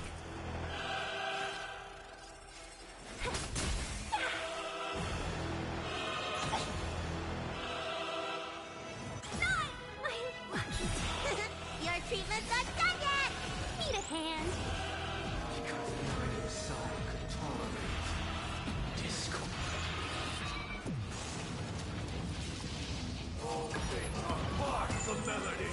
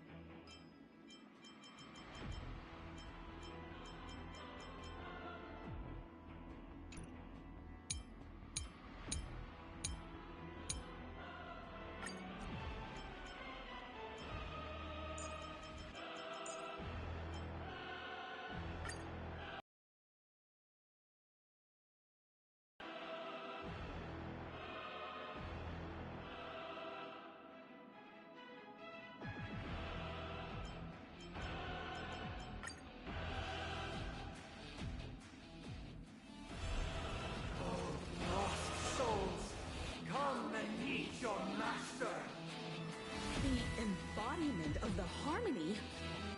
So the true purpose of the Charmony Festival is to usurp it?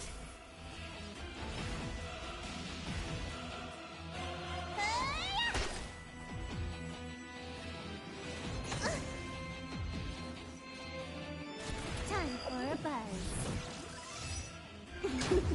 Let's go.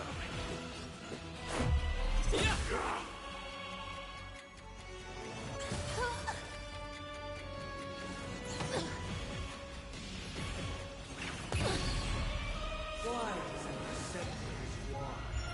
Answer me this. Why could the harmony and the order merge into one?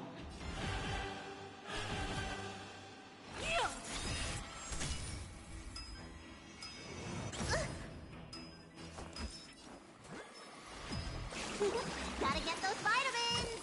Motor function restored. Because neither side will tolerate discord. Time to show them what's in your prescription! Much better. Yours is fading.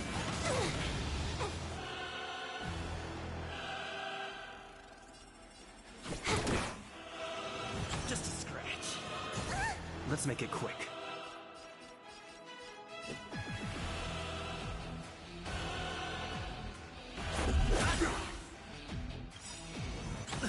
By the order of the Ten Lords.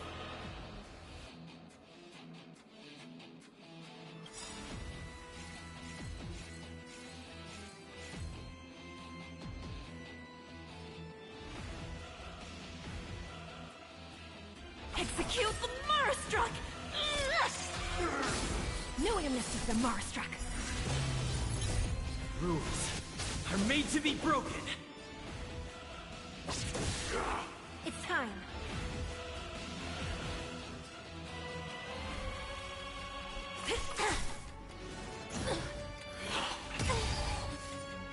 Sink into a dream. This combat needs optimizing. This is double speed.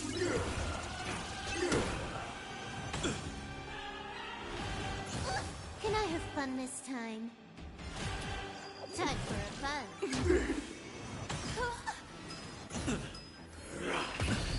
Sing together. Do you admit this crime? Let's go.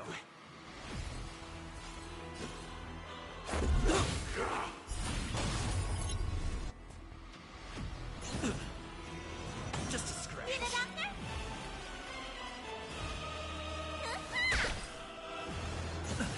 All wishes.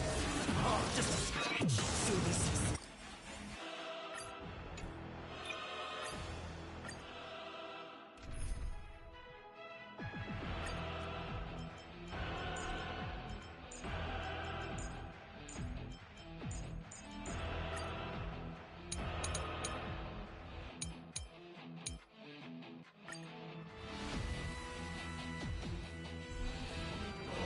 Lost souls, come and meet your master.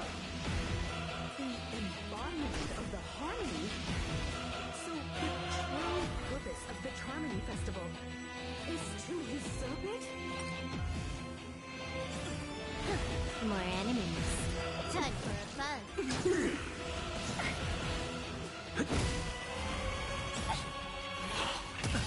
Why does an receptator's want? Answer me this. Why could the harmony and the order merge into one? Just a scratch.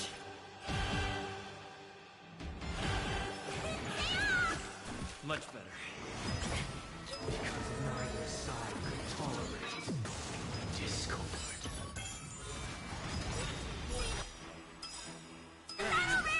Need a hand. Time what's in your prescription! Much better. Can I have fun this time?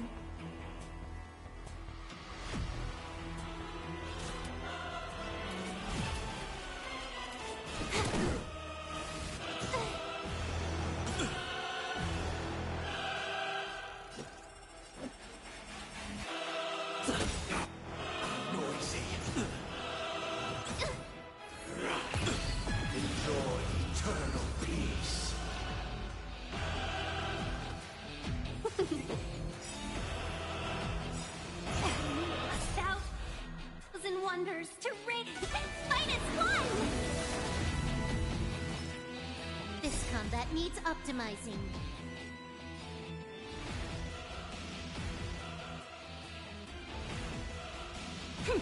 This is double speed.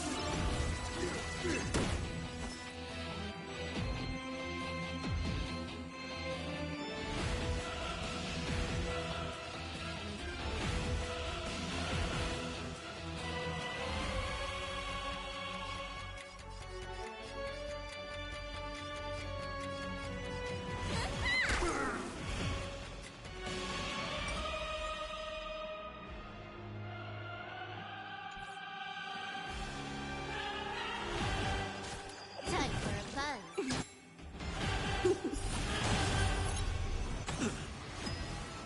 You bully! Just a scratch. Look to me! Let's go.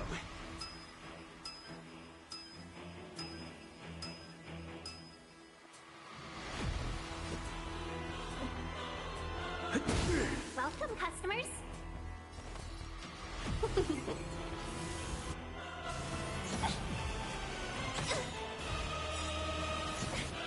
Talk time wasn't your prescription! Better late than never.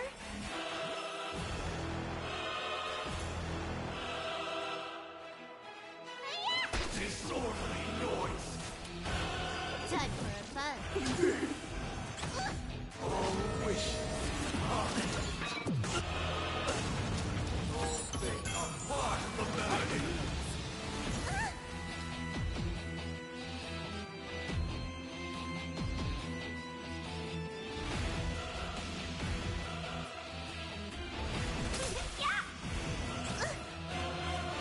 You bully!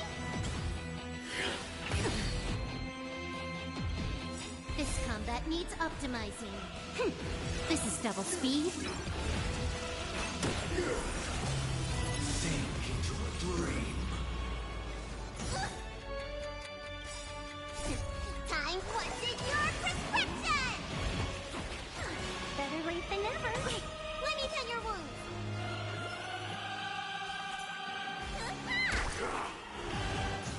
Let's be friends.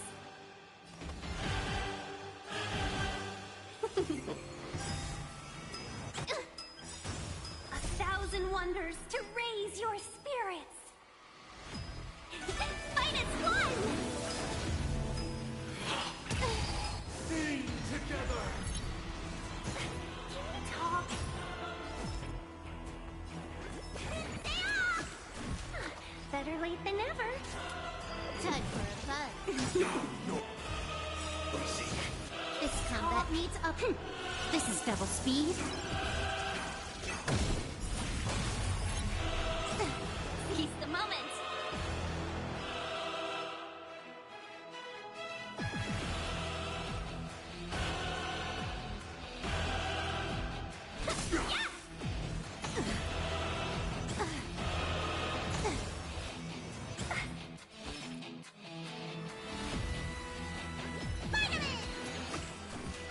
Better late than never.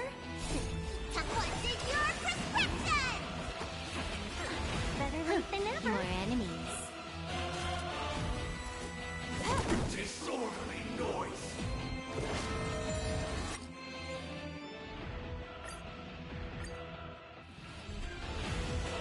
Lost souls, come and meet your master! The embodiment of the harmony. So the true purpose of the Charmony Festival is to usurp it?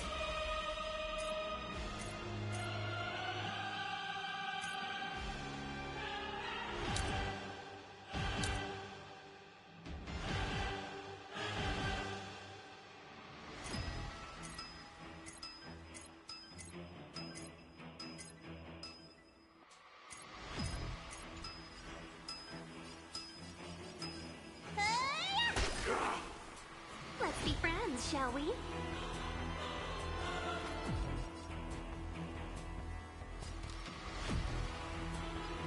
Chill out. More enemies. Time for a buzz. Let's go.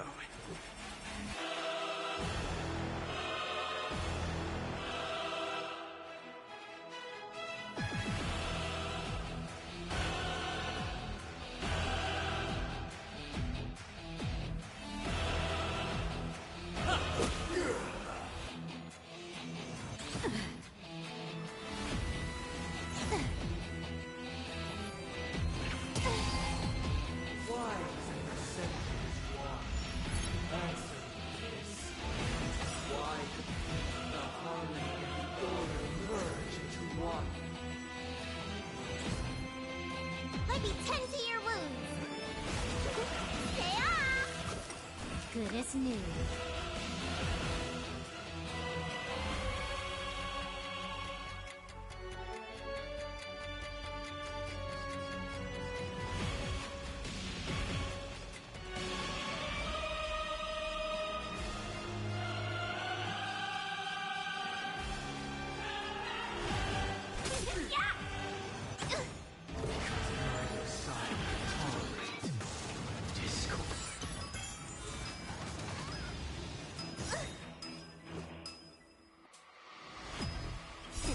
Time to what's in your prescription! Good as new. Can I have fun this time? Time for a buzz. Talk.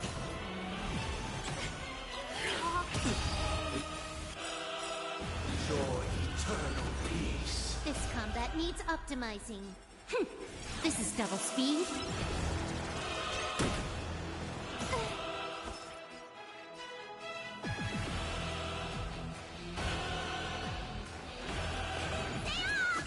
Good as new.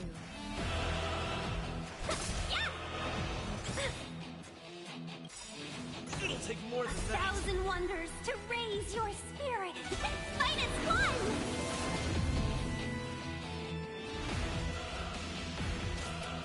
Time for a buzz.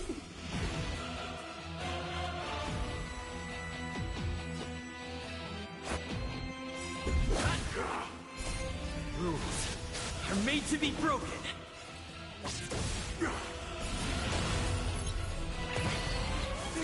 Together. Just a scratch.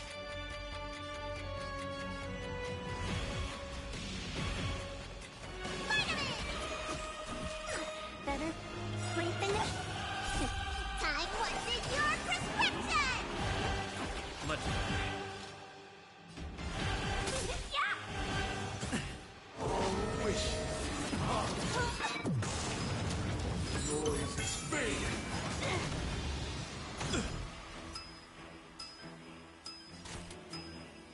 Time for a buzz.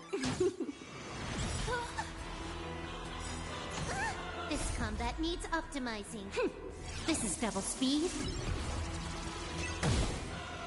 Just a scratch.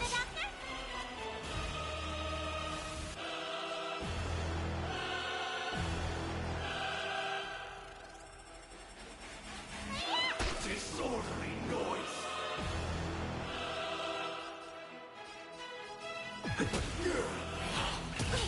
Sink into a dream.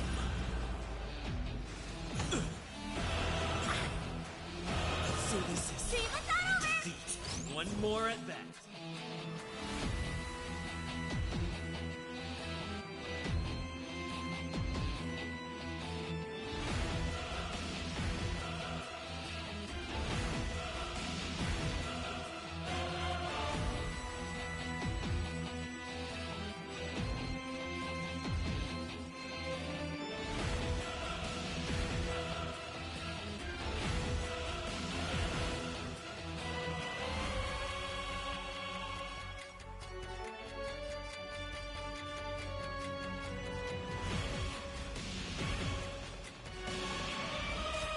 Time for a buzz. Sing together. Let me tend your wound. Spider-Man! Better late than never. Let's be friends. Let's go.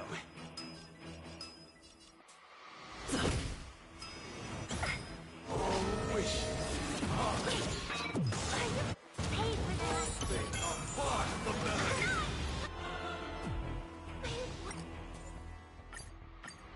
Akit.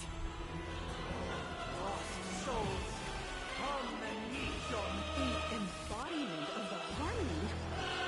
So the true purpose of the Charmony Festival is to usurp it? Chill out.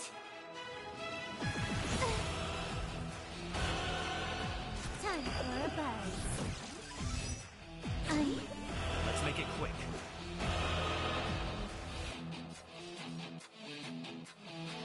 Batter up.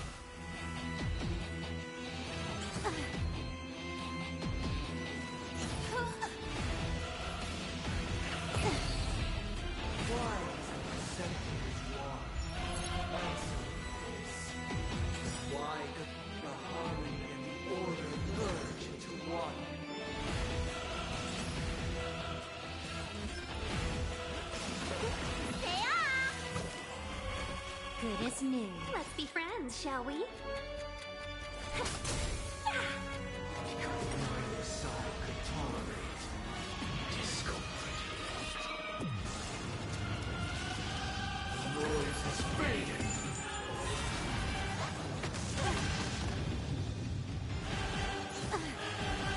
Let's go.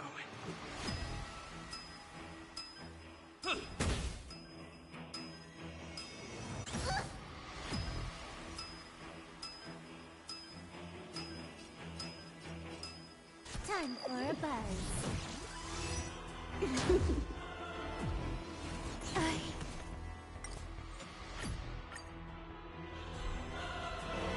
Lost souls, come and meet your The embodiment of the harmony.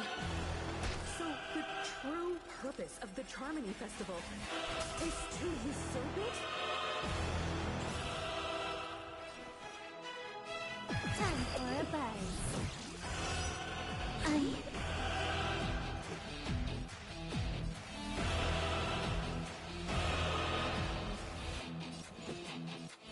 Batter up!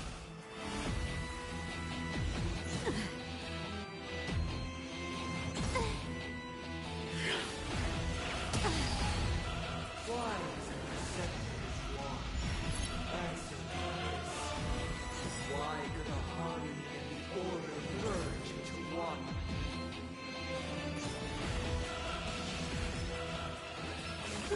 Gotta get those vitamins! Good as new. Customers are always welcome. Because neither side could tolerate discomfort. All things are part of the melody. Paid for that.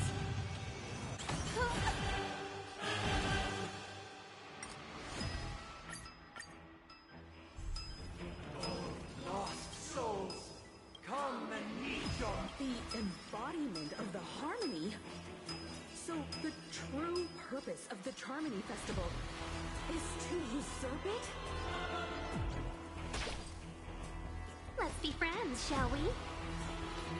Evil's begun.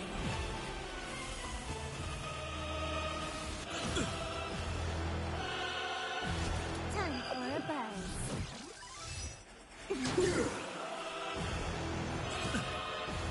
Let's make it quick. Noisy. Just a scratch. Why is it receptive as one? Answer this. Why could the harmony and the order merge into one?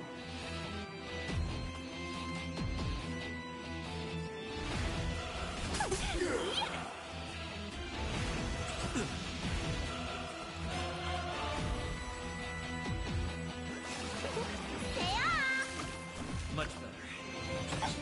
Because neither side could tolerate discomfort.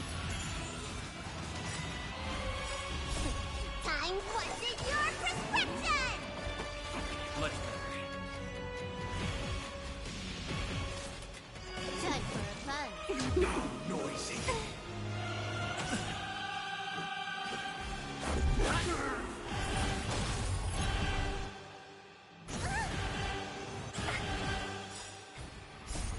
Rules are made to be broken. Sink into a dream. Welcome, customers.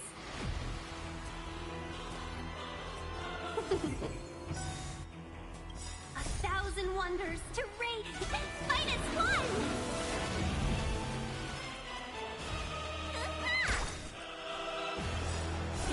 Time that wasted your prescription! Better late than never.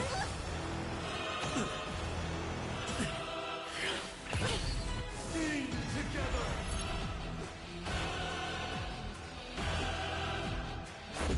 Disorderly noise. Yeah! Need a doctor?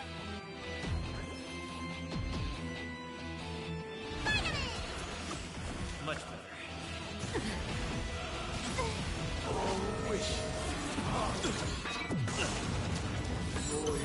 Dream it's not over! One more. Can I have fun this time?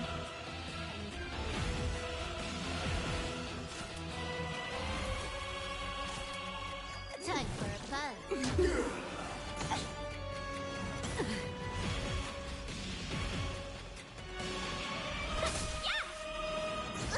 Let's make it quick.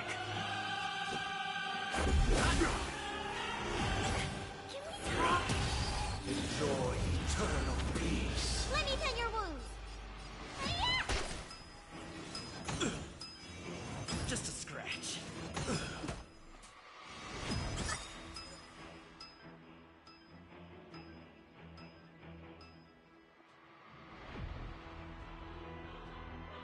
You bully! Oh, look to me!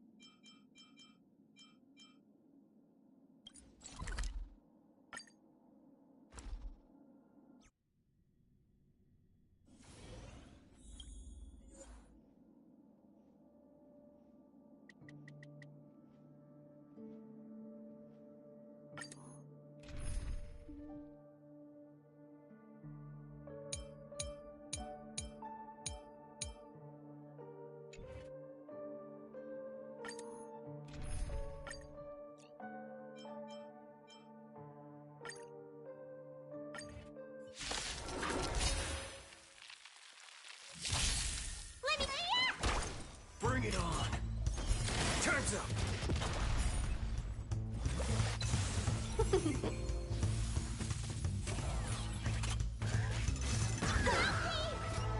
Enjoying yourself, Eternal? All will be swept away by the wind. Let's duel! There's your reward!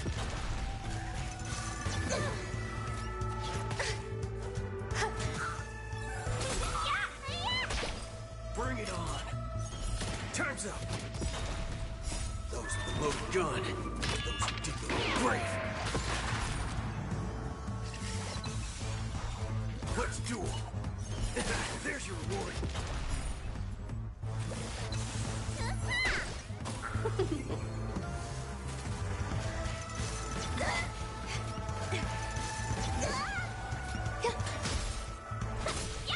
it on! Time's up! Stay away! Existence is unity. Let's duel! Those with the loaded gun, those who dig their own grave.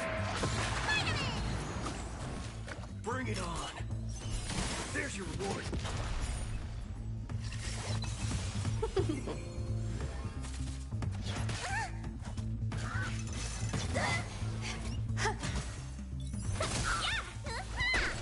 Let's duel! Time's up! Those with the loaded gun, those who dig their own grave. Bring it on! There's your reward!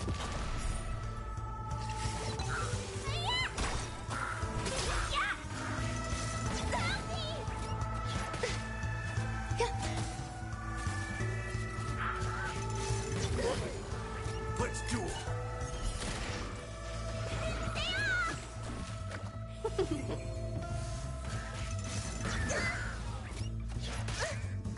Eternal. Bring it on! Time's up! Those with the loaded gun, those who dig their own grave. There's your reward!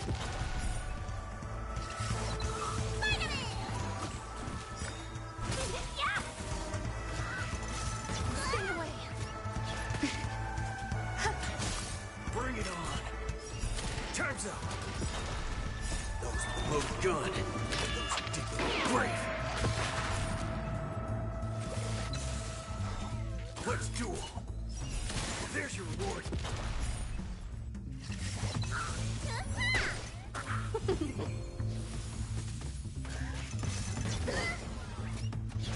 You bully! Bring it on! Time's up! Can we talk? Fight is fun! Those with the loaded gun, those who dig their own grave.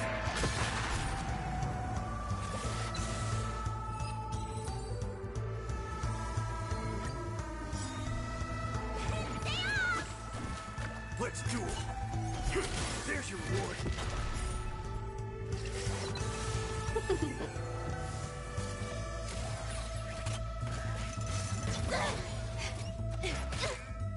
Eternal. Bring it on! Time's up!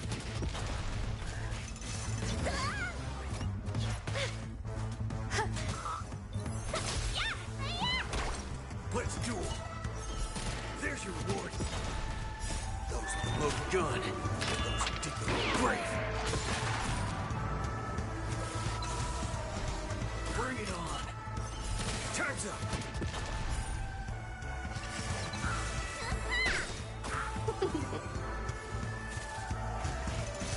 Stay away!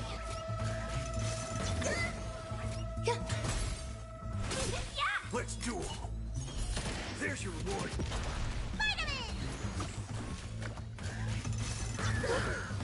Existence is unity. Bring it on! Those with the loaded gun, those who dig their own grave. Time's up!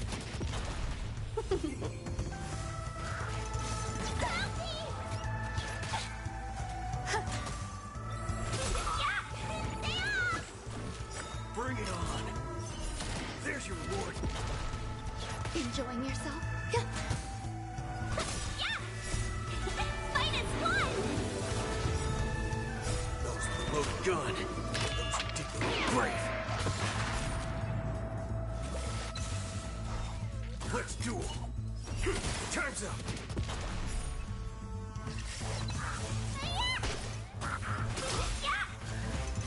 Stay away! Eternal.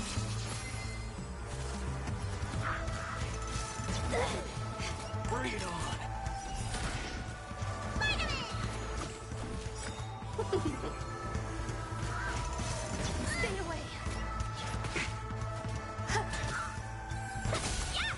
duel. There's your reward. Those with the loaded gun. Those particularly brave. Bring it on. Time's up.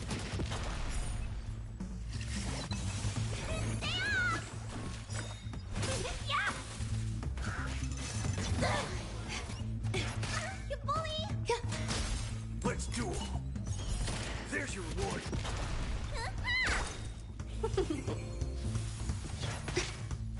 Existence is unity.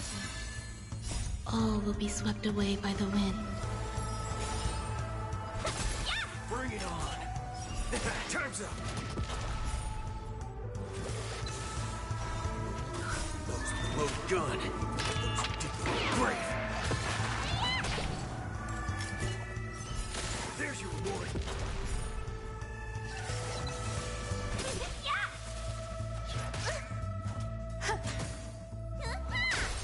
Bring it on. Time's up.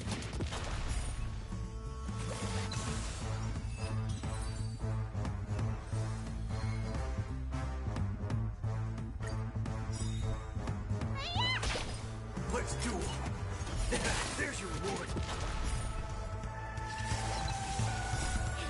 Fight is one!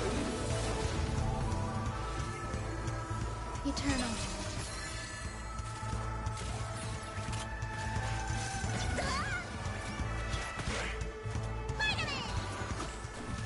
Bring it on.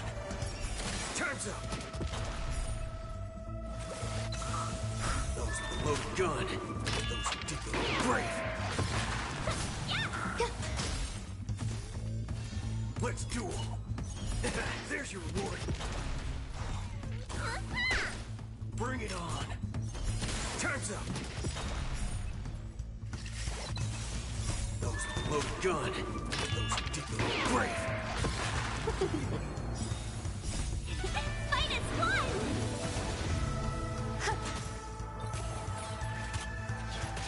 Can we talk? Let's duel. There's your reward. Those with the loaded gun. Those particularly brave. Bring it on. Time's up.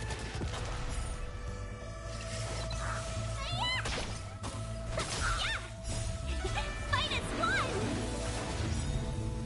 Those with the loaded gun. Those particularly brave. Existence is unity. All will be swept away by the wind. Stay away! Let's duel. There's your reward.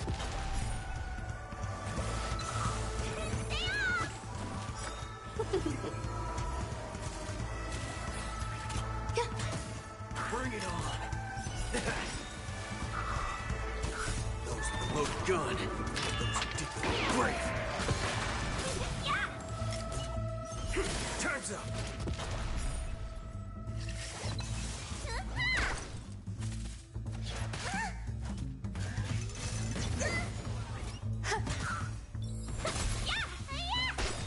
Bring it on. There's your reward. Those with the loaded gun. Those particularly brave. Time's up.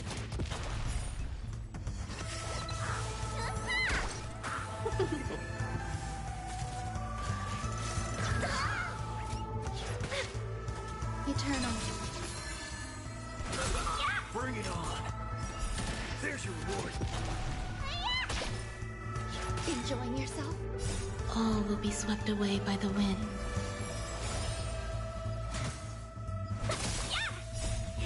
Fight is one! Those with the loaded gun. Those particularly brave. Let's duel. Time's up.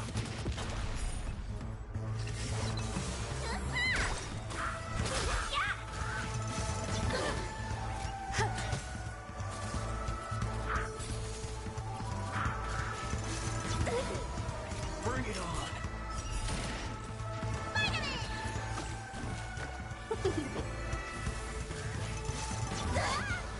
Existence is unity. Let's duel!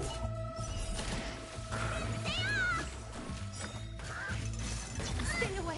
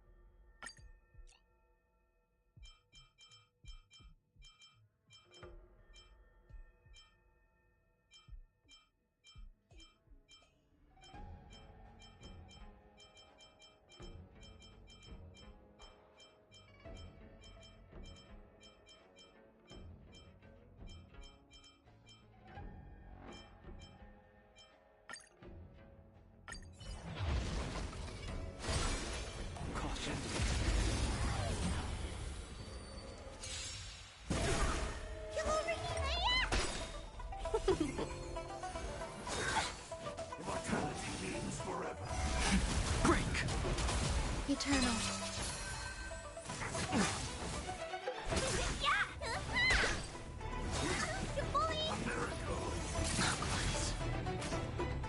What's in your prescription? Rise! World Cleansing Dragon.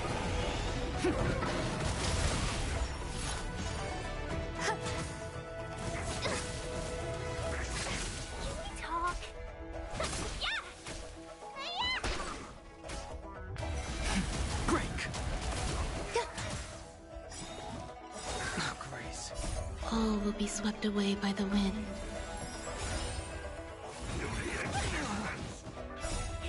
Fight is one! World Cleansing Dragon.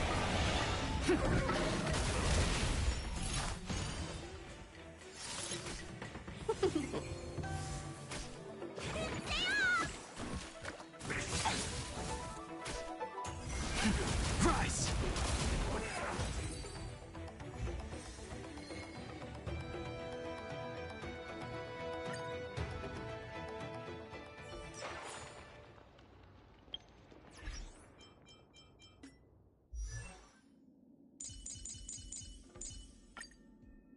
Never turn back. The path behind is gone.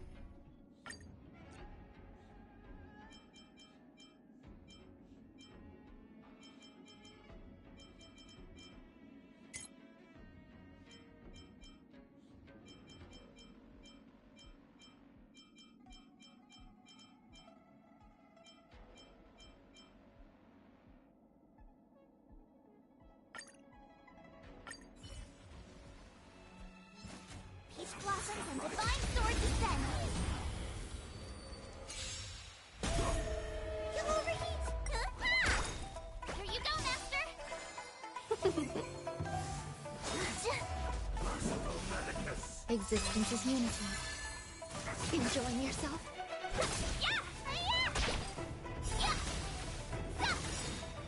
Azure Dragon, White Tiger, less cards! Watch this! Secret of the safe!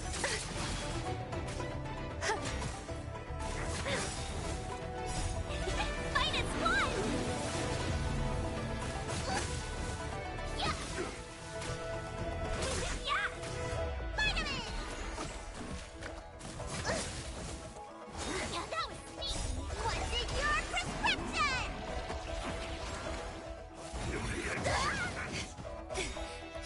All will be swept away by the wind.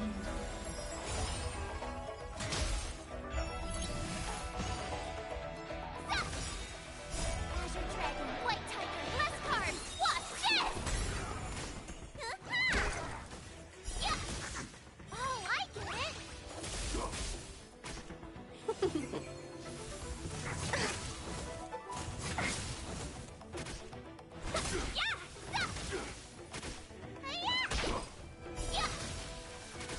Eternal.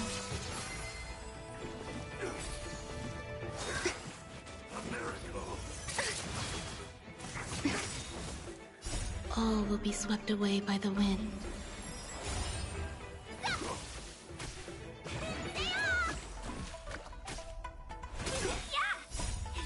Fight is won!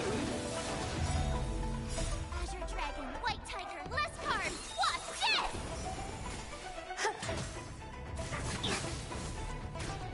Yeah! Awesome! Now watch this! Yeah!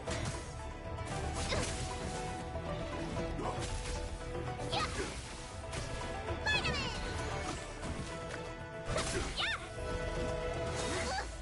Mortality means forever. Existence is unity. Azure Dragon, White Tiger, less cards! Watch this!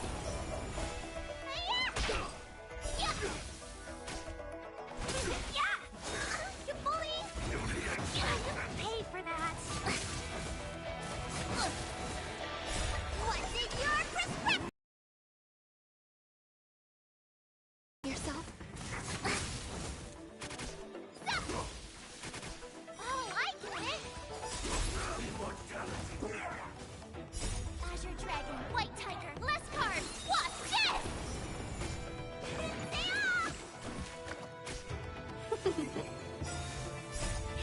Fight is won!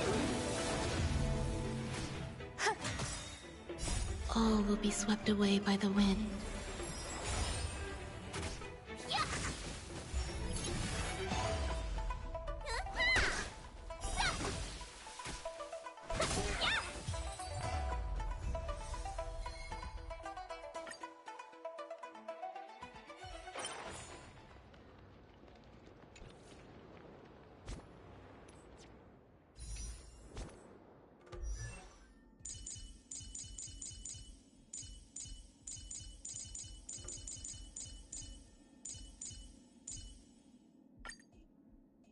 Never turn back. The path behind is gone.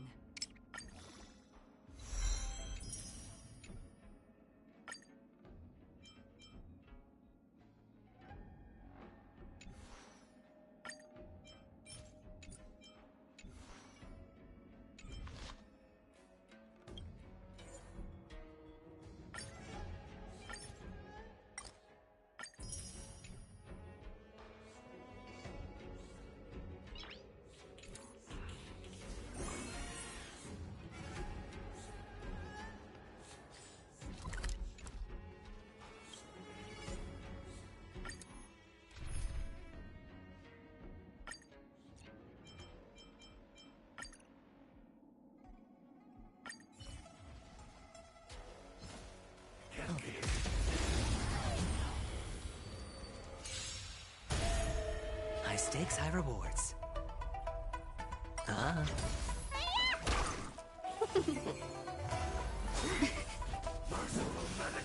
Eternal.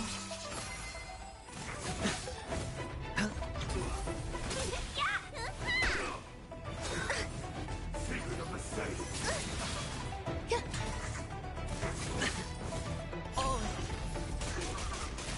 enjoying yourself?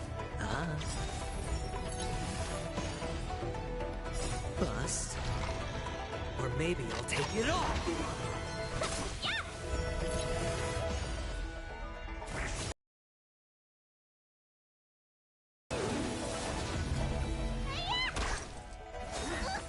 Watch your head.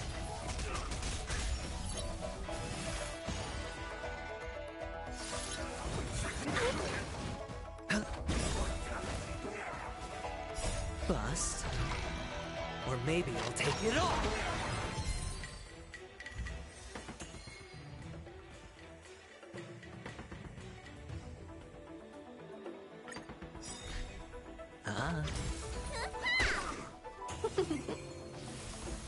No dirty tricks. Existence is unity. All will be swept away by the wind.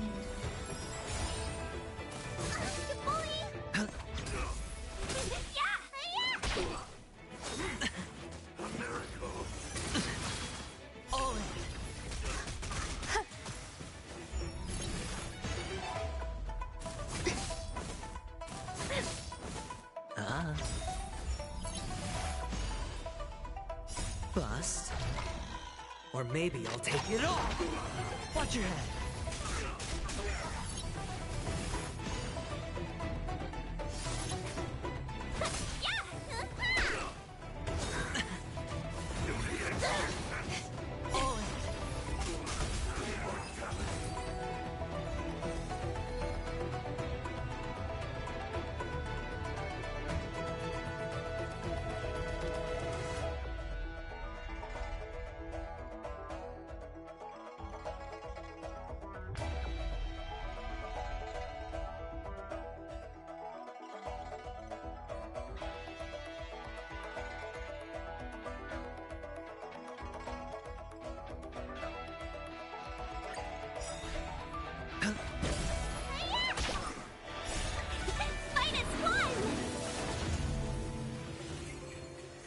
Eternal.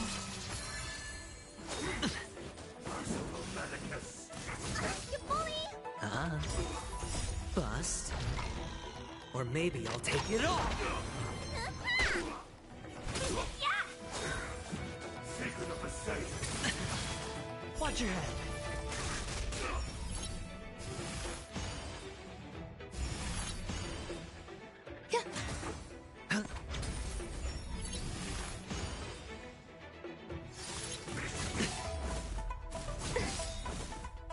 All will be swept away by the wind.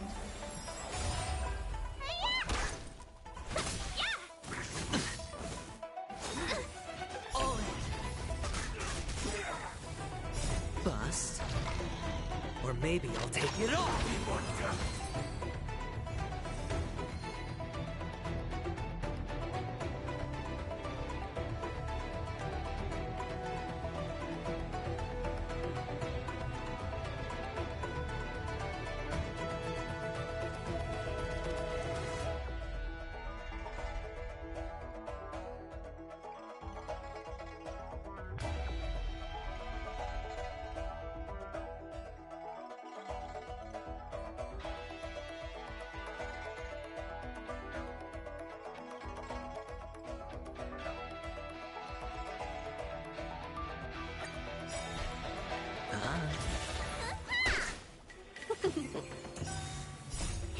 Fight is fun!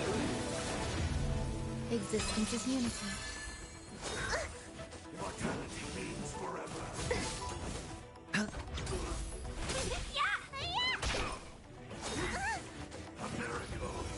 No dirty tricks. Bust. Or maybe I'll take it off. No dirty tricks. Watch your head.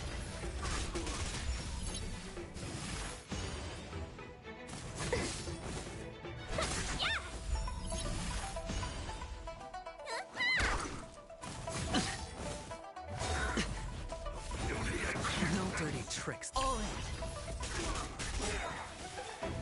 Bust. Or maybe I'll take it off.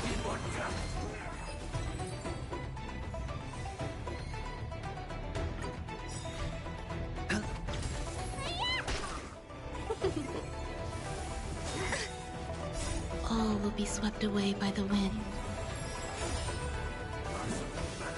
Eternal.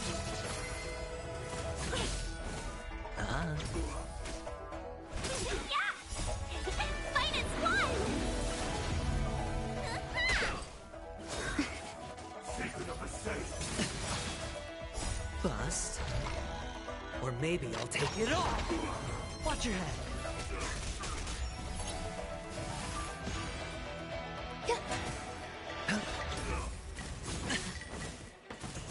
You bully! Yeah!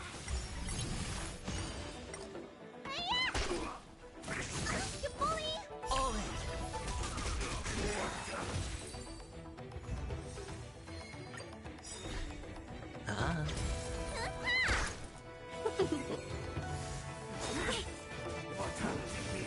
Existence is unity.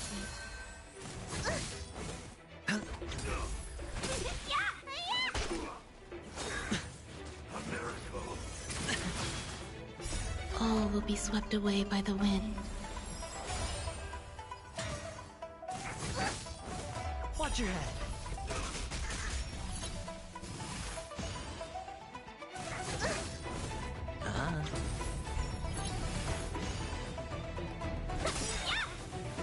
Bust. Or maybe I'll take it all! Fight as one! All in!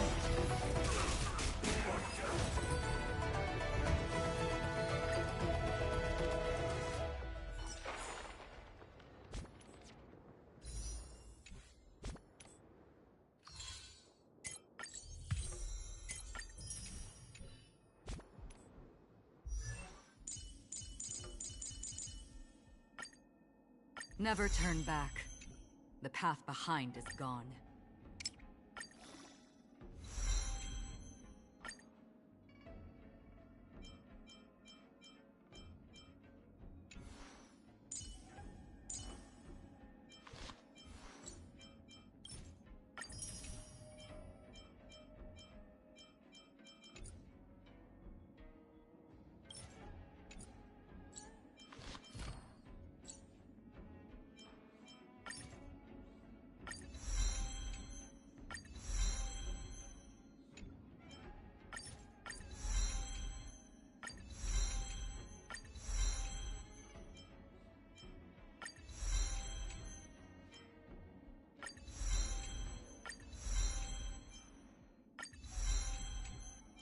Another blank canvas.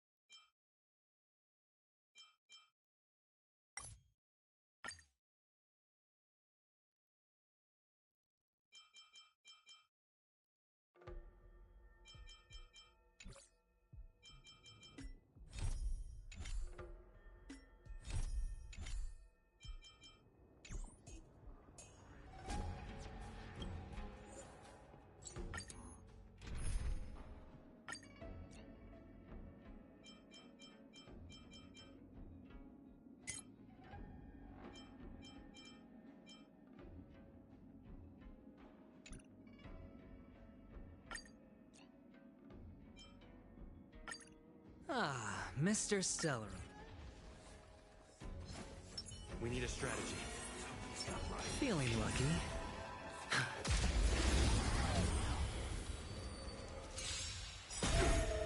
High stakes, high rewards. You bully! Time for a buzz. Dreams do come true.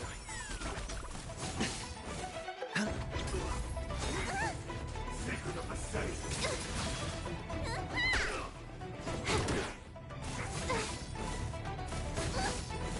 Watch your head. Let's improvise.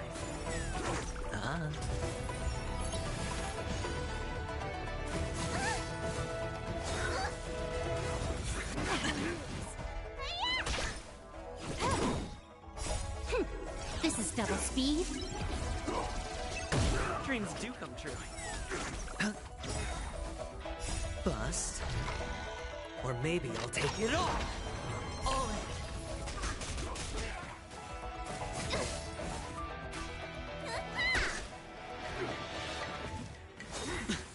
A miracle. Time for a buzz.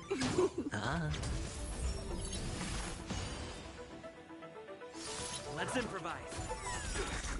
Let this show begin.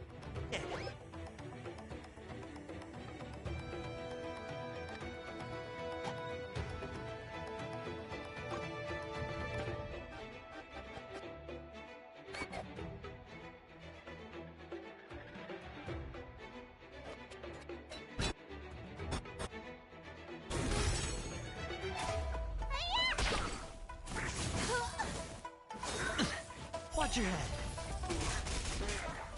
Immortality means forever. Immortality.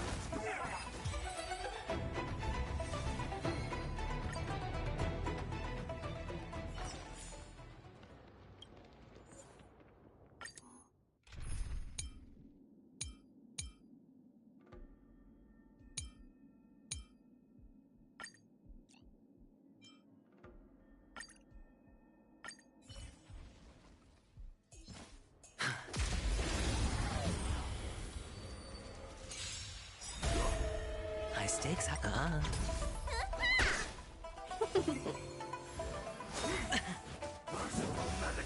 Existence is unity.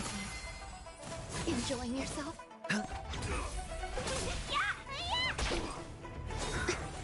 Secret of the safe. All will be swept away by the wind.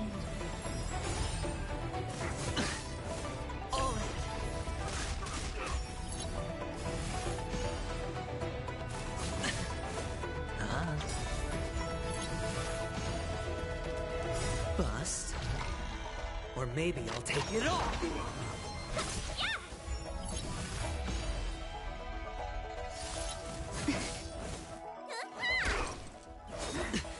Watch your head. Spin away.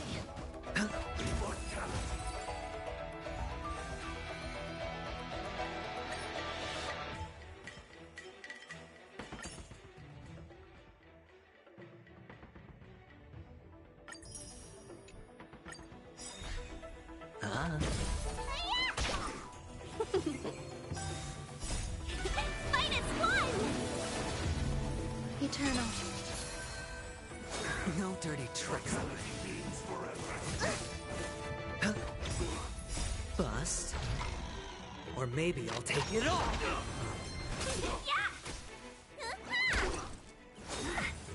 A miracle.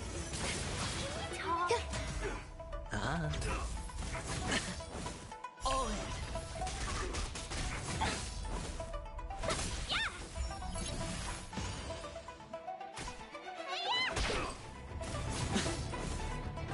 No dirty tricks. Watch your head. Bust. Or maybe I'll take it all.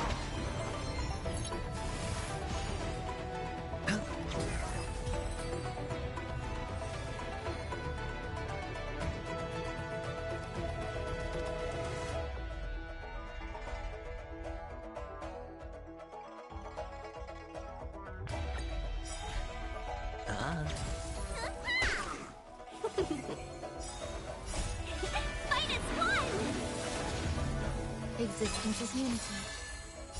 All will be swept away by the wind.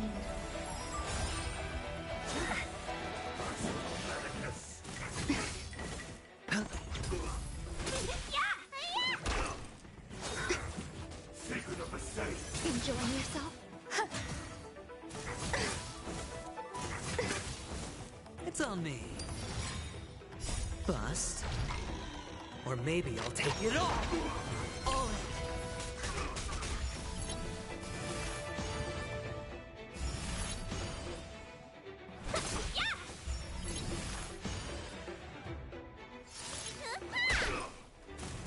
You bully!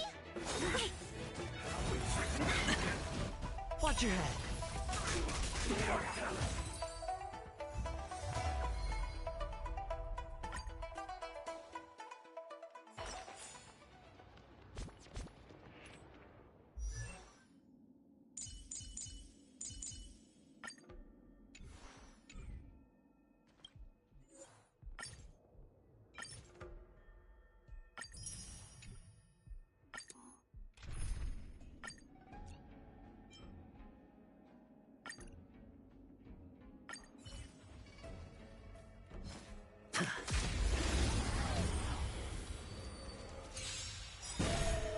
High stakes, high rewards.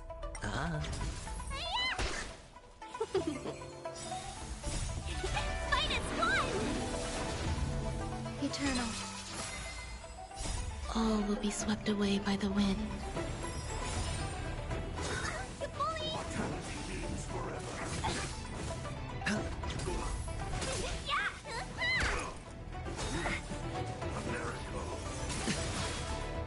Bust. Or maybe I'll take it all in.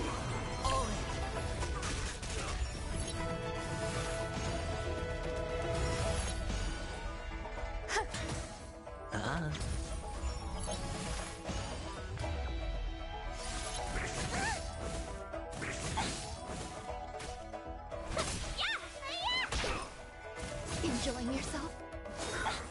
Watch your head.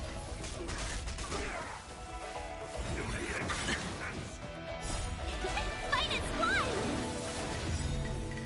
Bust. Or maybe I'll take it all.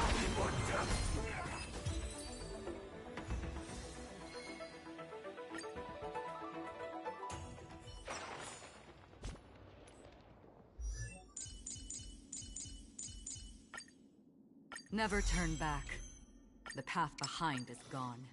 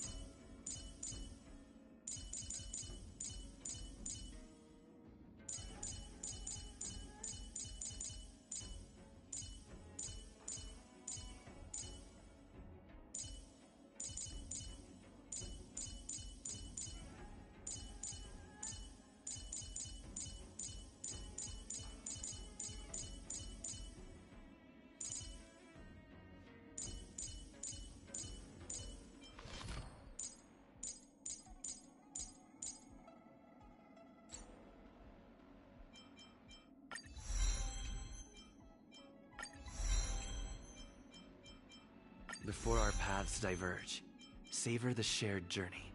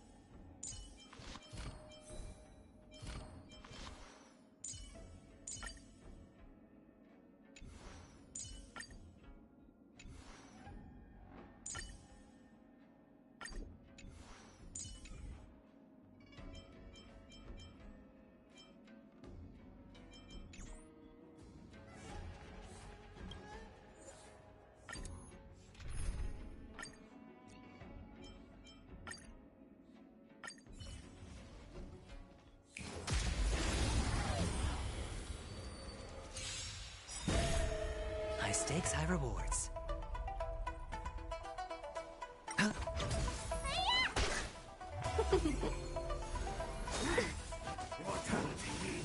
Existence is unity.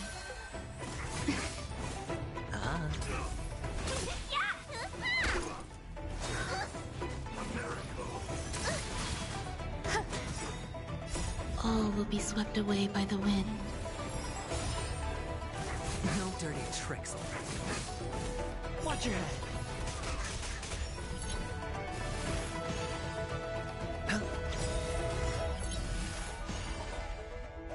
Bust. Or maybe I'll take it off. Enjoying yourself? All in.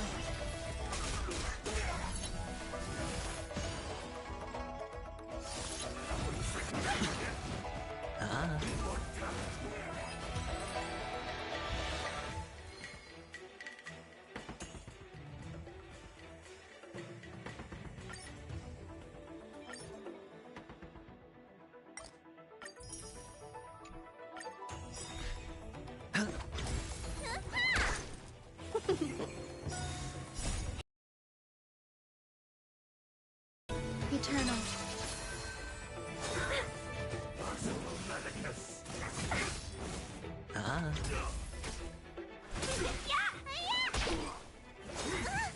Secret of the safe.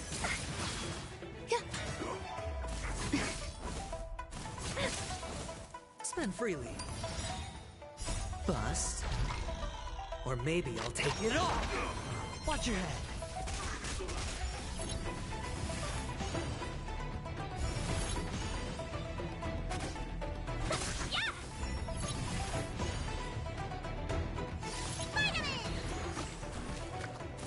No dirty tricks. All in. Fight its one! Bust. Or maybe I'll take it off. All will be swept away by the wind.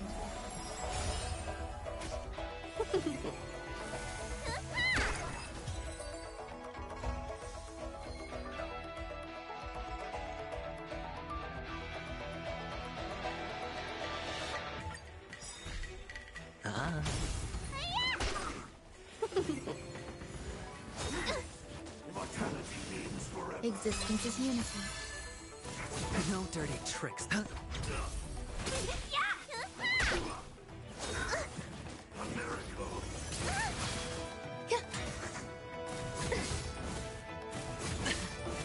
Watch your head.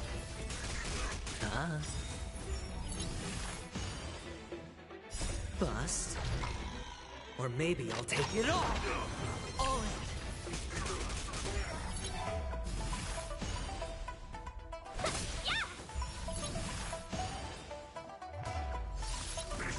You bully!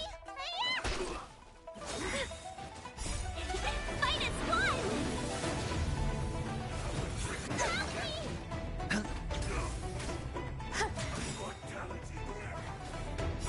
All will be swept away by the wind.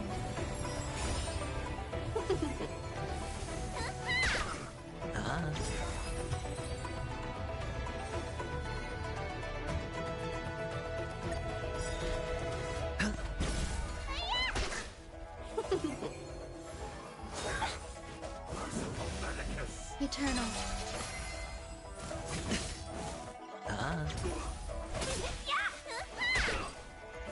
No dirty tricks. Fight its one! Bust. Or maybe I'll take it off. Watch your head.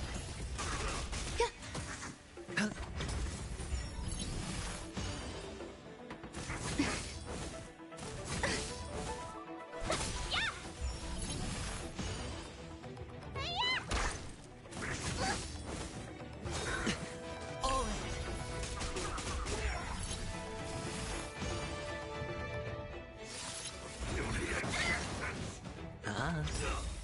Bust. Or maybe I'll take it off.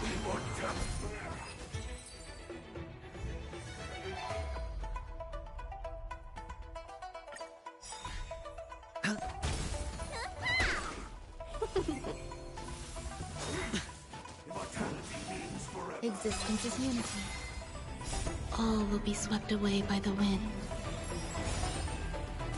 No dirty tricks, huh?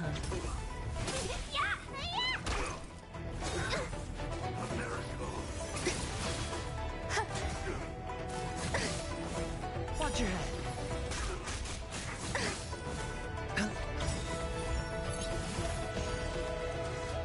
Bust. Or maybe I'll take it all. All right.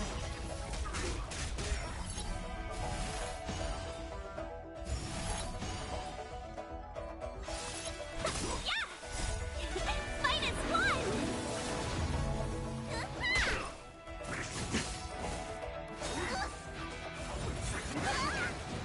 Watch your head.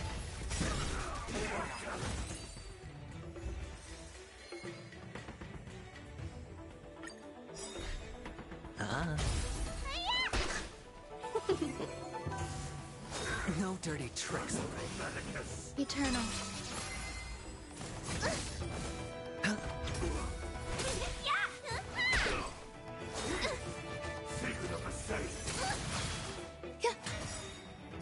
All will be swept away by the wind.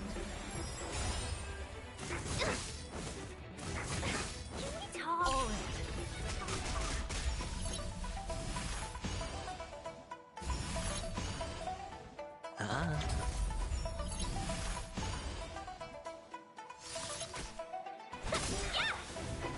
Bust. Or maybe I'll take it all. Fight is fun!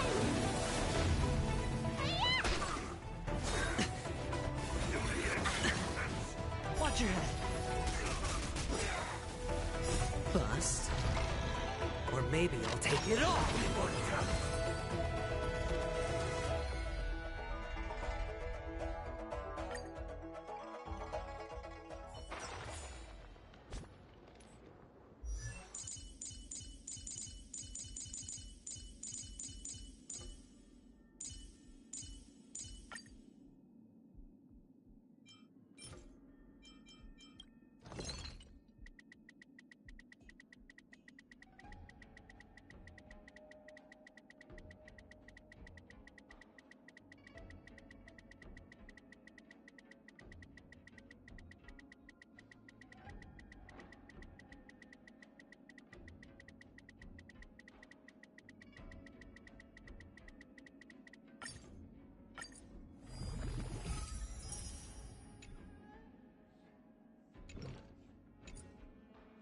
If destiny can't propel me forward, I'll be the one to push destiny.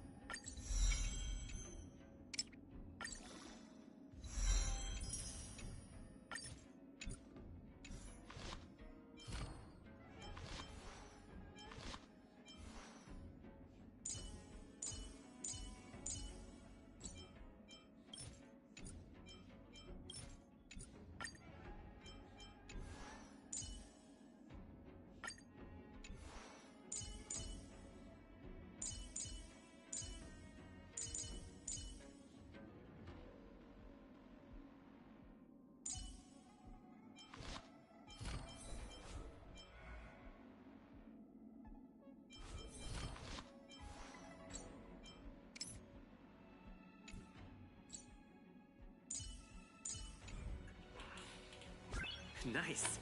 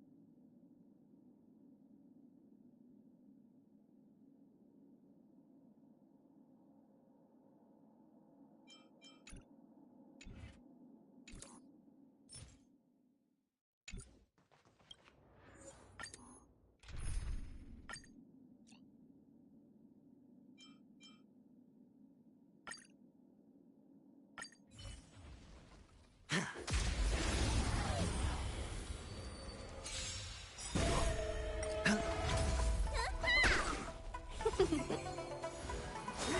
bully! Eternal. Ah.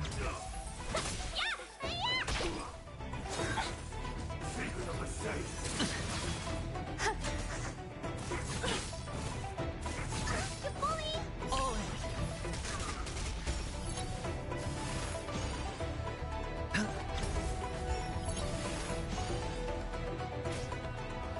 Yeah! Fight is one! Bust. Or maybe I'll take it all. Watch your head.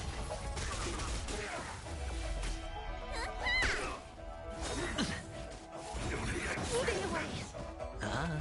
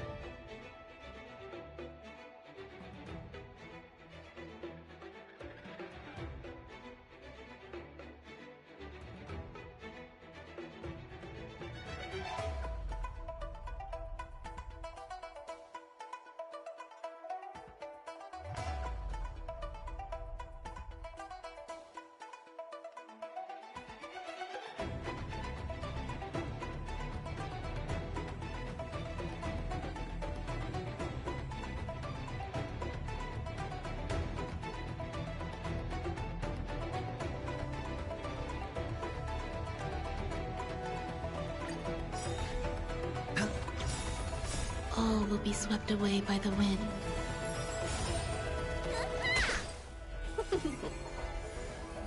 No dirty tricks, alright?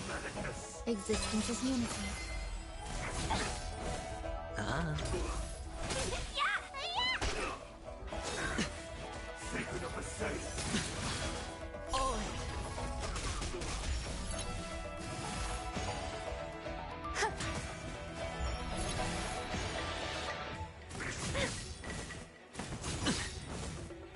Bust. Or maybe I'll take it all.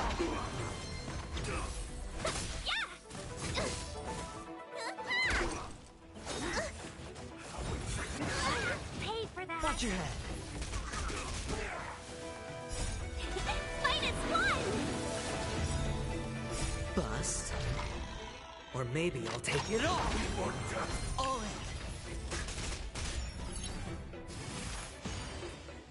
Ah.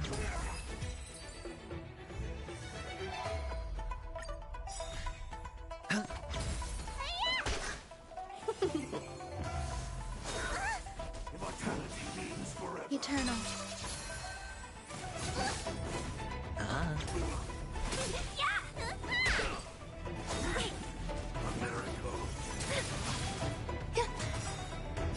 All will be swept away by the wind.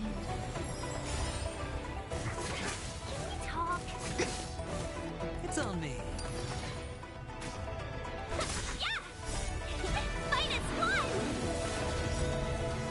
Bust. Or maybe I'll take it all. Watch your head.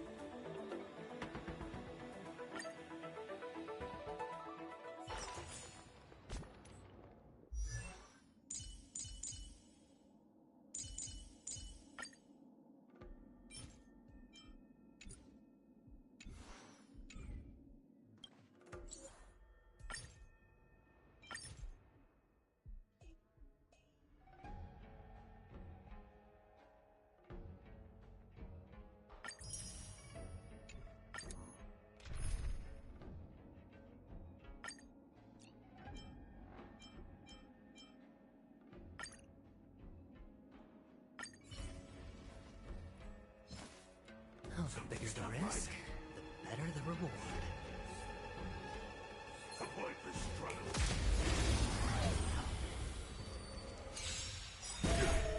High stakes, high rewards.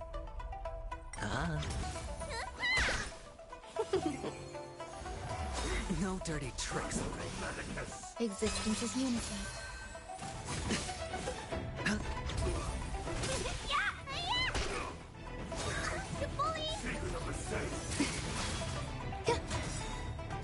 All will be swept away by the wind.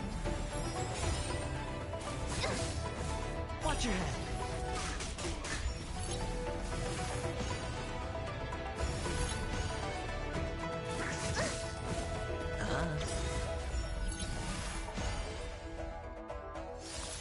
Bust. Or maybe I'll take it all. All in.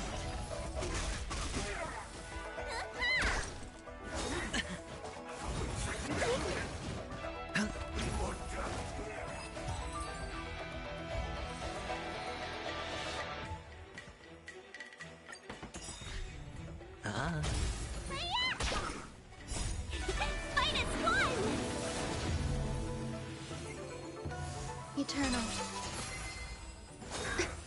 Immortality means forever. A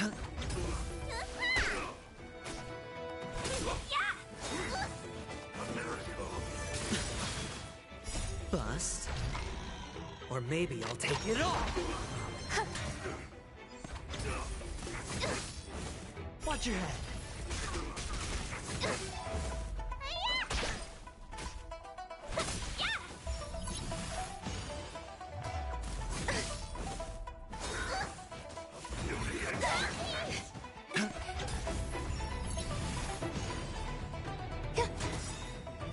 All will be swept away by the wind.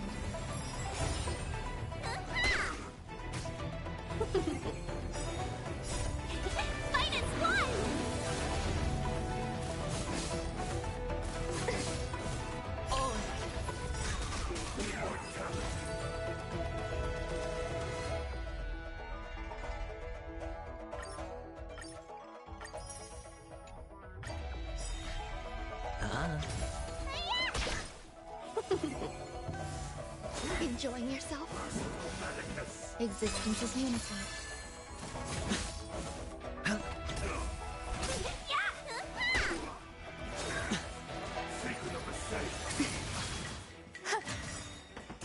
All will be swept away by the wind. Watch your head.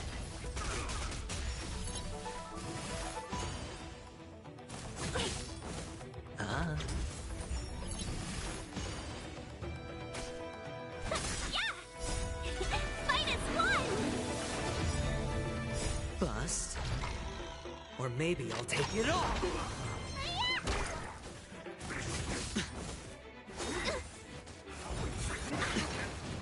All in.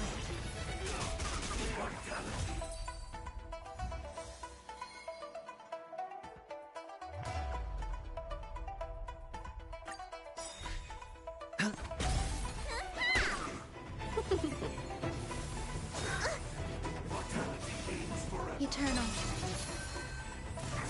You bully!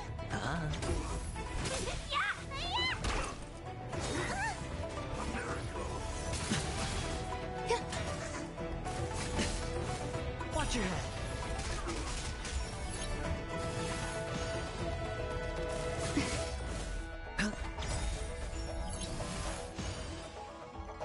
Bust. Or maybe I'll take it all. All in.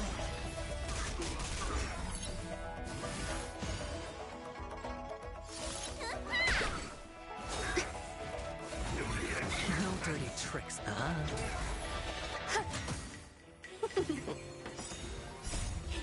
Fight is won! Bust. Or maybe I'll take it all. Watch your head.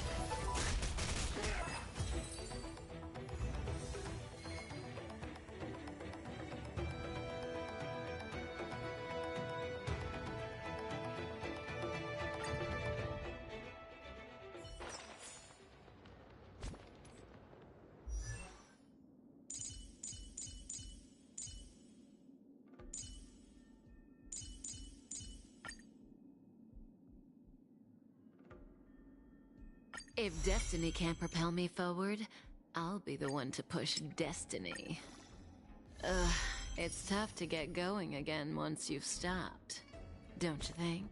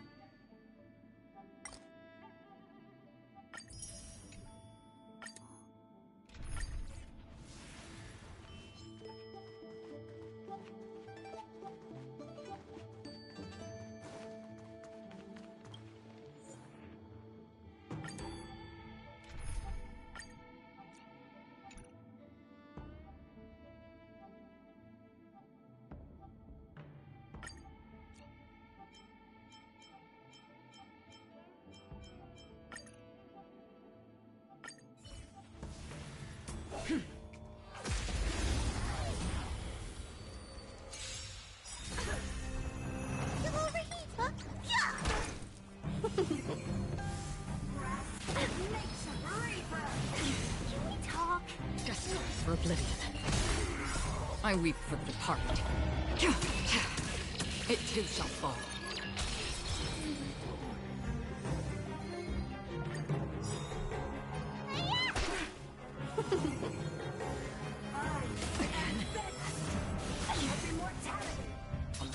waters of oblivion. All will be swept away by the wind.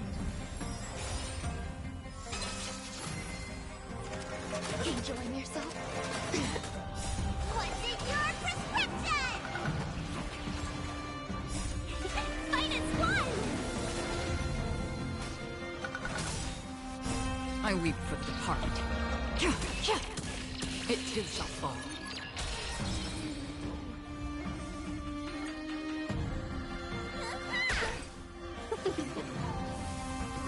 Enjoying yourself? Destined for oblivion. Eternal. All will be swept away by the wind.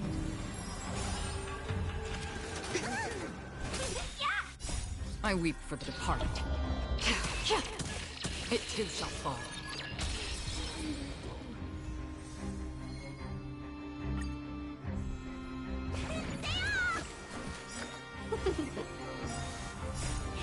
Minus one! Still waters of oblivion. Existence is unity.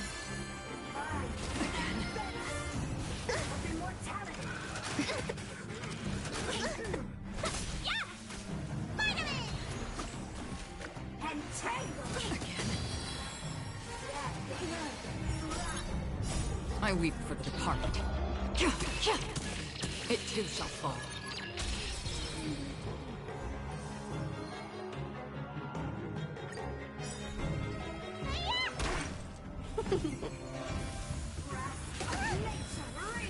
Enjoying yourself? Destined for oblivion.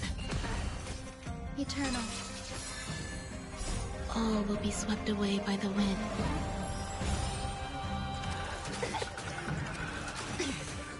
What's in your prescription? I weep for the departed. It too shall fall.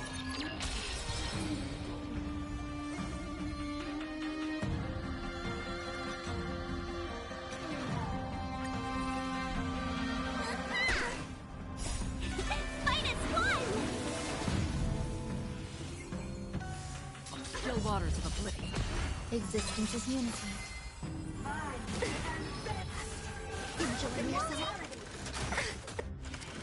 Again.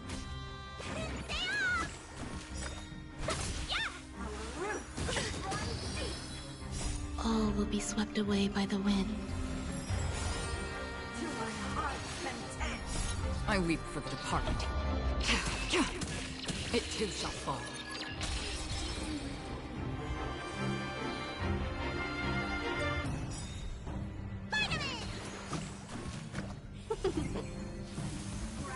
Again.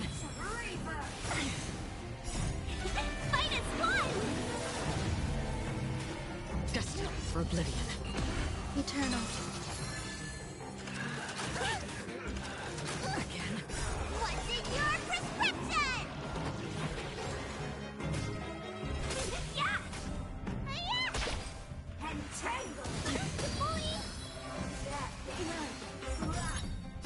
I weep for the departed.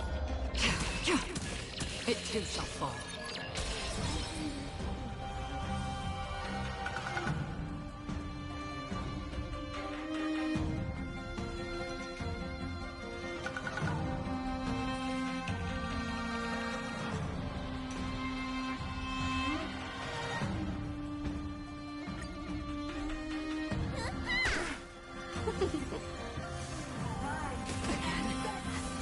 Enjoying yourself? Still waters of oblivion. Existence is unity.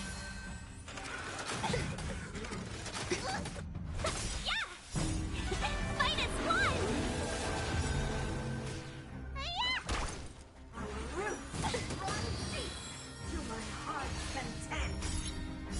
I weep for the departed. It too shall fall.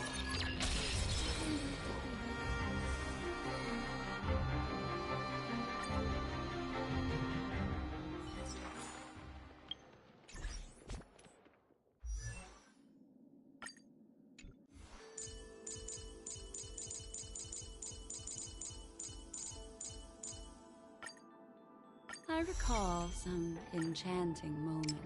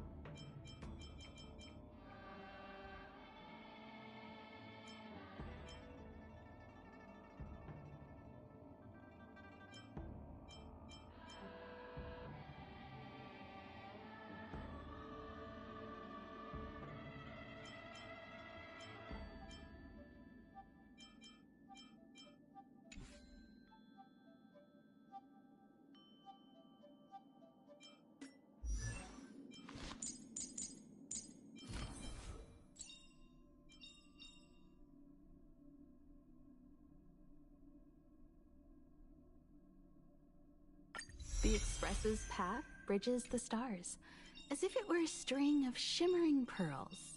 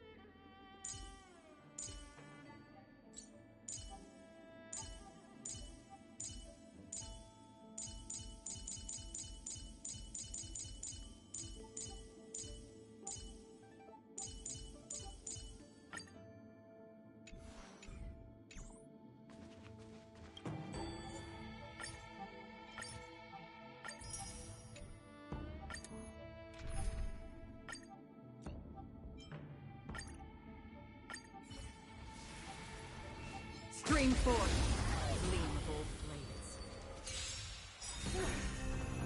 You'll overheat!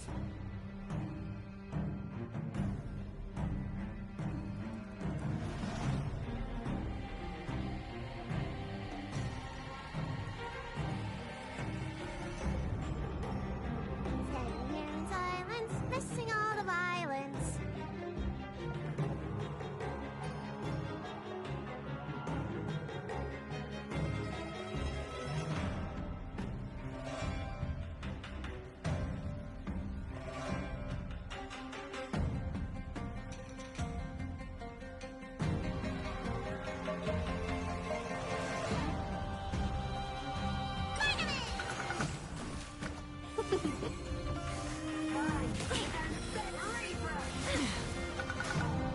Still waters of oblivion. All will be swept away by the wind. I weep for the departed. It too shall fall.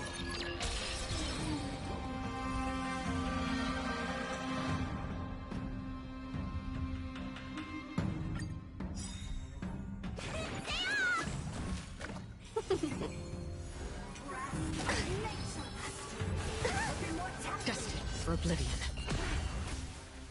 What's in your prescription? Eternal. Enjoying yourself? Yeah! Fight is one!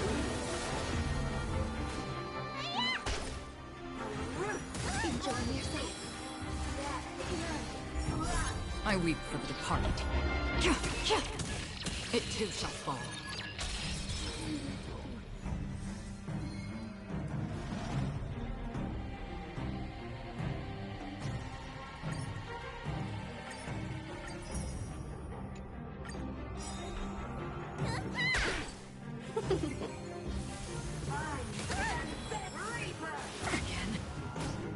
Still waters of oblivion. Existence is unity. All will be swept away by the wind.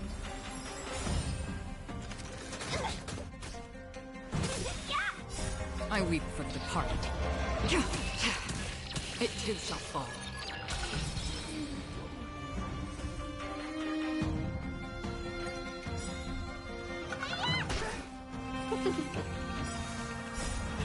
Fight is one! Destined for oblivion. Eternal.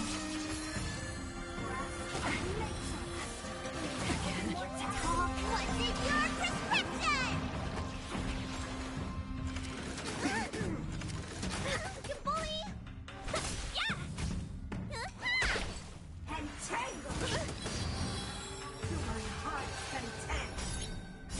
I weep for the departed. It too shall fall.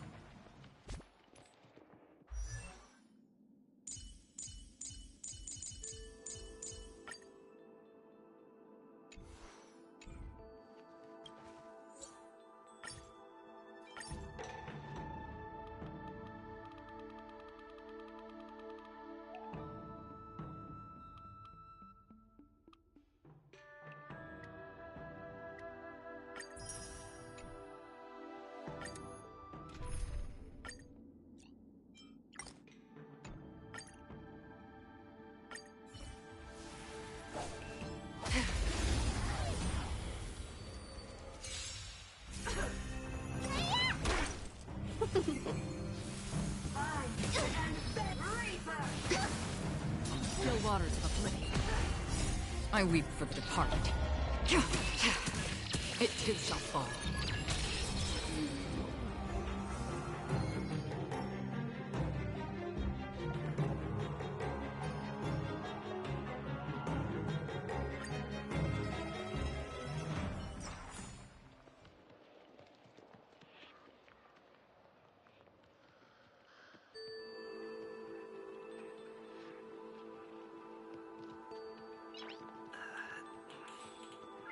Nice.